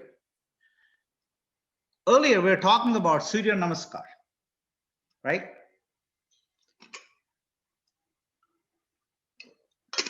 Why is Surya Namaskar? Why is Surya Namaskar? Apparently, root cause of all our misdoings are our anger, frustration, all these things. So we pray God to protect ourselves from these sins we're doing every day. What are those sins? We'll be interested here, right? How are you going to do sins every day? All of us do some sins every day. Manasa, with our mind. Do you want to know all the sins we do with our mind every day? I'll leave it to your imagination. Vacha, with your mouth. How many times you're gossiping? How many times you're saying bad things? Hasta, how many times you're doing bad stuff with your hand? Pabhyam, with your feet. How many times you're going to the wrong places? Vadarena, with your stomach. What kind of junk are you eating? Finally, Sishna, with the genital organs. How many sins you're doing? We don't have ability to do this. We'll ask the God to wash our sins. Then we'll become worthy. And that the God will nurture us like mother. What do you ask when you're asking for, when you're doing Surya Namaskar? Not bending forward and headstand poses is not Surya Namaskar. You're asking for something you don't have. What you don't have is a buddhi. Imagine, we all have buddhi. How great this world is going to be. One more very important. I'm almost finishing. Almost very soon I'm finishing. Okay, please don't cut me off. We pray God twice. One in the morning, one in the evening. Morning and the evening time, it's called Sandhya. Apparently, sun has got 360 different type of rays. And apparently, you know what happens? In the morning, we don't feel like getting up. Evening time, we are feeling so lazy. You know why? Apparently, there are some demons called Mandehadi Rakshasas. They're always targeting the people who are weak. That's why they come and entangle you. Oh, don't get up. Don't do this. Don't do this. We are stuck. So the sun rays early in the morning, early in the evening time, they kill those Rakshasas. That's why we had to pray in those times. What happens when you do that? Oh, what are the characteristics of the sun? Sun apparently has Ojosi, it possesses Ojas. Sahosi, it will give you stamina or patience. Balamasi gives you prana. Bhrajosi, the radiation. Devanam Dhamanamasi, people with the well-possessed name, all these great people. All the greatness is because of that, because they have a good ojas, good stages, good prana. Then we'll ask from. We ask for these, give me that ojas, give me that bala, give me that tejas. Apparently, sun is a very good friend. One of the name for sun is Mitra. So our life will be like our friends, right? Normally, we always associate with right-minded people. Our life kind of style depends on the type of people you associate with. If you're associated with yourself with sun, imagine the type of life you're going to lead. That is the reason why you do the Surya Namaskar. You know, this used to be incorporated in daily rituals. My grandmother never let me sleep after 6 o'clock in the morning. Everything has to be clean. We cannot use right hand for wrong purposes. We can only use right hand for eating, not for the left hand. Even though you're ambidextrous, you can only use right hand for the right things and left hand for cleaning. Cooking, we can, even now, my mother will not let my children touch any food in the kitchen when she is in the kitchen. Face covering when you're talking, praying to holy basil. Whoever has a holy basil in their house, there are no viral infections, no bacterial infections. Neem, turmeric. Because of all these things, WHO has made India, it has formed an initiative called Global Center for Traditional Medicine. India is leading that. And in the opening ceremony, Modi has talked. And if you want to come to the closest thing of a living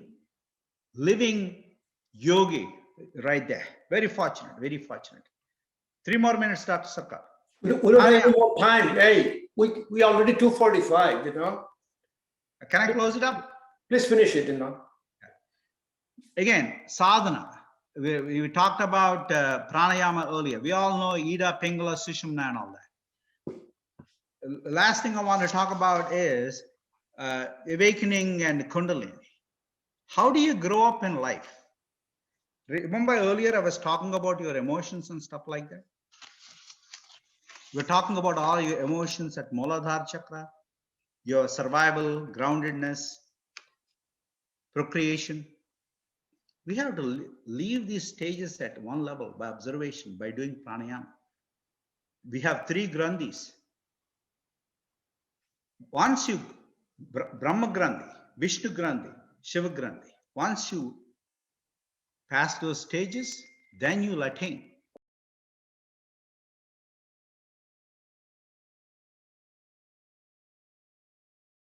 This is all a science you need to learn in a systematic manner. Please, people need to have a real understanding of how these things are done.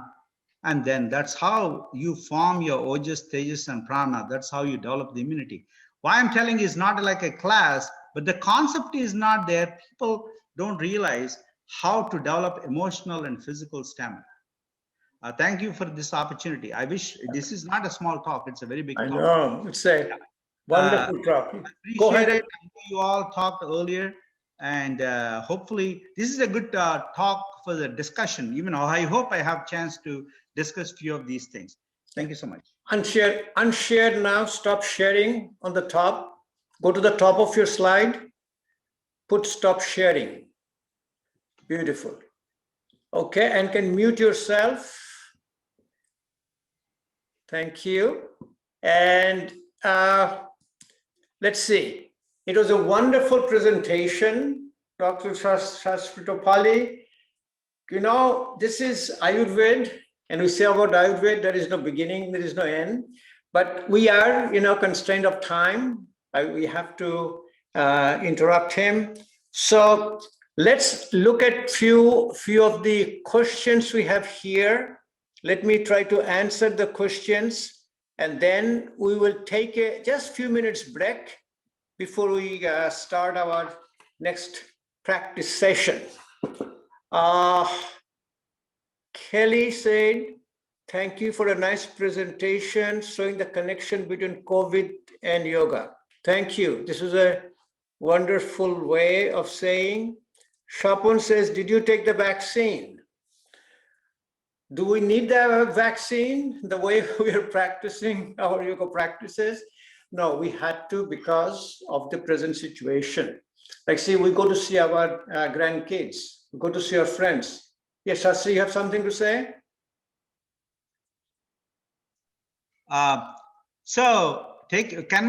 Do we need to take vaccine?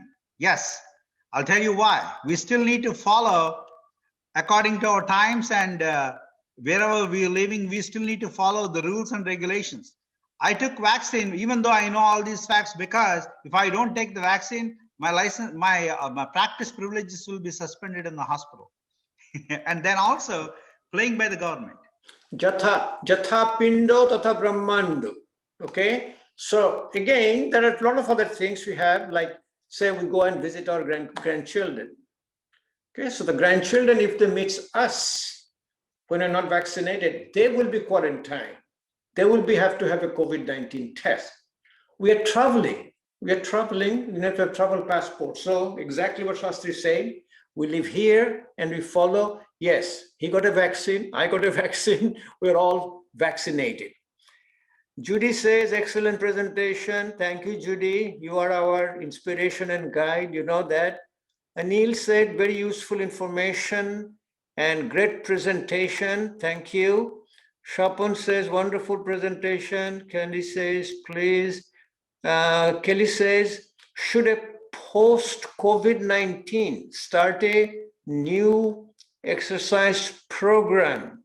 Should we suggest the patient begin a gentle yoga practice and the topics you discussed today as a good start? I find for yes. Judy, what it is, after a major illness for all of us, it doesn't have to be COVID-19. It could be a heart attack, it could be diabetes, hypertension, anything. We always listen to our body's signal. And as a yoga therapist, we start in stages. Called in stages, impossible become possible. So once we have a COVID-19 and a post-19, you do not go back to where you were. You start where you are at the present. As Sastry was saying, that we live in present. We don't live in past, we don't live in future. At the present, you listen to your body's signal. What is a body's signal? When you're doing asana practice, no pain, and with effortless breathing. Pranayama practice, you are doing a completely effortless pranayama, which you're doing. And you incorporate a relaxation response and activation of parasympathetic tone, which is showing it to you. So answer to you is yes. After a major illness, you start where you are and then progress slowly. You do not go back. Say we're doing a treadmill. Wearing a treadmill, 4 miles an hour, 15% gradients. Now with the post-COVID, you may even do only 2 miles an hour, 2.5 miles an hour for 5 minutes, 10 minutes, good enough. But if you continue that, that is called a neuroplasticity. People will get used to it and they will keep on increasing. So answer to it, yes, go back and start again. Kelly said yes, Shapon said yes. Anil, COVID-19 survivors after in advanced stage, what is that? Is the possibility of permanent damage to lung, heart, and condition if there's a protocol. Yes, basically, Anil, it is that we have a severe COVID-19 people, but think about it, there is no other therapy. So we start a very gentle, remember, yoga therapy, definition of yoga therapy is an adaptation of the yoga practice based on the patient's clinical condition. So look at a patient's clinical condition and you progress the way it is. But there is no substitute. There is nothing other than a yoga therapy practice for a post-COVID patient. Thought-provoking, Kelly, Ravi, great presentation. Dr. Topalli, beautiful. Yes, I agree. Abha, thank you for great presentation. Dr. Sarkar, Dr. Topalli, and Dr. Abha Gupta also, excellent presentation. Selena from Toronto, great session. A lot of my questions are answered. Thank everyone. Thank everyone. Selena, her name is Molly. She goes by the name Molly. Thank you for joining from your Toronto, Canada. Chapon, if possible, we should like to have a separate presentation only on Ayurveda. We'll do it. We'll do one session on Ayurveda because remember one thing, yoga therapy is based on the Ayurvedic principle. because yoga therapy is not reductionist, it is holistic, based on the whole body and mind. And only way the body and mind can be in balance by balancing your doshas, Vata, Pitta, and Kapha, balancing the main component of Ayurveda. Doshas, dhatus, malas, and once you know about an Agni, and Shastri has covered all of them. Abha Gupta, I agree with Mandira. So helpful. Okay, let's do one thing. We'll be doing a pranayama practice, and the way we'll be doing it, we'll be doing the basic 3 pranayamas, Bastrika, Kapalbhati, Anulom Vilom, alternate nostril breathing with 3. Before that, I will tell you exactly the essence of pranayama which you'll need for COVID-19 and post-COVID-19 patient. And then after we finish, we'll start around 3, we'll take a little break. You have a break time. We'll take a little stretch break, comfort break. We all need some break. And then we'll come back, we'll start exactly at 3. At the end, we will do, it is called a Zoom certificate ceremony. All of you probably don't need any certificate, probably need and this is also called a certificate of attendance. We can send it to you if you request, but what we will do, we'll call individual name, the participants. We have about 28 participants, I think, 28 or 30, we'll tell, and you will be on the speaker view, and you will accept it, like we'll offer it to you, in virtually you accept it, and then you will make a little comment. How do you like about this session? And what do you want to like to hear from us next? So with this, let's go back. And also I will request everybody after we do the pranayama practice, all of you open your videos. So you can see all of your faces in a gallery view. We'll take a picture, we'll take a, screenshot, so you know who is there, but we'll do it. Now, the best way to do your yogic stretch, as Dr. Saghana Chakraboty has shown it to you, try it. This is a wonderful yogic stretch. What do? You get down to the ground, sit down in a squatting pose, and from the squatting pose, get up without a support. Sit down in a squatting pose, get up without a support. Then if you can do with even from the ground, like what you were showing, from the ground, if you can get up without a support, this is a wonderful stretch break. So do a few stretch break, do a little bit of your maybe comfort break, and come back. We'll start practicing a little bit of your pranayama practice. And again, all of our teachers will participate. We'll be doing very short segment. Each presenter will do maybe about 10 minutes or less. So we'll finish in 45 minutes. By 3:45, we'll try to do a open session with the comments from you and a certificate ceremony. Okay, let's stop it here.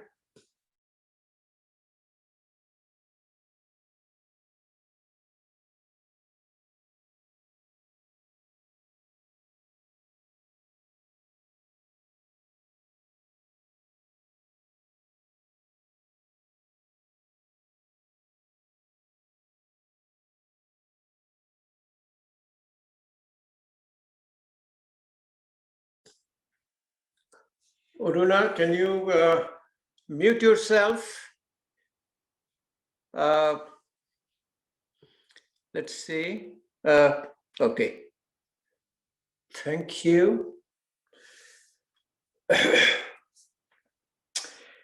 Now,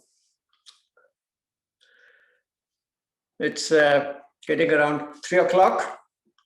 So let's be, as I said, be on time. Come back, everybody. So the practice session will be on pranayama. And remember, we all talk about meditation. And what we have found out as yoga therapy, again, meditation will come to you. So you do not say, I'm going and practice meditation. You prepare your physical body, which is called Sthiram Sukham Asana. Stillness, happiness, and asana. Then you practice an effortless pranayama, and you'll see meditation will come to you. The meditation is called Chitta Vritti Nirodha, stopping the chattering of your mind. So if your physical body is not ready, you're sitting down, you're trying to meditate, you feel the discomfort in your body. Your knee is hurting, your back is hurting, or you get some crawling sensation for your body. That's not going to have your meditation practice. So we tell you that you practice your asana and pranayama, meditation will come to you. So for a pranayama practice, the most important component of pranayama practice, we call it a Merudanda Achal, means keeping spine straight. Keep your spine straight. You can sit down in a ground. You can sit down like this in a chair. This is called a kneeling chair. Or you can sit on a chair with the back support. Or you can keep it against a wall. But always try to keep your back straight. And called manasthir. Your mind quiets down. Very, very important from your pranayama practice. For a COVID-19 patient, as all the questions you have seen here, that these people are having a respiratory issue and a respiratory issue, also having a pulmonary fibrosis, they cannot exchange. So the first pranayama practice will be breathing out. Remember, lung has a 6-liter capacity. 1.5 liter 1.5 liter is in the lung, keep the lung expanded. Then you have 4.5 liter called vital capacity, of which almost 3 liter is called inspiratory reserve capacity. 1 liter is the expiratory reserve, and 0.5 liter is your called tidal volume, which you regular breathe. So for a COVID-19 patient, first you will be breathing out longer than breathing in. So you will sit down you can sit down Sukhasana, Siddhasana, Padmasana, or in a chair. Use your hand. This is a mudra. We do one session on the mudras also. We'll be doing it another time. Dhyana mudra. This is called a Vayu mudra. This is a Shunya mudra. This is your Prithvi mudra, Varun mudra, Shakti mudra, Apana mudra, Apana Vayu mudra, Linga mudra, Hakini mudra, Shankha mudra, all the mudras just to quiet down your mind. Dhyana mudra, you put your name.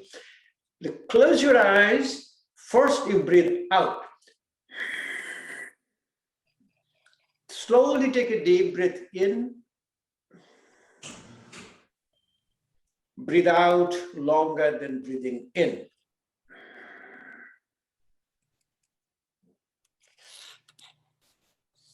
Take a deep breath in. Breathe out longer than breathing in.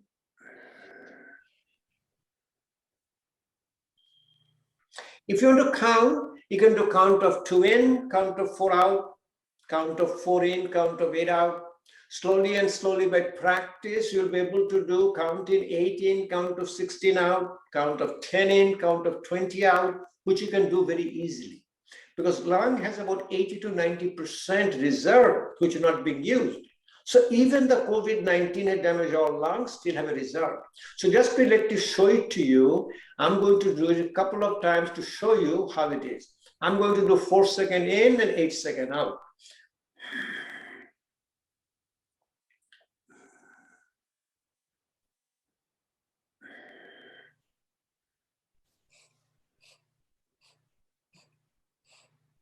Very easy for me because I've been doing it for a long time.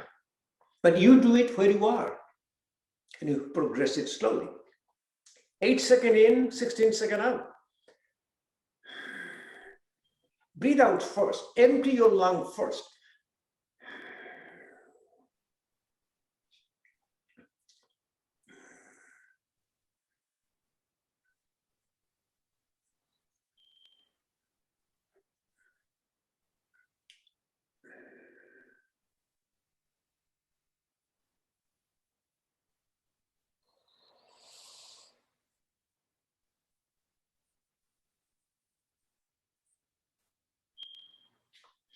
Easy. I have no effort.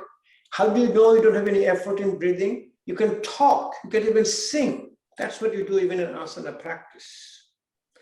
The basic 3 pranayamas which you practice every day is called your Bhastrika, bellows, Kapalbhati, breath of fire. Bellows is called a prano pradhan pranayam. It brings prana. Your Kapalbhati pranayama is called Agni Pradhan pranayam. It ignites your Agni, Jathar Agni. And alternate nostril breathing is called Anulom Vilom pranayama, which is called Vayu Pradhan pranayama. We'll have other 3 presenters who will teach each pranayama. But after that, for specific COVID-19, the first pranayama you practice is a Brahmari pranayama. Because loss of smell and taste and panic, fear, and anxiety. In Brahmari pranayama, what you do, you shut down your 5 senses, you breathe out through your nostril, take a deep breath in, and breathe out with the sound of a bumblebee. That the brain has a frequency, bumblebee has a frequency, 2 frequency cancels and quiets down your mind. So let's practice. If you're doing it with me and show it, put your index finger in the forehead, use your 3 fingers to close your eyes, then close your mouth and use a thumb to close your ear. Literally shut down your 5 senses. Breathe out through your nostril. Breathe in through the nostril and breathe out with the sound of a bumblebee.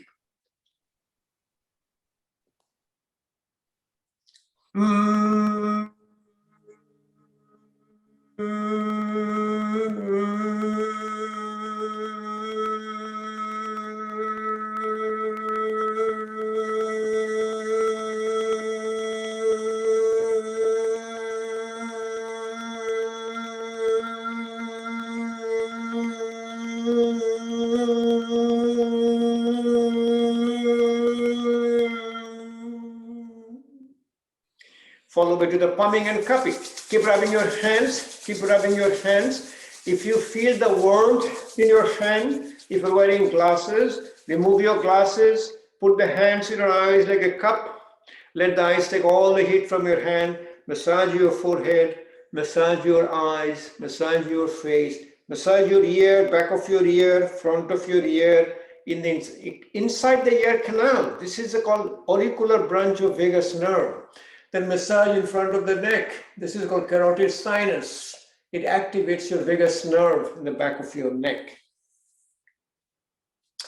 Slowly, what you incorporate, that called breath holding. In yogic tradition, breathing in is called a puraka. Breath holding is called kumbhaka.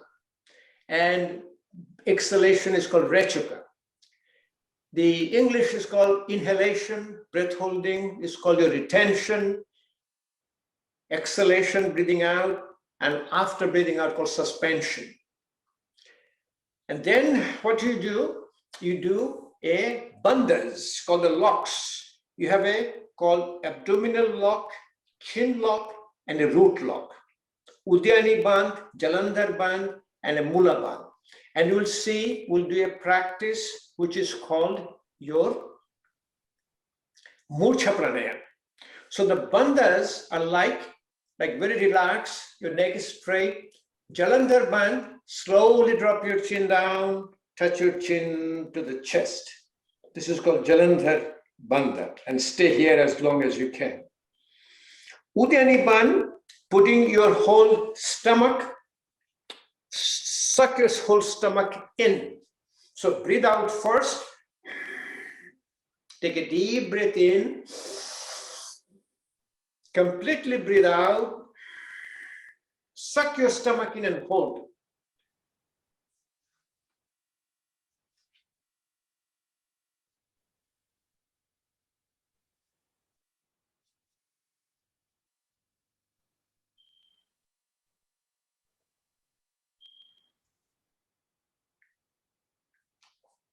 You do it gently. This is breath holding in exhalation. So slowly and slowly you build up. You do breath holding in inhalation, which is called Murcha Pranayama. Murcha Pranayama is you breathe out first, take a deep breath in, hold it, and do a chin lock, Jalandhar Bandha. Murcha means unconscious. It is so powerful practice. It will make you, especially people with post-COVID-19. Let me show it to you. Put my hand on an Adhi Mudra, very relaxing. Breathe out first. Take a deep breath in. Hold your breath. Slowly drop your chin down. Touch your chin to the chest and keep counting how long you can hold it.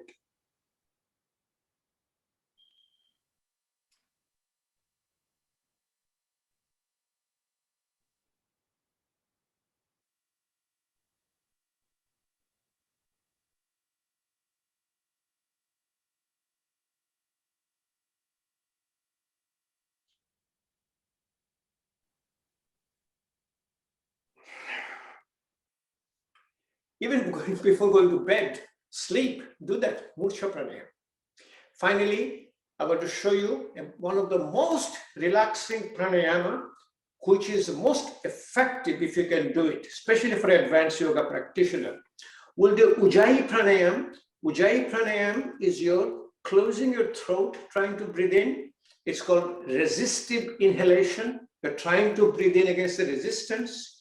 With that, you will develop a Uddiyani Bandha. During that time, you're so relaxed, your stomach will go in. Then you will do a chin lock called Jalandhar Bandha. And during Jalandhar Bandha, remember Jalandhar Bandha, you stimulate your carotid sinuses, it relaxes. Then what you do a left nostril breathing. Left nostril breathing is called Chandra Bhedi Pranayama, or it is a cooling or parasympathetic pranayama. So let me show it to you one time to what it looks like. First, breathe out first. Take a deep breath in. Completely breathe out.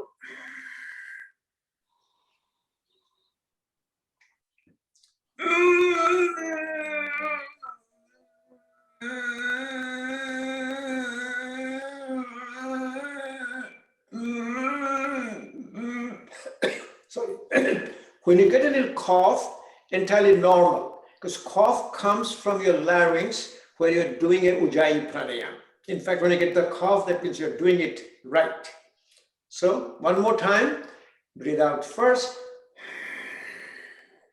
Deep breath in.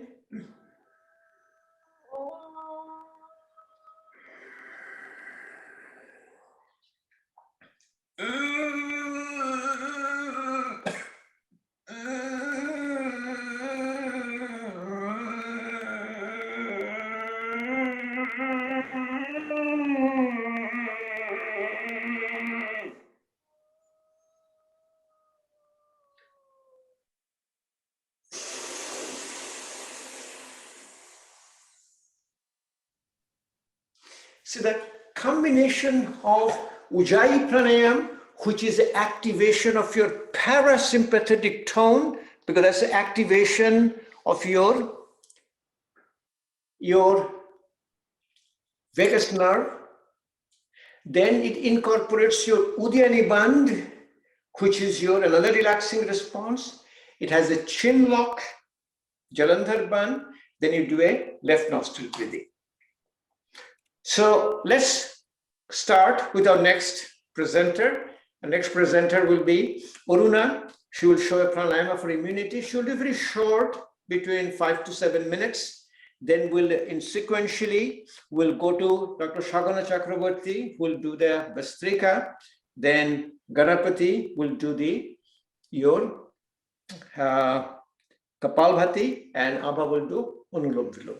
So let's go ahead and start. Aruna, I'm going to, Ravi, if you're spotlighting me, you can go to Aruna, beautiful, spotlight Aruna.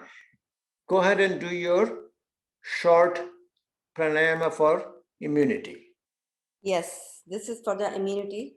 So this is called, you take your left hand and make a Surya Mudra. So your ring finger is touching the pad of your palm, the left hand, and you're making a 90-degree angle with your elbow. The right hand will be closing your right nostril. So you will be breathing only from the left nostril. And then the breath will be even inhale, even exhale again, like this. But focus at the forehead, and you can close your eyes. But before you close your eyes, you bring the tongue to the roof of your mouth, and just keep pressing that to the roof of your mouth and focus at the third eye. And we'll do this breath work for 2 minutes, and then we'll do the disease-free meditation. So it comes together. So let's do this and start now. Inhaling and exhaling evenly through the left nostril. So your index finger is closing your right nostril, right hand. And the left hand is 90-degree angle, and you're making a Surya Mudra. The ring finger is touching the pads of your palm, and all the other fingers are pointing up towards the sky.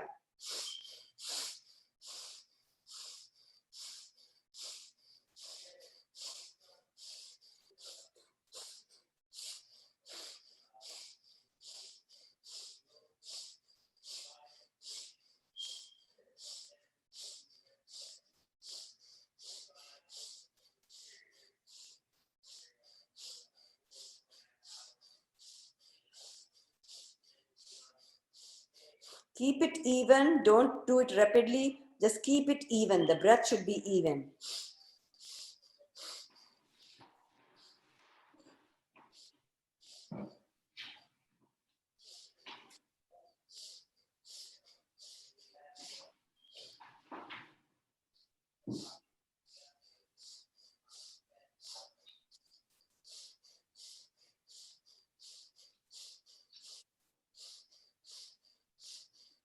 Now inhale, hold your breath, and bring your hands and clasp your hand right in front of your chest and hold your breath. Suspend your breath right there. And pull your hand away from each other. Like your chest is broadening here and you're holding the breath, maybe just 10 to 15 seconds. Keep pulling your hands away from each other.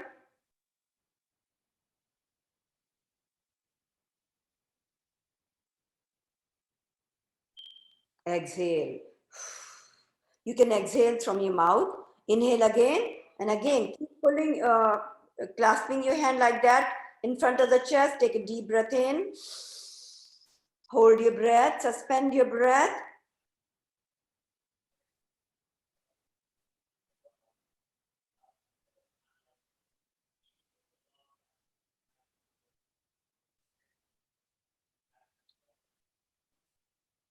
And exhale one last time. Take a deep breath in again. Keep pulling your hands away from each other. Hold your breath. Last time, hold as long as you can.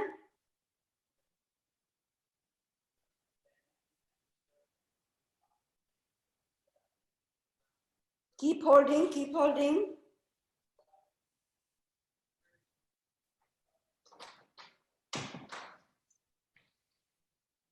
And exhale, relax. Take your hands over your head and just open and close your fingers.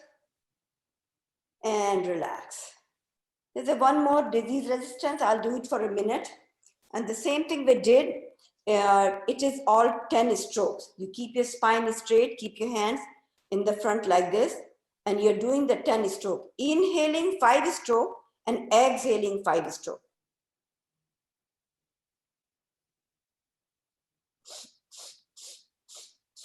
Five stroke and then exhaling 5 stroke. Again, inhaling 5 stroke and then exhaling through the nostril 5 stroke. So this is, we are doing it for a minute, and keep your hand and concentrate the energy between your hands. Okay, let's do it just for a minute. Inhale 5 stroke and exhale 5 stroke with the hand movement like that.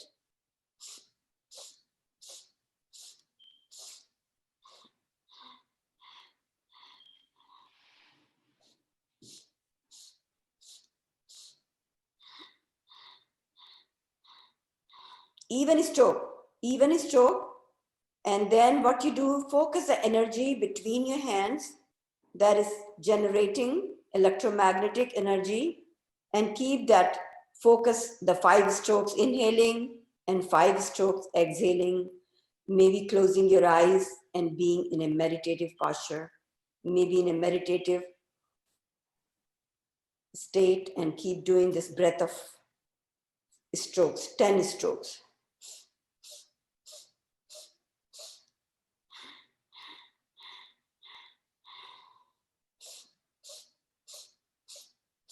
Just a little bit more.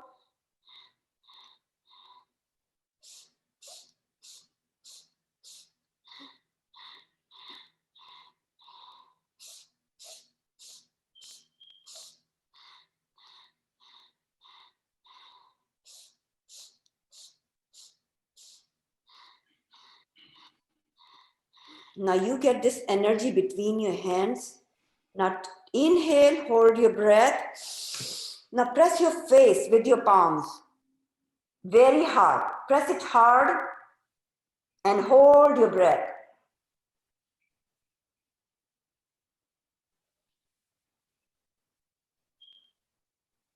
Exhale, inhale again. Take your hands and press your chest very hard, and hold your breath.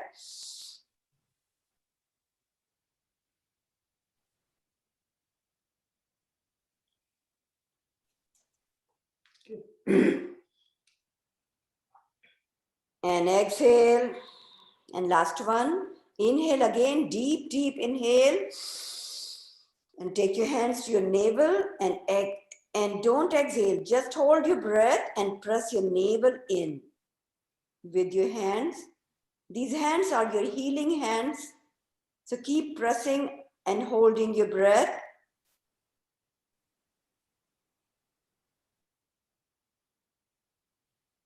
And exhale.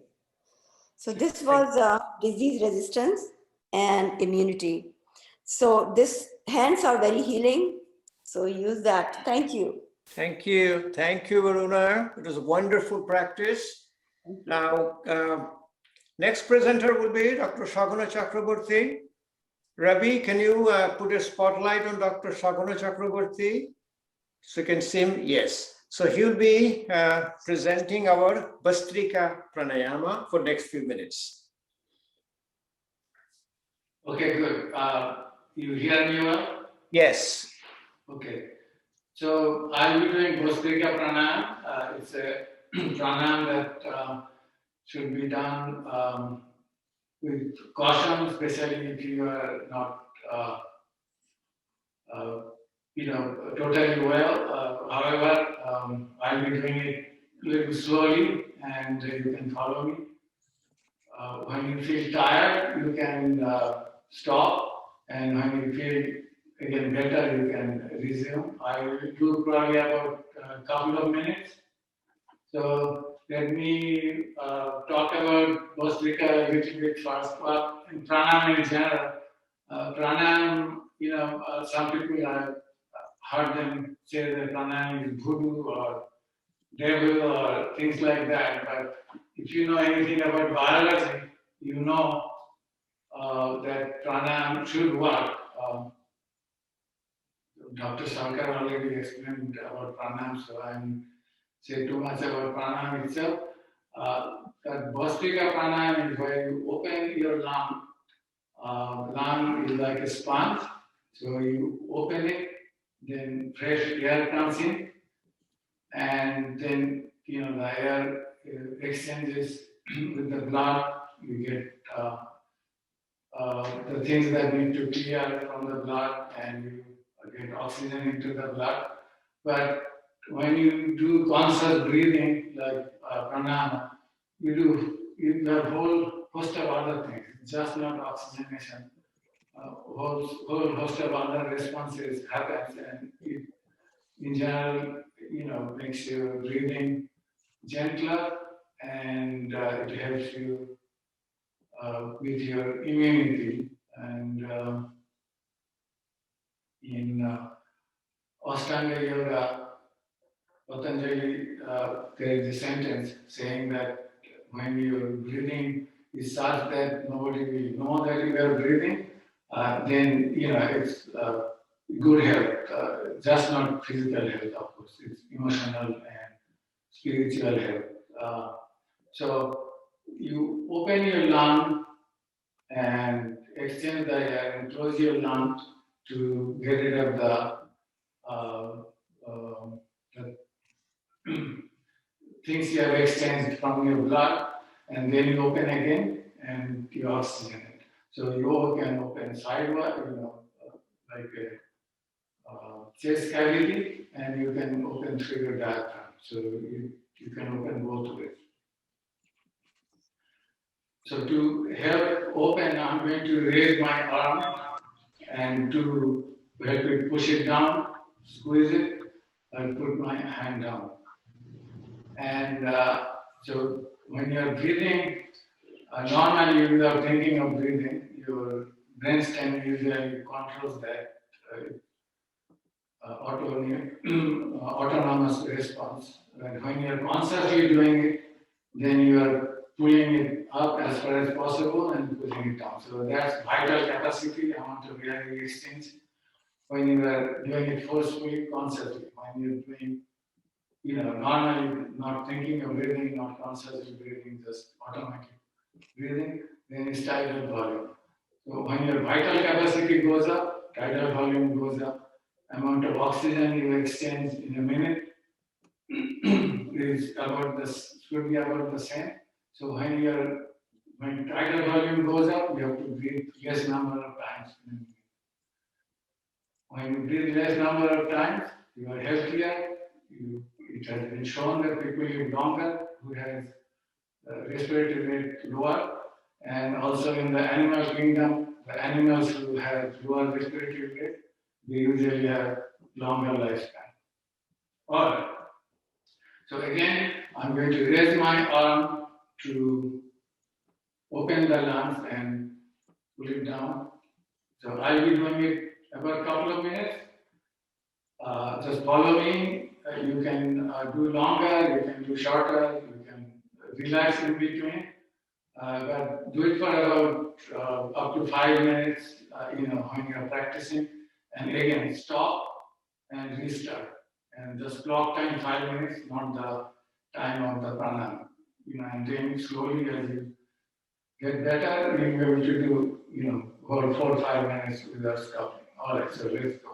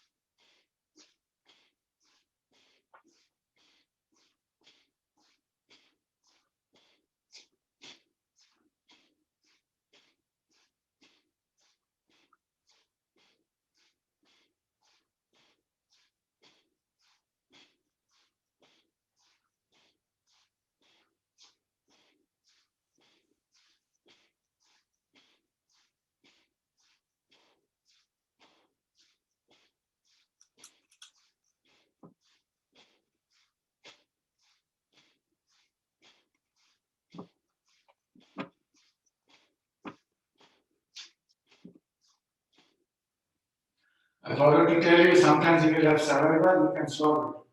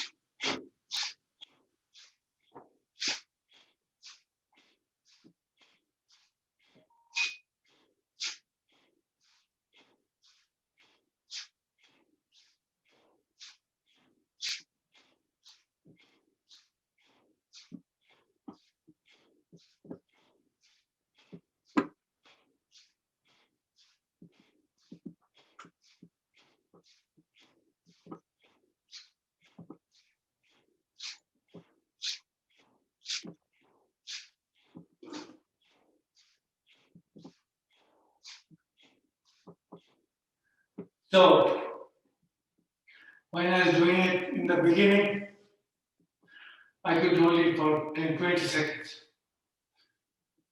So this pranayama, because you practice your vital capacity, it increases with time.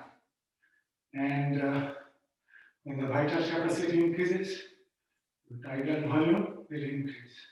And your respiratory rate will go down. Okay, thank you. Thank you, Dr. Chakraboty. It was a wonderful. Let me do the Sankha Pranam for a couple of minutes. What? Sankha. Oh, okay. Shankha, go ahead. Go ahead. Yeah, you told me to do Sankha Pranam. Sure. So, Sankha Pranam is blowing the conch shell. When you blow against resistance, it opens, it keep your chest open as you're trying to close it. So it will exercise your bronchioles, which are small tubes through which air goes in, and also it will have your rib cage, in tone, because you're trying to close it at the same time you're pushing it out.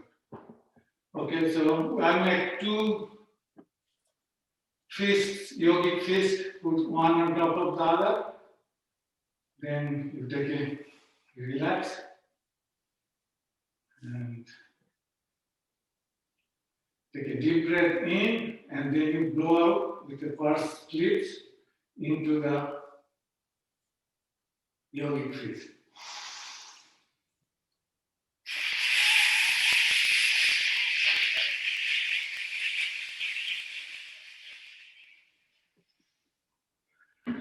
It is like going the concept like the ladies did in the morning, and you can do it few times. They can take a deep breath in, breathe out, and take another one in.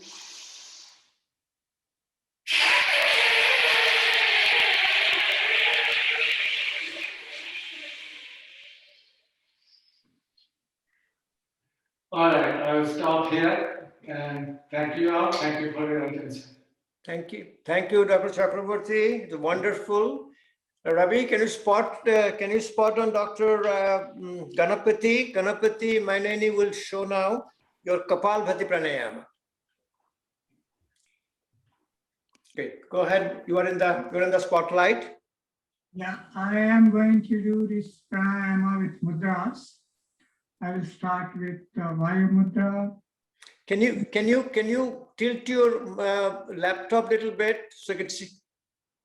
We're seeing too many high, because you will be doing all sitting down. So tilt it, yes.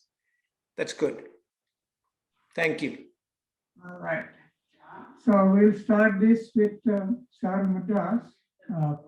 Basically, we are going out each time. This will be Vaya Mudra. Your index finger is touching your thumb.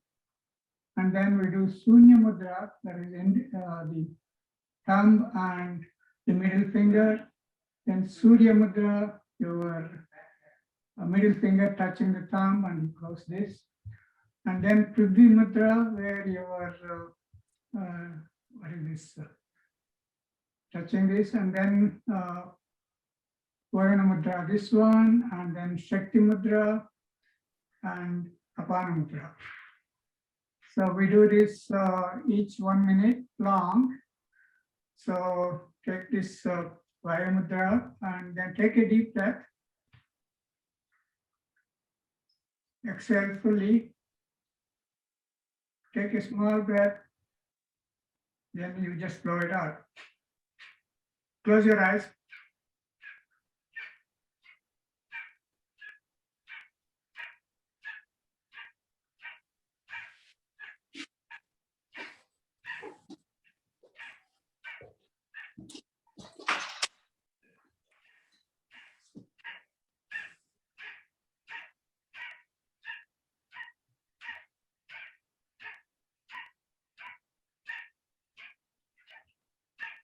When you're actually exhaling, you feel that everything is coming through out. You can feel the sensation in your whole body.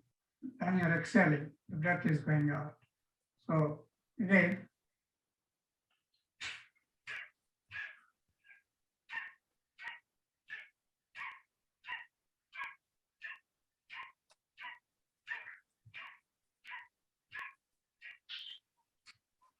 Next, Sunya Mudra.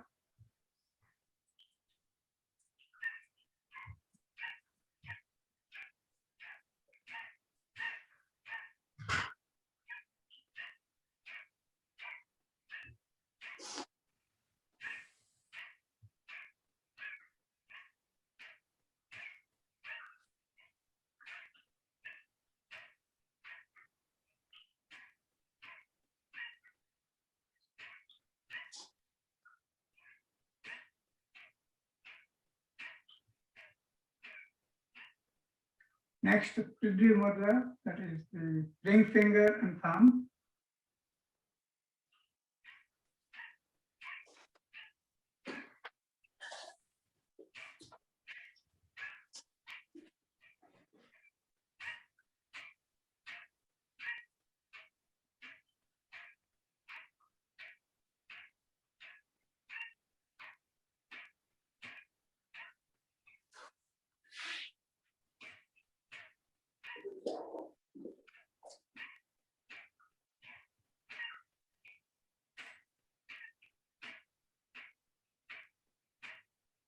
Next is the Varuna Mudra, that is the little finger and thumb. So only you're moving your diaphragm up while you're exhaling. The body will be still.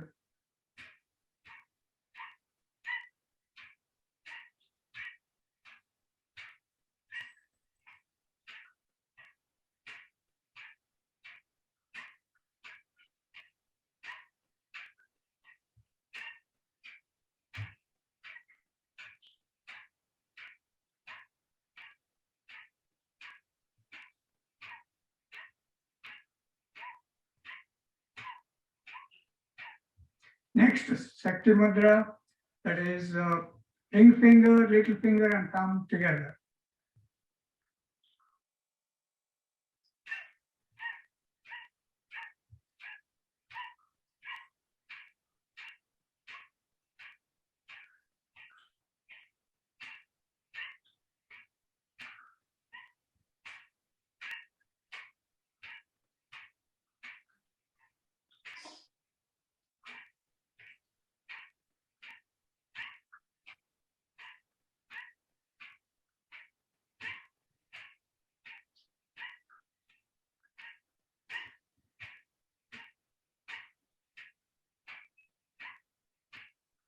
Next, ring finger, middle finger, and the thumb.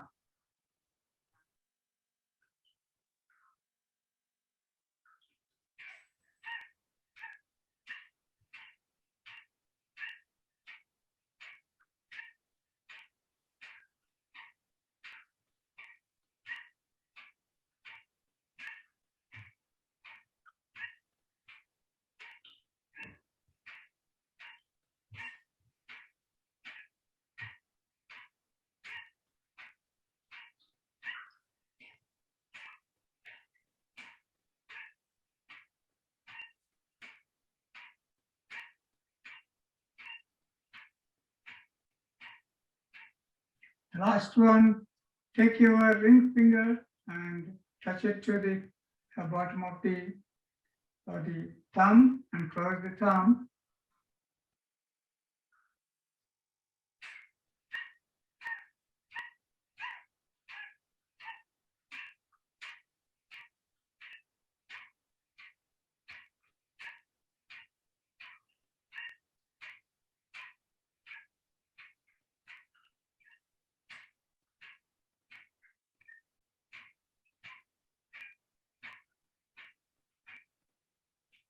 Yeah, I think that's all.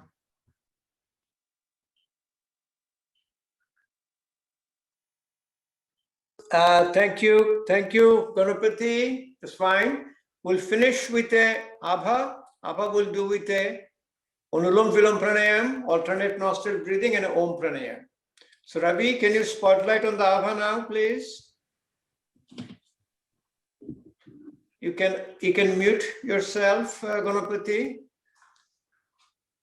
Ravi, can you hear me? Can you do in the Abha? Yeah, I'm waiting for a video from Abha Auntie Video from Abha. to turn on her camera. Abha is, where is Abha? Is here. Let me see.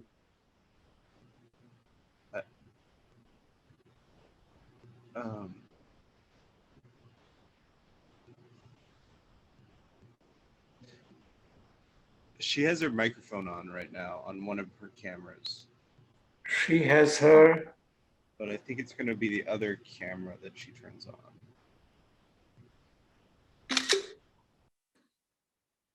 That's okay. I can turn this camera on. Can you hear me? Yes, we can hear you. Okay. But he cannot. Spotlight you. Yes. Here we go. Got it. Here we go. I got it. So it's a Anulom Vilom Pranayama and Om Pranayama. All right, so here we are, everyone, again.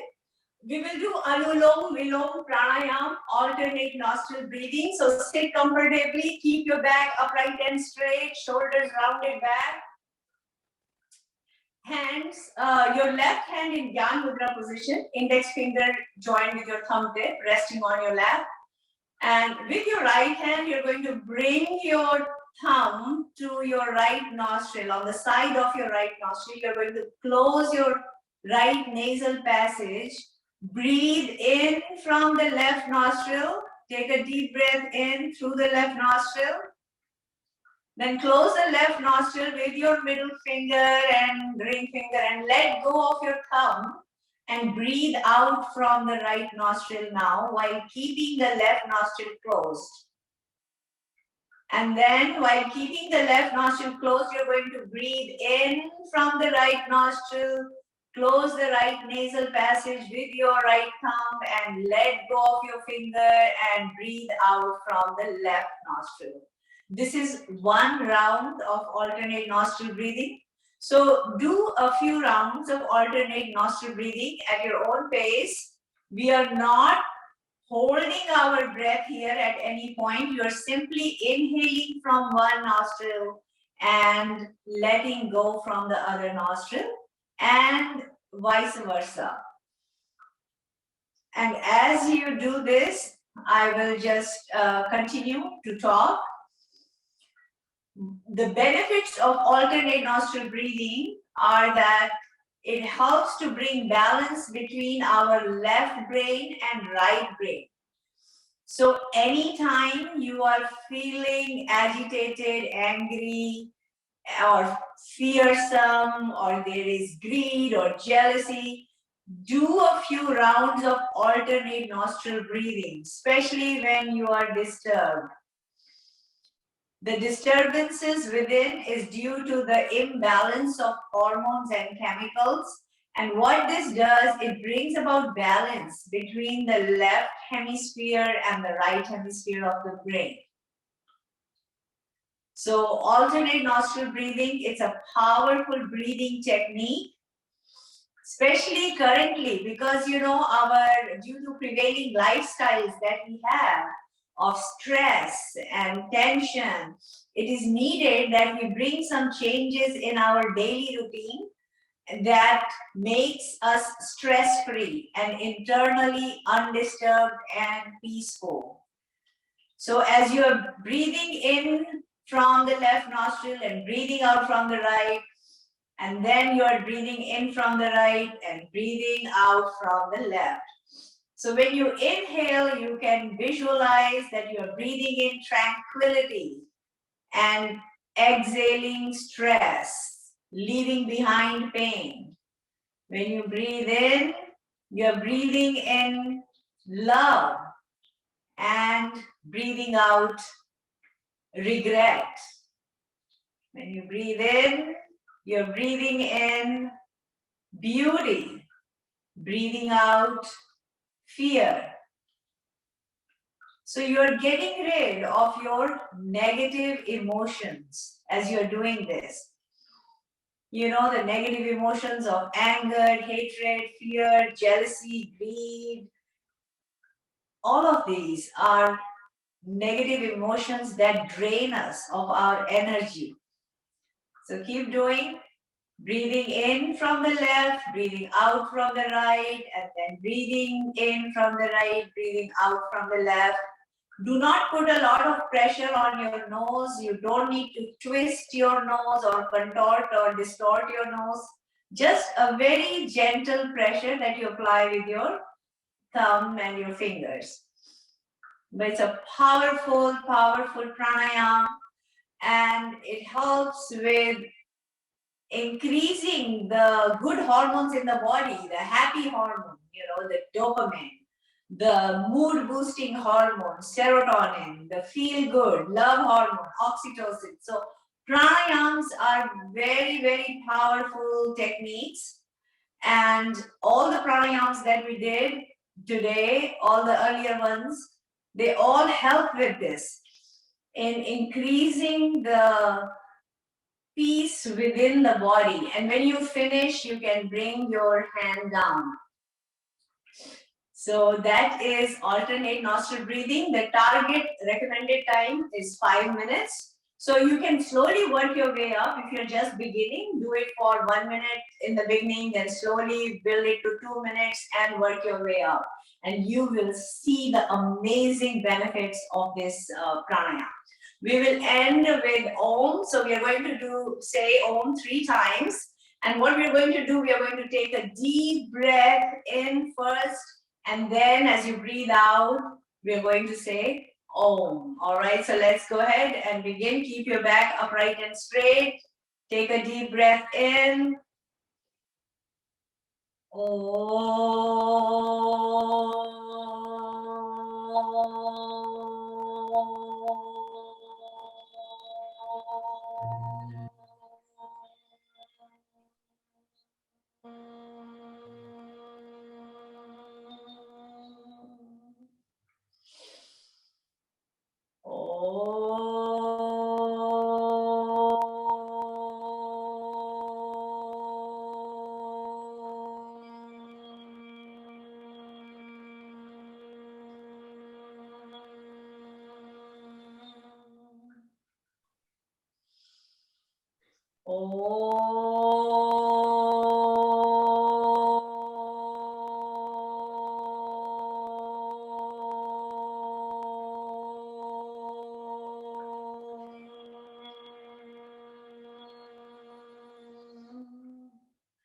Bring your hands together, rub your palms, feel the heat in your hands, and then put them over your face, slowly massaging over your facial muscles, your forehead, your temples, your cheeks, under your eyes, and then take the hands on your scalp and just do a gentle massage, stimulating blood circulation as you do that.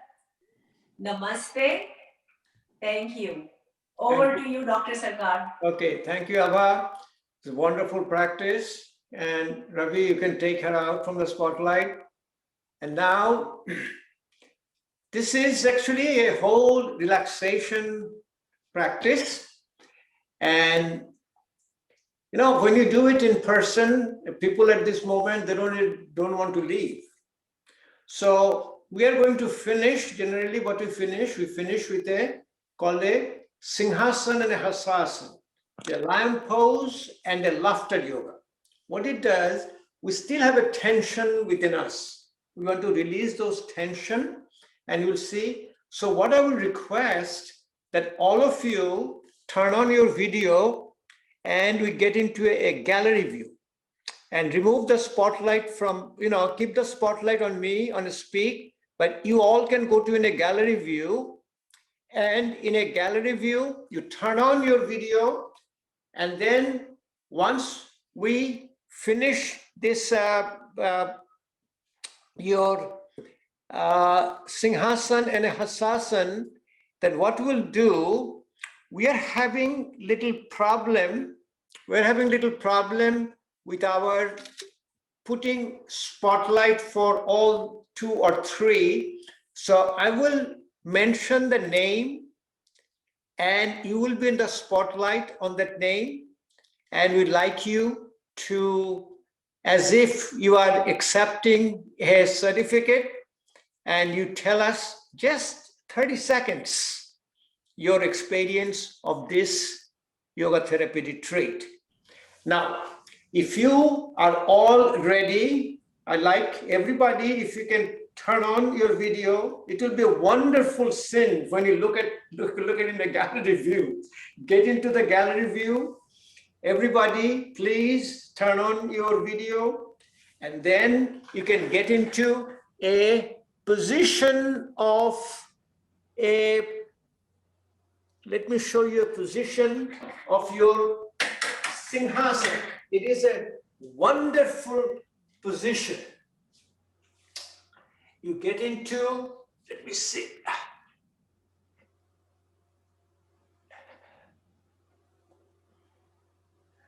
Okay. No, I need to, sorry, to get up a little bit. So what you will do, you will get into a lion pose. You get into a lion pose. Something happened here, just 1 second, please.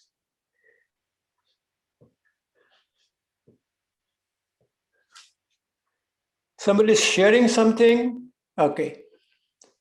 So we'll all get into a lion pose, and then we'll do a Hasasana. Then each of us will give a little bit of a 30-second statement to a participant. You can unmute, or you can do that.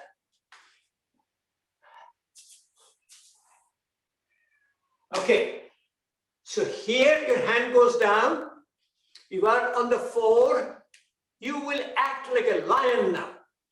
You will look high up, stick your tongue out, and roar like a lion. We'll do it 5 times. We have done it in the past, and see how wonderful it is.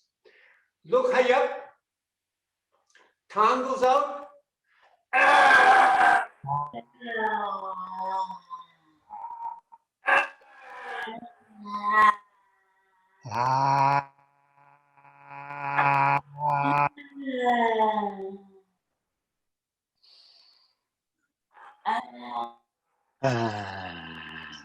All the tensions are coming out. Get into laughter.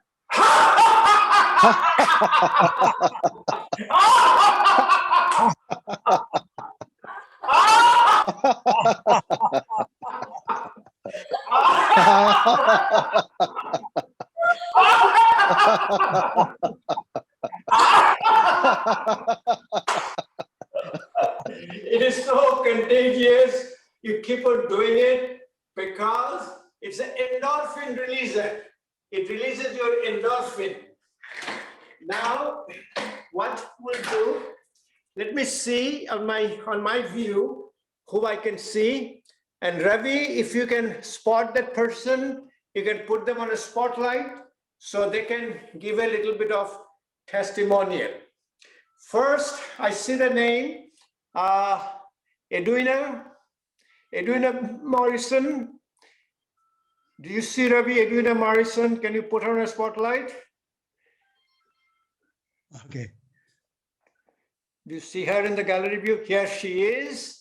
Yeah. Edwina, say a few words about this session. What do you think? Thank you. It's good to see old friends that I practiced with for years.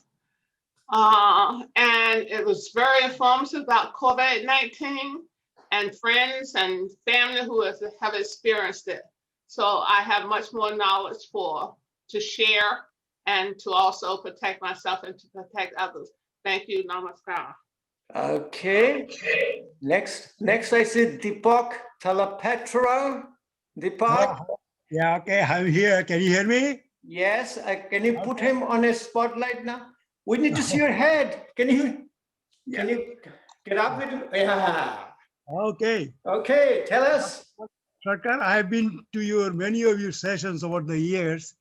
You used to come to Durga temple, but with all these things going on, temple was closed, so we didn't see you, but it was wonderful to be participating in the session here today and learn about several new things and all the wonderful talks by various people.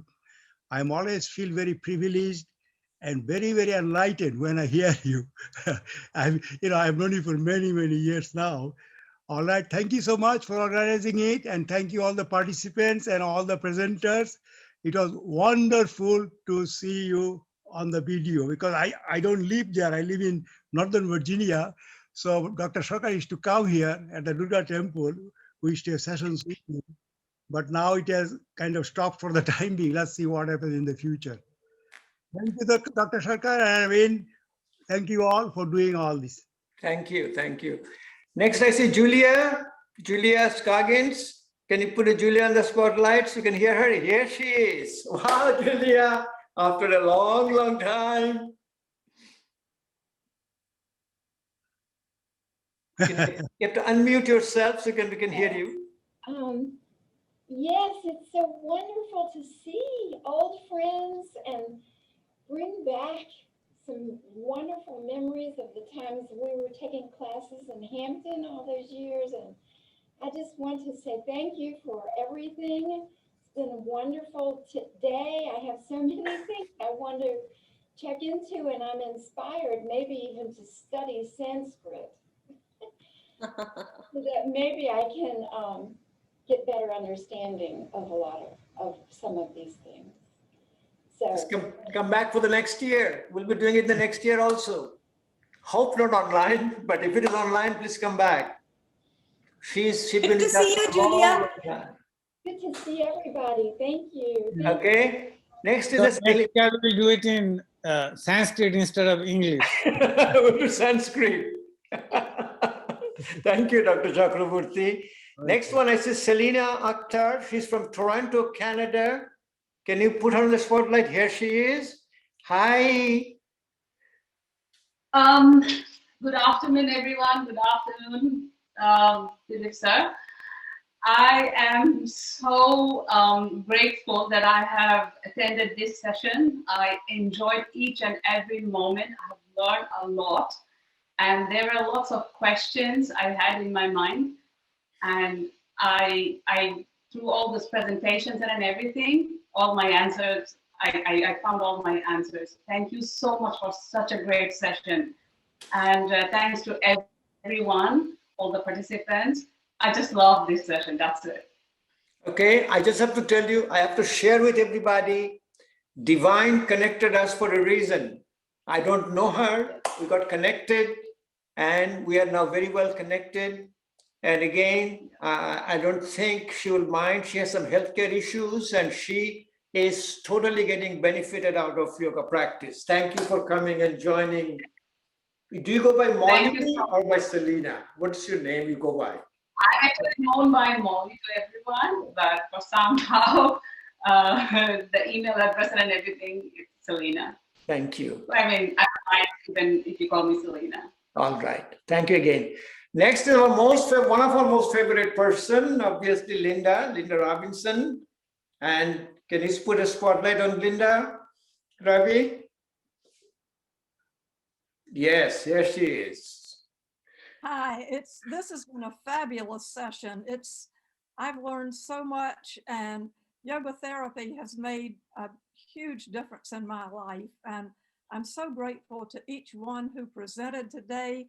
And it's so good to see all of you I've seen in person before. So thank you so much for everything and for this wonderful session.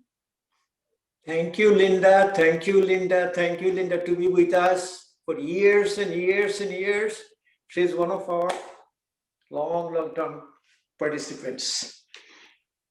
Please keep coming back. Next, we have Kelly Wilshire. Can you spotlight on Kelly, please? Here she is. Nice seeing you. Yes, thank you. Good to see everybody.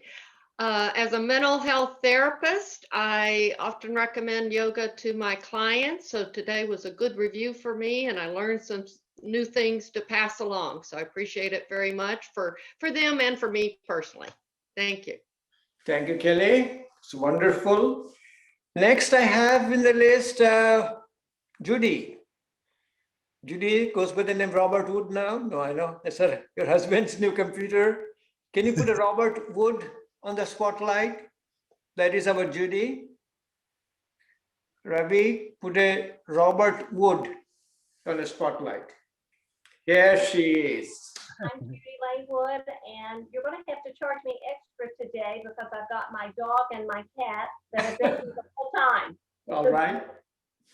The presenters were wonderful. The information gathered today and disseminated is nothing but hopeful, keeping us calm and giving us the future. Thank you. Okay. Next I have here Lakshmi Chaudhary. Yes. Hi. Yes. Let's we just go ahead to spotlight her. It says LAKC. Ravi, can you spotlight her? Yes, here she is. Tell us about you first. Where are you physically located? I'm in Newport News, Hampton, Virginia. So I go to the Pocosin Clubhouse, the ones that you had at the Pocosin Clubhouse, the sessions there. But that was more like 9 years ago. But I'm a medical practitioner, MD, and this has been very helpful to go back and useful information to look up on PubMed and to use and just personally use and to share with friends. So thank you so much for this session. We are just next door neighbor, Abha, myself. So please shoot us an email and please keep on connecting with us. Mm-hmm. Okay, you have our email addresses, hopefully. Yes. If not, you'll get it. Okay, so thank you for joining and keep in touch. Will do. Okay, who else we have here now? Anil, we have Anil Sarkar. Can you spotlight on Anil now? Here he is, Anil. Here is a man from San Francisco, waking up 5 o'clock in the morning to join us. Yes, I did. So I was so excited about this workshop. I was looking forward. And, I went to bed early in the night yesterday to wake up in the morning, get ready for the yoga practice. Thank you, Dr. Sarkar, Dilip ji. It's a wonderful session. So all the presenters are very great. And all the practices, it's nice blend of practice and the knowledge. And one takeaway for me is I live in San Francisco Bay Area, as Dr. Dilip ji mentioned. I'm a yoga practitioner. I can incorporate some of these practices into my my daily routine. Many of them I do practice, but it will help me to refine my practice to get the maximum benefit of these practices. And I'm yoga teacher, yoga therapy teacher. I can incorporate some of these practices into my teachings, and I'm a yoga educator. So definitely some of those aspects we can bring into our yoga education. Thank you very much for wonderful work you have been doing. Your entire team, who are all presenters. Everyone is unique and great. There's something I can take it from the teaching. Anil, Again, thank you very much for organizing Anil, it. don't go away, don't go away, Anil. Just stay here. Will you please tell a little bit about your organization, Yoga Bharati, and its connection to SVSA and the Yoga University? You are doing the Masters in Yoga. He's doing a Masters MSc in Yoga now in the first Yoga University outside India. Please tell us a little bit about it, Anil. Okay, thank you for granting me that additional time. Definitely, I'll do that. I founded a organization called as Yoga Bharati. Yoga is, all of you know the name Yoga, what is Yoga is, and Bharati is another name for India is Bharat. So the knowledge coming from India is Bharat. That's name of Yoga Bharati, and we are inspired by Vivekananda Yoga Anusandhana Samsthana. We are shortly called as VASA. So Dr. Dilip Sarkar he referred to that institution. It's one of the premier yoga institution with 30-year standing. One of the pioneer university with a lot of 200 plus PubMed papers published in PubMed and other journals. Dr. Sarkar mentioned about iJoy is one of their journal, and we are representing VASA in US. Basically, we have about 5-6 chapters. We are non-profit organization. I dedicate my time 100% volunteering myself to Yoga Bharati. We are in yoga education. We are Yoga Alliance RYT 500 certified, and also we are IAYTs. Our CYT program is created to IAYT. So we offer both RYT 500, 200, 500 program, and also IAYT Yoga Therapy Certification Program, which is our VASA Yoga University program. And I myself is, of course, I hold my job for my day living. I'm engineer, and by profession, I'm trained engineer. I'm heading one of the R&D division of IT company here in Bay Area. But my weekend and evenings, nights, I dedicate myself for yoga services. And we have about 700 trained yoga teachers in Bay Area, and we have about 60 yoga therapy teachers certified by IAYT. So I've been knowing Dr. Dilip Sarkar and Adarsh Deepak for many, many years. They're wonderful people. They support us in all our activities, guidance, and the mentorship. It's a wonderful journey, I can say. And we are here to serve the community. We are working with a lot of therapy people with cancer treatment, COVID, hypertension, diabetes. You name any diseases which is psychosomatic ailment.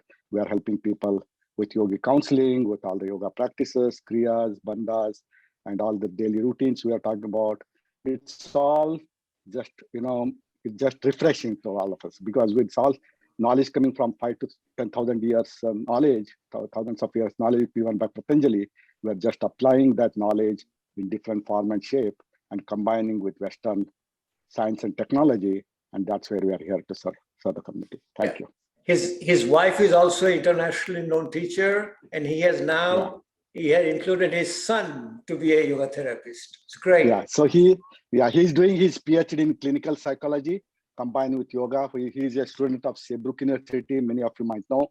And other one thing I forgot to mention is VASA is a university in India. So recently we started a yoga university outside India. First yoga university outside India called is Vayu, Vivekananda Yoga University. I'm fortunate to be one of the first students to do a master's in yoga science studies. And that was my dream, to do the master's in yoga science, and the dream come true.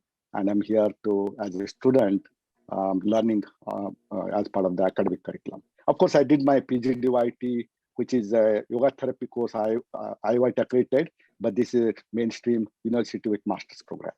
Thank you. Thank you. Thank you, Anil. It's wonderful. I want to say one thing, just so other people can get to know. We did a conference workshop in Palo Alto in 2013, And that was to do for travel, going outside the Earth, for people traveling to Mars, for instance.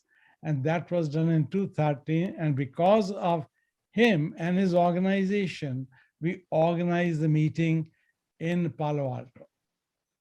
So I wanted to bring that up. And we are still. Thank you. Yeah. And Adarsh Deepak ji and Dilip Sarkar ji, they supported us. This was our 10th anniversary yoga conference and also 25th anniversary of Vivekananda Yoga University. So that's how we got connected, and our journey continued and will continue. Thank you. Okay. Thank you. It's wonderful. I see Shikha Sarkar, but goes by the name Mandira, but his video is off. Shikha, are you here? Shikha Sarkar. Yes, I'm here, Dr. Sarkar. And your video is off. Can you? My video is not working. Video not working. So you go ahead and tell us a little bit. Okay. First of all, I want to thank all of the presenters. It was a tremendous presentation that I've been for the first time exposed to. Dr. Sarkar, you have been an inspiration during our golden years. And I must admit, even though we started our interactions during my Hampton days when I was in my professional life, but I was fortunate to be in touch with you through these online interactions now. And before also, I have attended a few of your in-person presentations. Today's presentations were really beautiful. The sessions were excellent and instructive. I hope I can continue these lessons through either online or in person, whether I'm in Gaithersburg, whether it's locally or in the neighborhood, somewhere near Virginia or Baltimore. Thank you again for making this presentation happen. Okay. See you soon. Thank you. Thank you again, Shikha. We have Ann Chen. Her video is also off, but she's one of our very long-term practitioner. Ann, are you with us? Ann Chen. We can hear from her. And I see her, but I don't see her video on. So, hello, how are you, everyone? Okay, we can hear you now. Go ahead. Okay, hi. Let's see the video. Let me see the video. Video Why on. video? Let me see the video. Okay, to video. Okay, let me see the video. Let me see the invite. No, invite video. How come I don't have? For some reason, my video is not a video. I don't know what's wrong. Video. Okay, just go ahead and say how do you? Oh, okay. Yes, it's always it's so wonderful to see all the teachers and learn so much good information. And the only thing, it's getting later. The only thing I want to say, the inner peace and enjoyment we can gather from the retreat. It's nothing can be trade off for those inner peace and the inner enjoyment. Thank you so much for the organization to arrange this wonderful retreat for us. Thanks again, and it's so nice to see everyone, all the friends, and especially the teachers. Yeah, so nice. Yeah, it's so wonderful. Thank you, Anne. Next, I see Martha Williams. Her video is also off, but she's here. Martha, are you with us?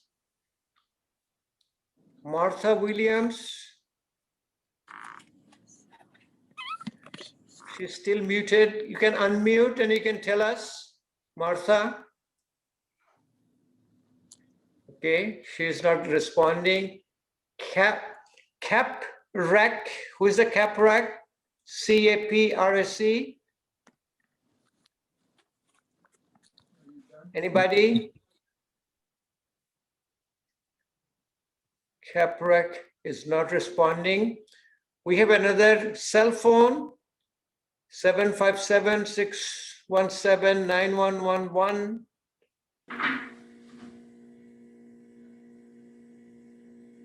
Anybody else we missed in the whole? I can look at a Zoom, I can look at a gallery view. See if we missed anybody. Deepak, few people have left who have joined before. Mandira, Abha, Mandira, I see Kelly, Judy, Martha is not responding, Kaprak, anybody. Any comments from the teachers who presented today? Abha, Saghana, Ganapathi, Aruna, Sastry, the floor is open. We finish at 4:30, we still have a few minutes. So if you want to share anything with us, our teachers, I've been doing all the talking, so now your turn to talk, do the little talking. I want to thank Ravi for the wonderful job that he has done. So I think we should all applaud for Ravi. Give him a big round of applause. Thank you so much, Ravi. Okay. And just in kind, I want to thank all the presenters because, yeah, this has been a wonderful day. I very much appreciate all the insights and you guys putting together the knowledge to share with us. So I just want to let all the participants know Ravi woke up 4:15 this morning in California time. He's from California and he's doing it in West Coast time. And I saw you opened up this morning. Thank you, Ravi, for your dedication, for achievement, and without any technical glitches in Zoom. Every time we do technique. Any comments from anybody else? Shastri? I just want to make a comment. Okay, Ganapathi. Can you spotlight Ganapathi, Ravi? Yeah, 5 bhutas: space, air, fire, water, and earth. So that's where we learn, in India we call 5 bhutas, but China has only 4. They don't have the earth. Did I get it? You get it? I was talking about 5 bhutas in the finger that we do all the mudras. This is space. From space comes air. From air comes fire. From fire comes water and earth and all elements. Yes. So this is very simple to remember. Okay. Thank you. It's wonderful. Anybody else? Shastri, are you here? Shastri wants to say anything? Few words? I will say at the end, let everybody finish. Okay. How about Aruna? Aruna is here. I was just talking about the same thing, just Ganapati ji was telling that about the healing hands, We have so much energy in the hands, we can, with these mudras, we can create the energy and then we can use that to heal people. Sometimes people who are like rishis and they can see the healing hands, they have healing hands. So that was interesting. It's so powerful, extremely powerful. Yeah, Aruna, if you remember, we learned the shloka from Vijaya Stallings. He would always say, Amme Bhagavattaraha. If you remember that everything is in the hand. Everything is in the hand. Yeah. In whole yoga, the concept is the total is called health in your hand. Ayamme hasto Bhagavan, ayamme Bhagavattara. Everything, health in your hand, period.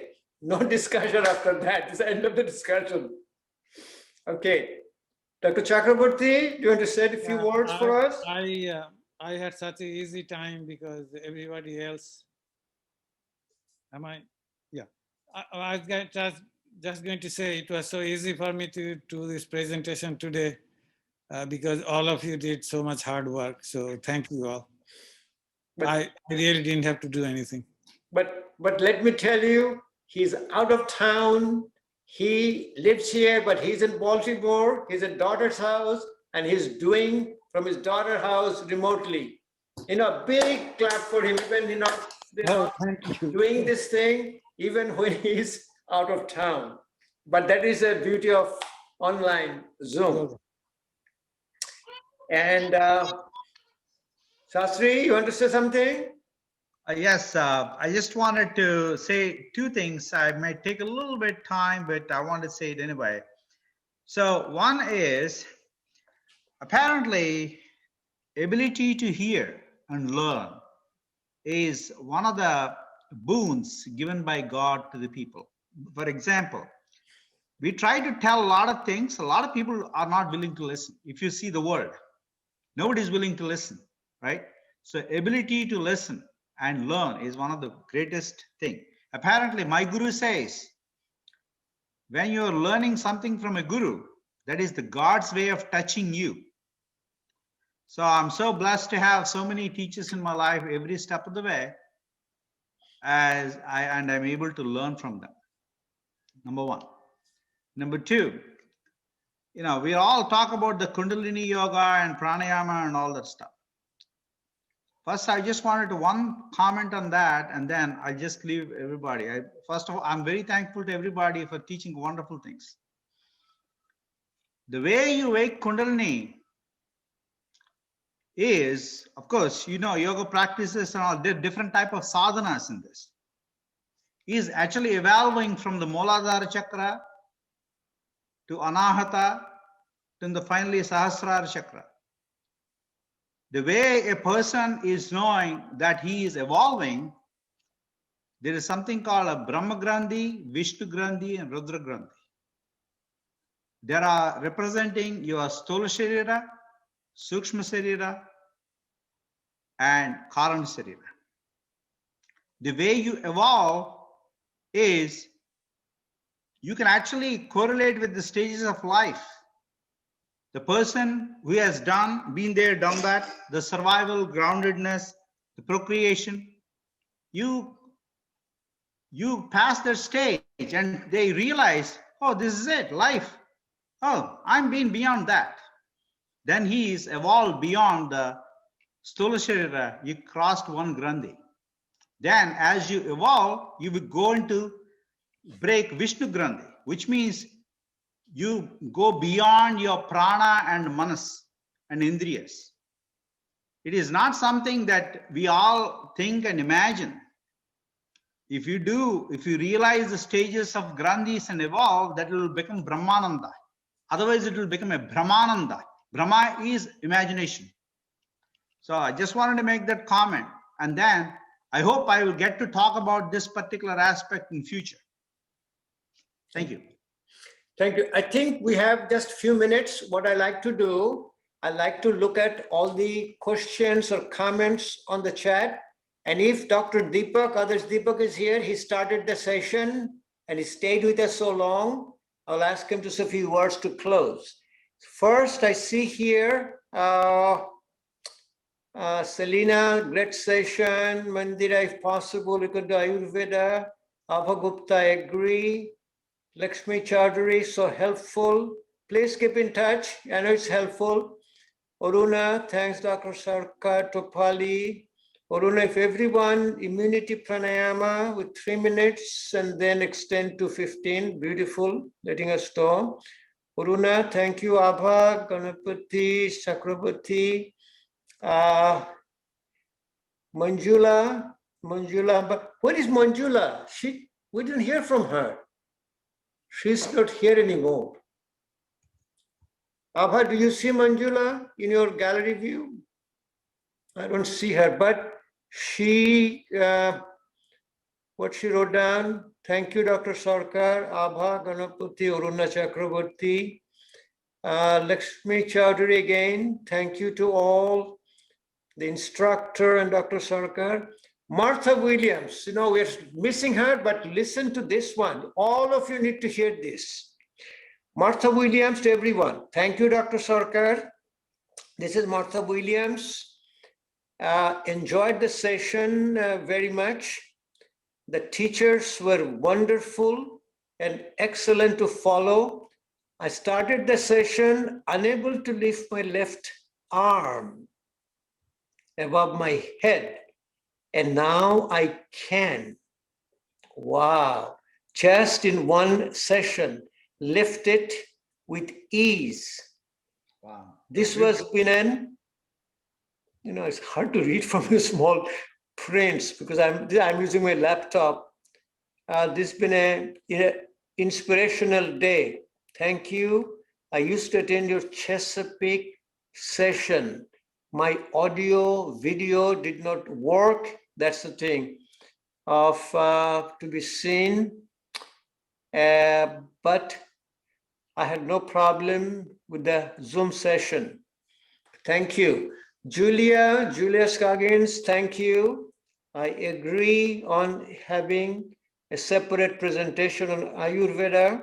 It is so fascinating. Thank you all so much. Wonderful presentation. Thank you so much for all the presenters. Wonderful information that will return to many times to the future. I'm so grateful for you all. So we are exactly 4:26. We have 3 more minutes.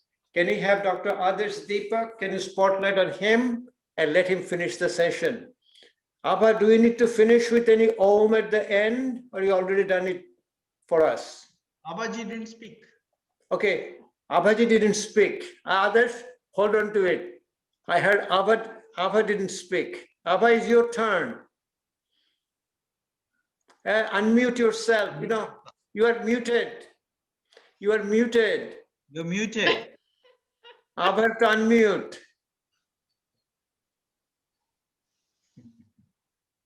All right. You're still muted. Okay.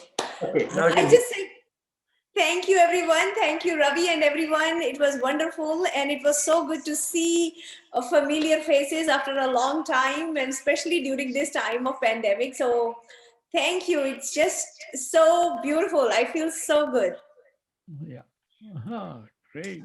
Okay, before Dr. Adarsh Deepak, we just have another comment from Deepak Talapatra. Thank you all, Dr. Sarkar, and all the other presenters. Hopefully we'll be able to see you. Beautiful. Okay, let's put the spot on others. Let's finish it now. We have 2 more minutes. Well, I can tell you this is a very fantastic YTR Yoga Therapy retreat. I have enjoyed it thoroughly. All the presenters did a wonderful job. I learned a lot, and we'll follow up with each of these. I have a few questions and I'll follow up later. But this is a culmination of a long-term dream that I've had for a long time, how we can benefit, how Taksha can help benefit through yoga, particularly in this pandemic situation. And I think you answered a lot of questions and probably helped others who were going through mental, physical, or whatever anxieties they had. I did learn a lot myself. And so I great for Dr. Sarkar himself. He really did a good, gave a good explanation with references and all that stuff. And so I enjoyed it, and I hope everybody else did. And congratulations to everyone. If I had a way to give a certificate, I could. But we'll have a Hall of Fame, so we'll put you on there. Okay, thank you. Dr. Deepak, we see now Mita Chakraboty is here now. She's in her daughter's house. Thank you for joining and blowing the conch shell for us. This is the positive side of COVID-19. We are connecting from all over the world, and this is a wonderful experience. We'll be doing it again next year, hopefully in person, if not again on online. Maybe we get used to online.